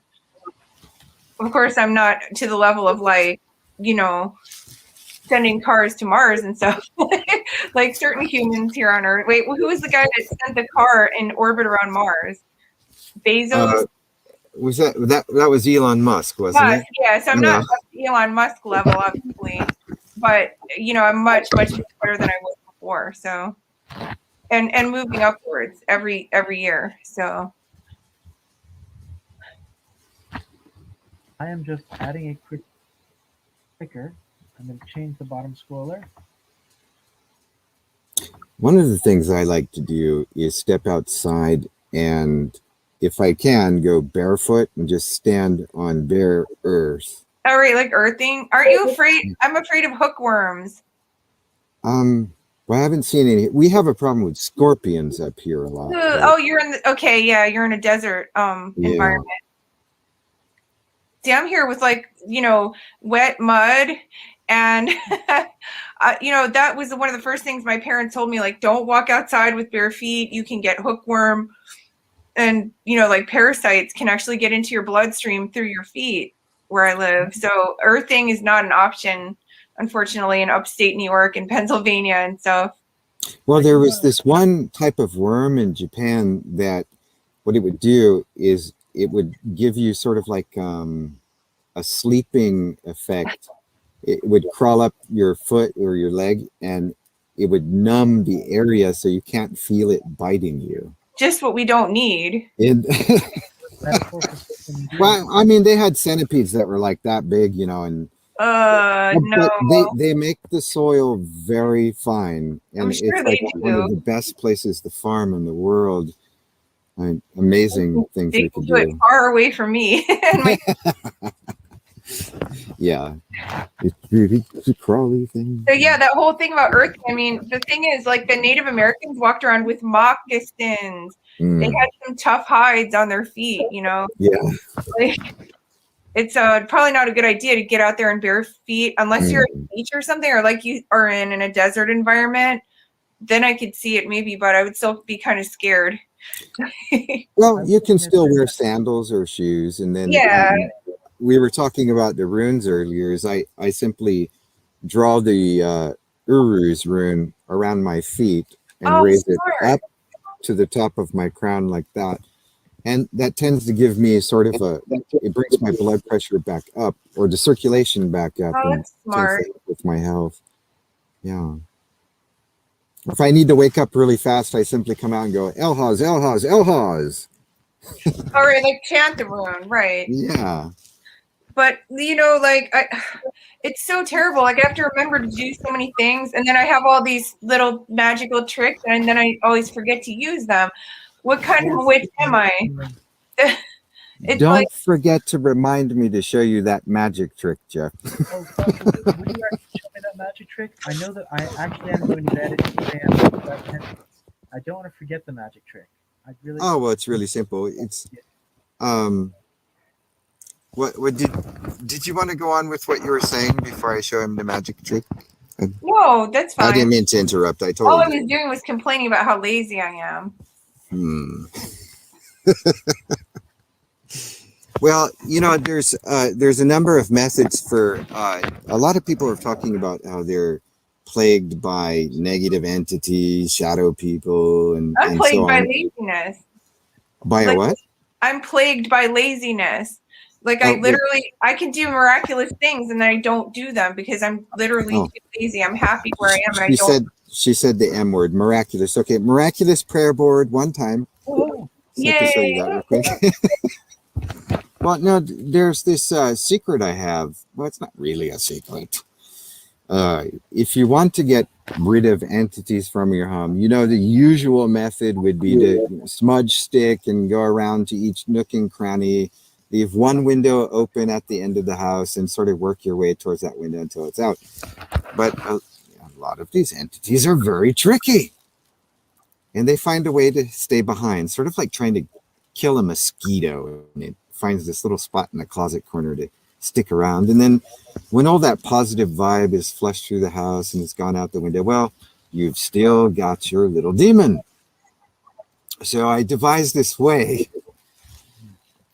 Like if you have one that's tormenting you all the time, filling your mind with ideas that are not your own, first check and make sure that it's not, you know, MK Ultra, but get yourself a little bottle of alcohol, any kind of beverage, open it up and set it on the table and begin speaking to this entity, telling this entity, oh, you've bested me. Oh boy, wow, you really did a fine job on me. You deserve a reward. Leave the bottle open with just a little bit of alcohol on the bottom. And I swear, if you have a real entity, you'll see it. It'll look like a little smudge, like a little buzzing smudge, and it will go down into the bottle. Once it is in there, you cap the bottle shut. And there's a couple of things we can do. I'll show you the easiest and simplest is draw a little hexagram, put it on the bottle, and basically will that it cannot move from this bottle. It has to stay in here. The other method, of course, is if you're very into the runes, we could simply take these runes here and, of course, tape that onto the bottle. You'll have your entity locked inside right here. Oh, okay. Wait, I see Isa. So that's, you know, to freeze it in place. But what was the other one? God, I'm. Ingwas. Oh, okay. Wait, what was Ingwas again?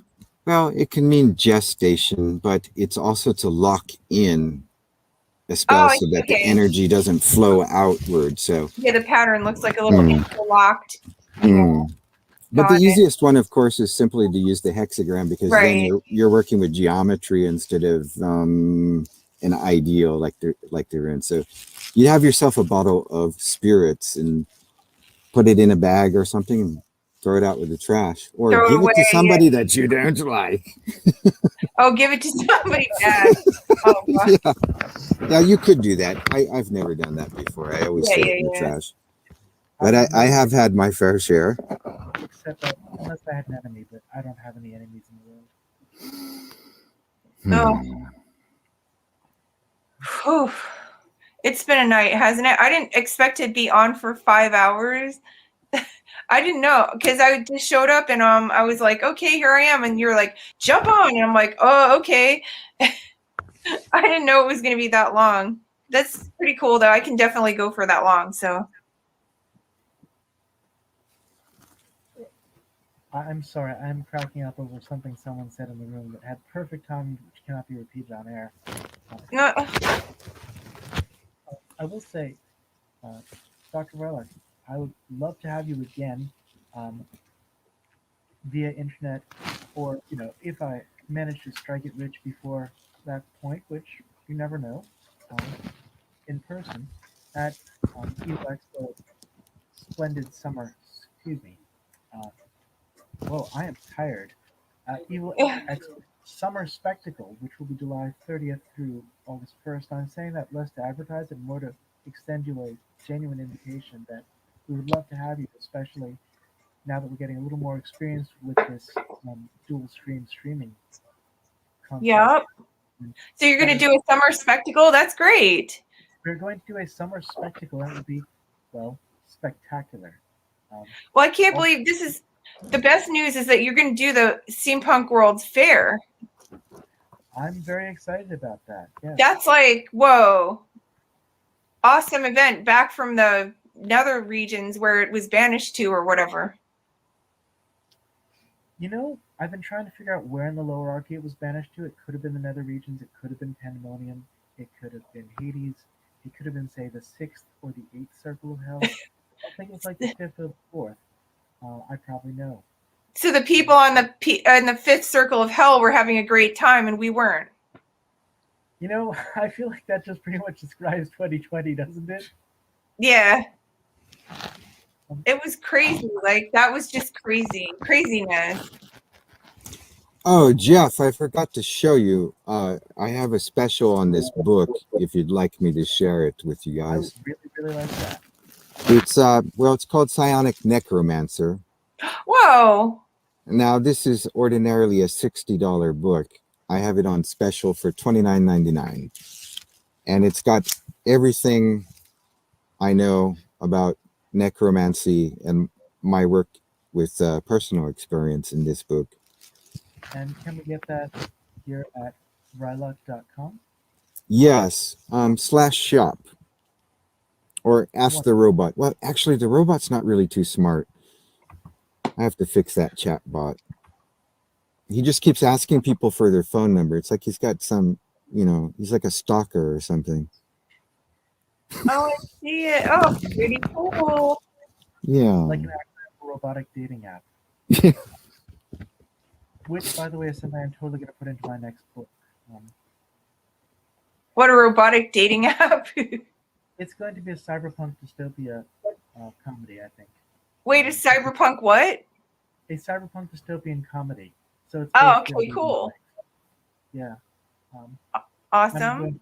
I'm going to base it on the highest technology available to me personally, which is Igor Mud, a multi-user dungeon in the Dungeons and Dragons sense, which has been around since 1991, and where I personally have racked up over 25 billion experience points, and that's what I've done with my life. 25 billion experience points. 25 billion experience points, Christine. Oh, you've got to get Ernest Gary Gygax Jr. on the show. He's got some amazing stories to tell you. His father actually has some really interesting paranormal experiences as well. Really, that's amazing people. Dr. Gygax. That's really cool. Doctor, you are welcome to stay on as long as you'd like. I apologize that I myself should go to sleep. If you want to send out any messages to the world while I'm still here, is there anything you'd like to tell the universe in general? Yeah, it's probably about time to hit the hay. Oh goodness. Yeah, I'm over here in Pacific Standard Time, so for me, let's see, it's 10:58 p.m. over here. Oh wow. So So, oh my so you're gosh, what time is it you're over 3 hours before us. Yeah, We're tired. yeah. All Yeah, right. it's 2 in the morning, and I started talking to Jeff at 2 this afternoon, figuring out Well, how to keep the stream going. So well, I very rarely sleep myself. I mean, anybody who knows trying to be an entrepreneur, chasing after it aggressively is incredibly draining. Tell us After about this, it. I'm right back to work. Yeah. Yeah. And Ah. lots, the best part about it is answering long-term guest customers. We just call them friends here, club members, and Yeah, getting oh, them. you have your own club? Oh, yes, I do. It's at verloc.club. Oh, that's cool. Yeah, it's just a little club.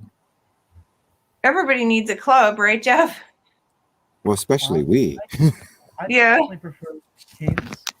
I mean, it's not like I can walk into a seminar and say, "Hail, Verloc, ruler of the earth, keep the magic high."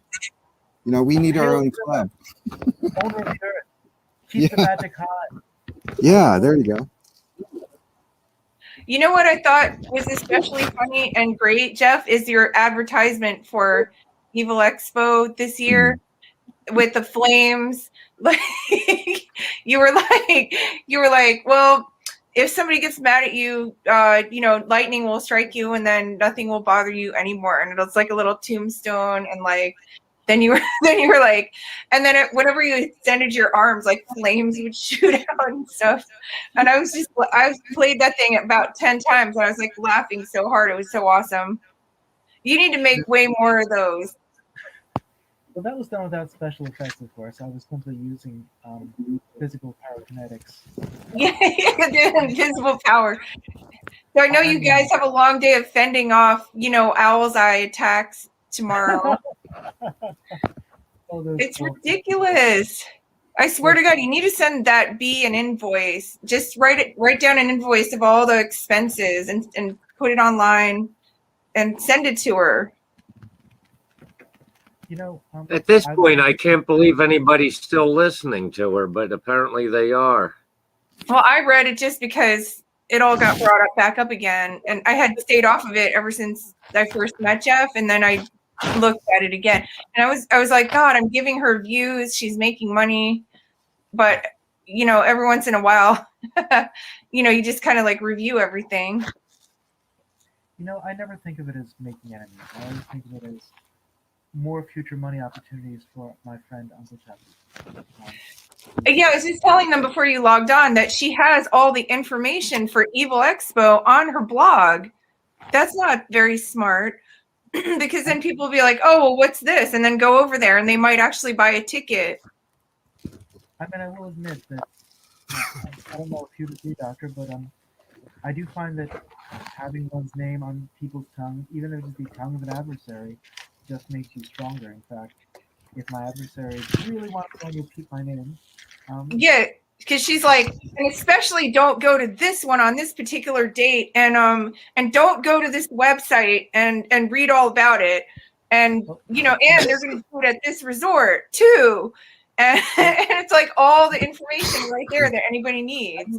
It is poor psychology, but just to give it a fair shake, I recommend that everyone do not listen to In Goth We Trust, which you can find on WIOX on Wednesday. Do not book DJ Christine of Absolution. Yeah, definitely don't go over there. Certainly do not go to rylock.com/shop and purchase. Oh, it's perilous. So the more publicity that you get from these supposedly negative blogs, a neutral person will just land on that page and be like, oh, what's this? And like click on it. And then you have a customer.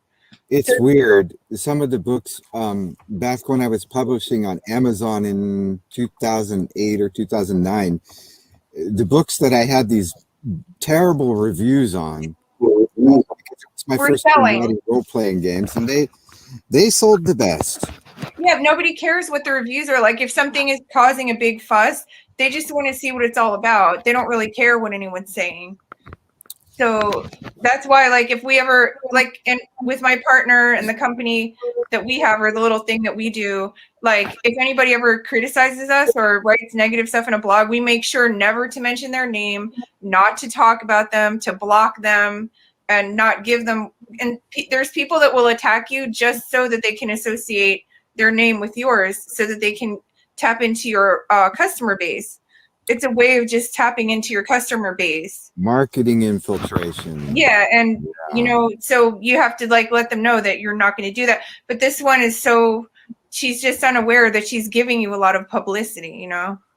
Well, I agree, but also on the note of publicity, especially since I'm heading out soon, if you don't mind, I wanted to just ask the good doctor to talk about his book just a little more, if you or any of your books really, but um, if you'd like to talk about your latest book, I'd really like to hear some more. Oh, okay.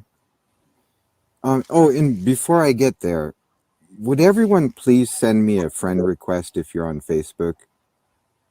I sent you a friend Okay, you request. did. Okay, Yeah. I'll get back to you later this evening. Because I can't see a thing with this mask on. I swear it. As a quick thank you, I cannot make promises for I'm not their booking agent, but I can introduce you to the people who run In Goth We Trust, and I feel like they might want to have you on their radio show to talk about your book. I could be wrong though. I certainly would. If you look at the chat thing on the side, I'm giving you what you need now to. Hang on. Yeah. Minimize or fix my window here. I'm just learning how to use my Mac. Okay, I am on Robbie's laptop, which I'm very appreciative about. And so this whole system is quite new to me.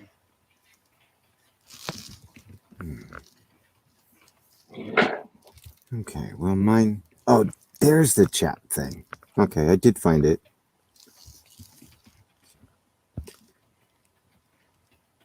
Go to private chat. Okay. Private Click on chat. private chat and you'll see me. You'll see what I'm putting up here for you. Okay, let me just type in. Okay. In private.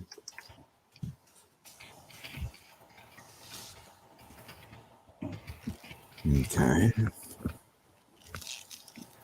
Oh, In Goth We Trust.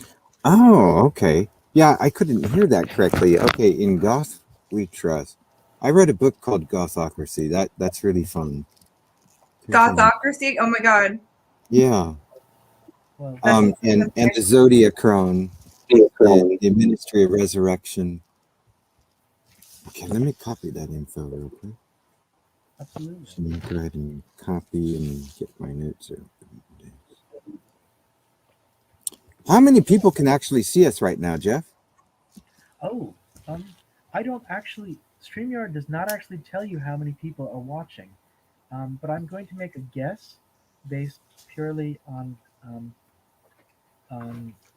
random numbers. Honestly, that I think it is 7,826.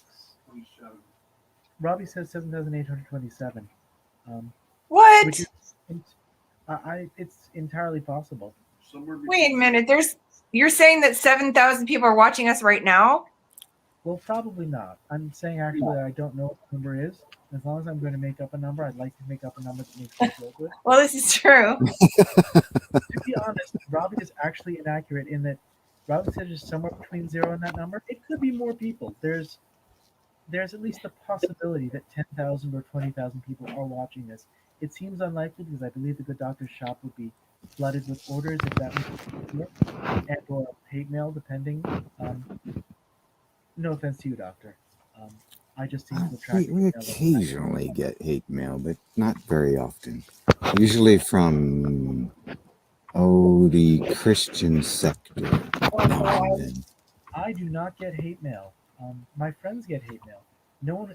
People seem to be afraid to send me personally hate mail, even though almost none of Seriously. Oh, they always apologize later once they figure it out. Really? Oh yeah, people come back and they I get apologize hate later. mail. I get the occasional death threat. Oh my god. Oh, but I've stood face to face with people telling me they're going to throw me off the balcony. So, and you know, going back to my paranormal beginnings, the night that I finally was face to face with my personal demon, with its heavy breathing, loud breathing, and presence filling the room. I mean, the house was trembling, and I was pressed on the sofa. I was able to fight it off, of course, and I tell the full story on YouTube. But long story short, I decided I would never be afraid of another man again after experiencing this. So, I mean, for Another me, man. my life has changed. So it was a person? Oh no, it was, I call them outsiders. It was sent to frighten me, but it was also an admirer. Hmm. So I actually gained something from the experience, for which I've written about in my wonderful books. Jeff, you were asking me about my latest book. Yes. And I believe that one would be, I've written so many, psionic splicing. Psionic splicing. Hench stuff. Mr. Munson, might I have a copy of psionic splicing, please? Oh, my hench staff will fetch that for me in a moment. Oh, that's exciting. Yeah, so I wrote a book about splicing spirit sigils and other things, so that what you get out of magic, you get what you want, not what's been described, minus the things that you don't want, you know. Well, that's always ideal. Well, this is actual Yeah. psionic splicing. Like if only you can just avoid the things that you don't want and get Oh, this. you don't, you just simply tune those out and Yeah. tune in the things that, well, this book will explain it. This is the book for people who really want to go that next step in psionics. So it's really great fun. Which of course I do have to say thank you to my personal mentor when I was a teenager, Mr. Charles Casimano, who without his teachings, I would have been some poor schmuck, tormented forever by the demons. And now we're all friends, and my life is so much better. You need psionics. My life was, I have never claimed expertise in psionics, but my life was absolutely changed by Uncle Chucky's works on psionic warfare, and I quite to be alive today. And again, I'm not trying to claim any great expertise myself or claim to be a great magician. Just they definitely changed my life, and they definitely changed my defenses in a positive, permanent way. And Doctor, I'm certainly going to say that I'm going to be buying some of your books, and I might buy some books for you, Christine, if you'd like, because it sounds like some of this could be really useful in your own practice. I don't think there's a thing on earth that I could teach Chelsea, but you know, Chelsea, if you'd like some, I'd like to buy the doctor's books for everyone in this chat, quite honestly. I like that very much. I actually find this quite intriguing. I'm very open to hearing about everyone else's experience as well. As an occultist, I see myself as an eternal student as well. There are people who call me master, but no, I'm always learning. I'm always on the journey myself.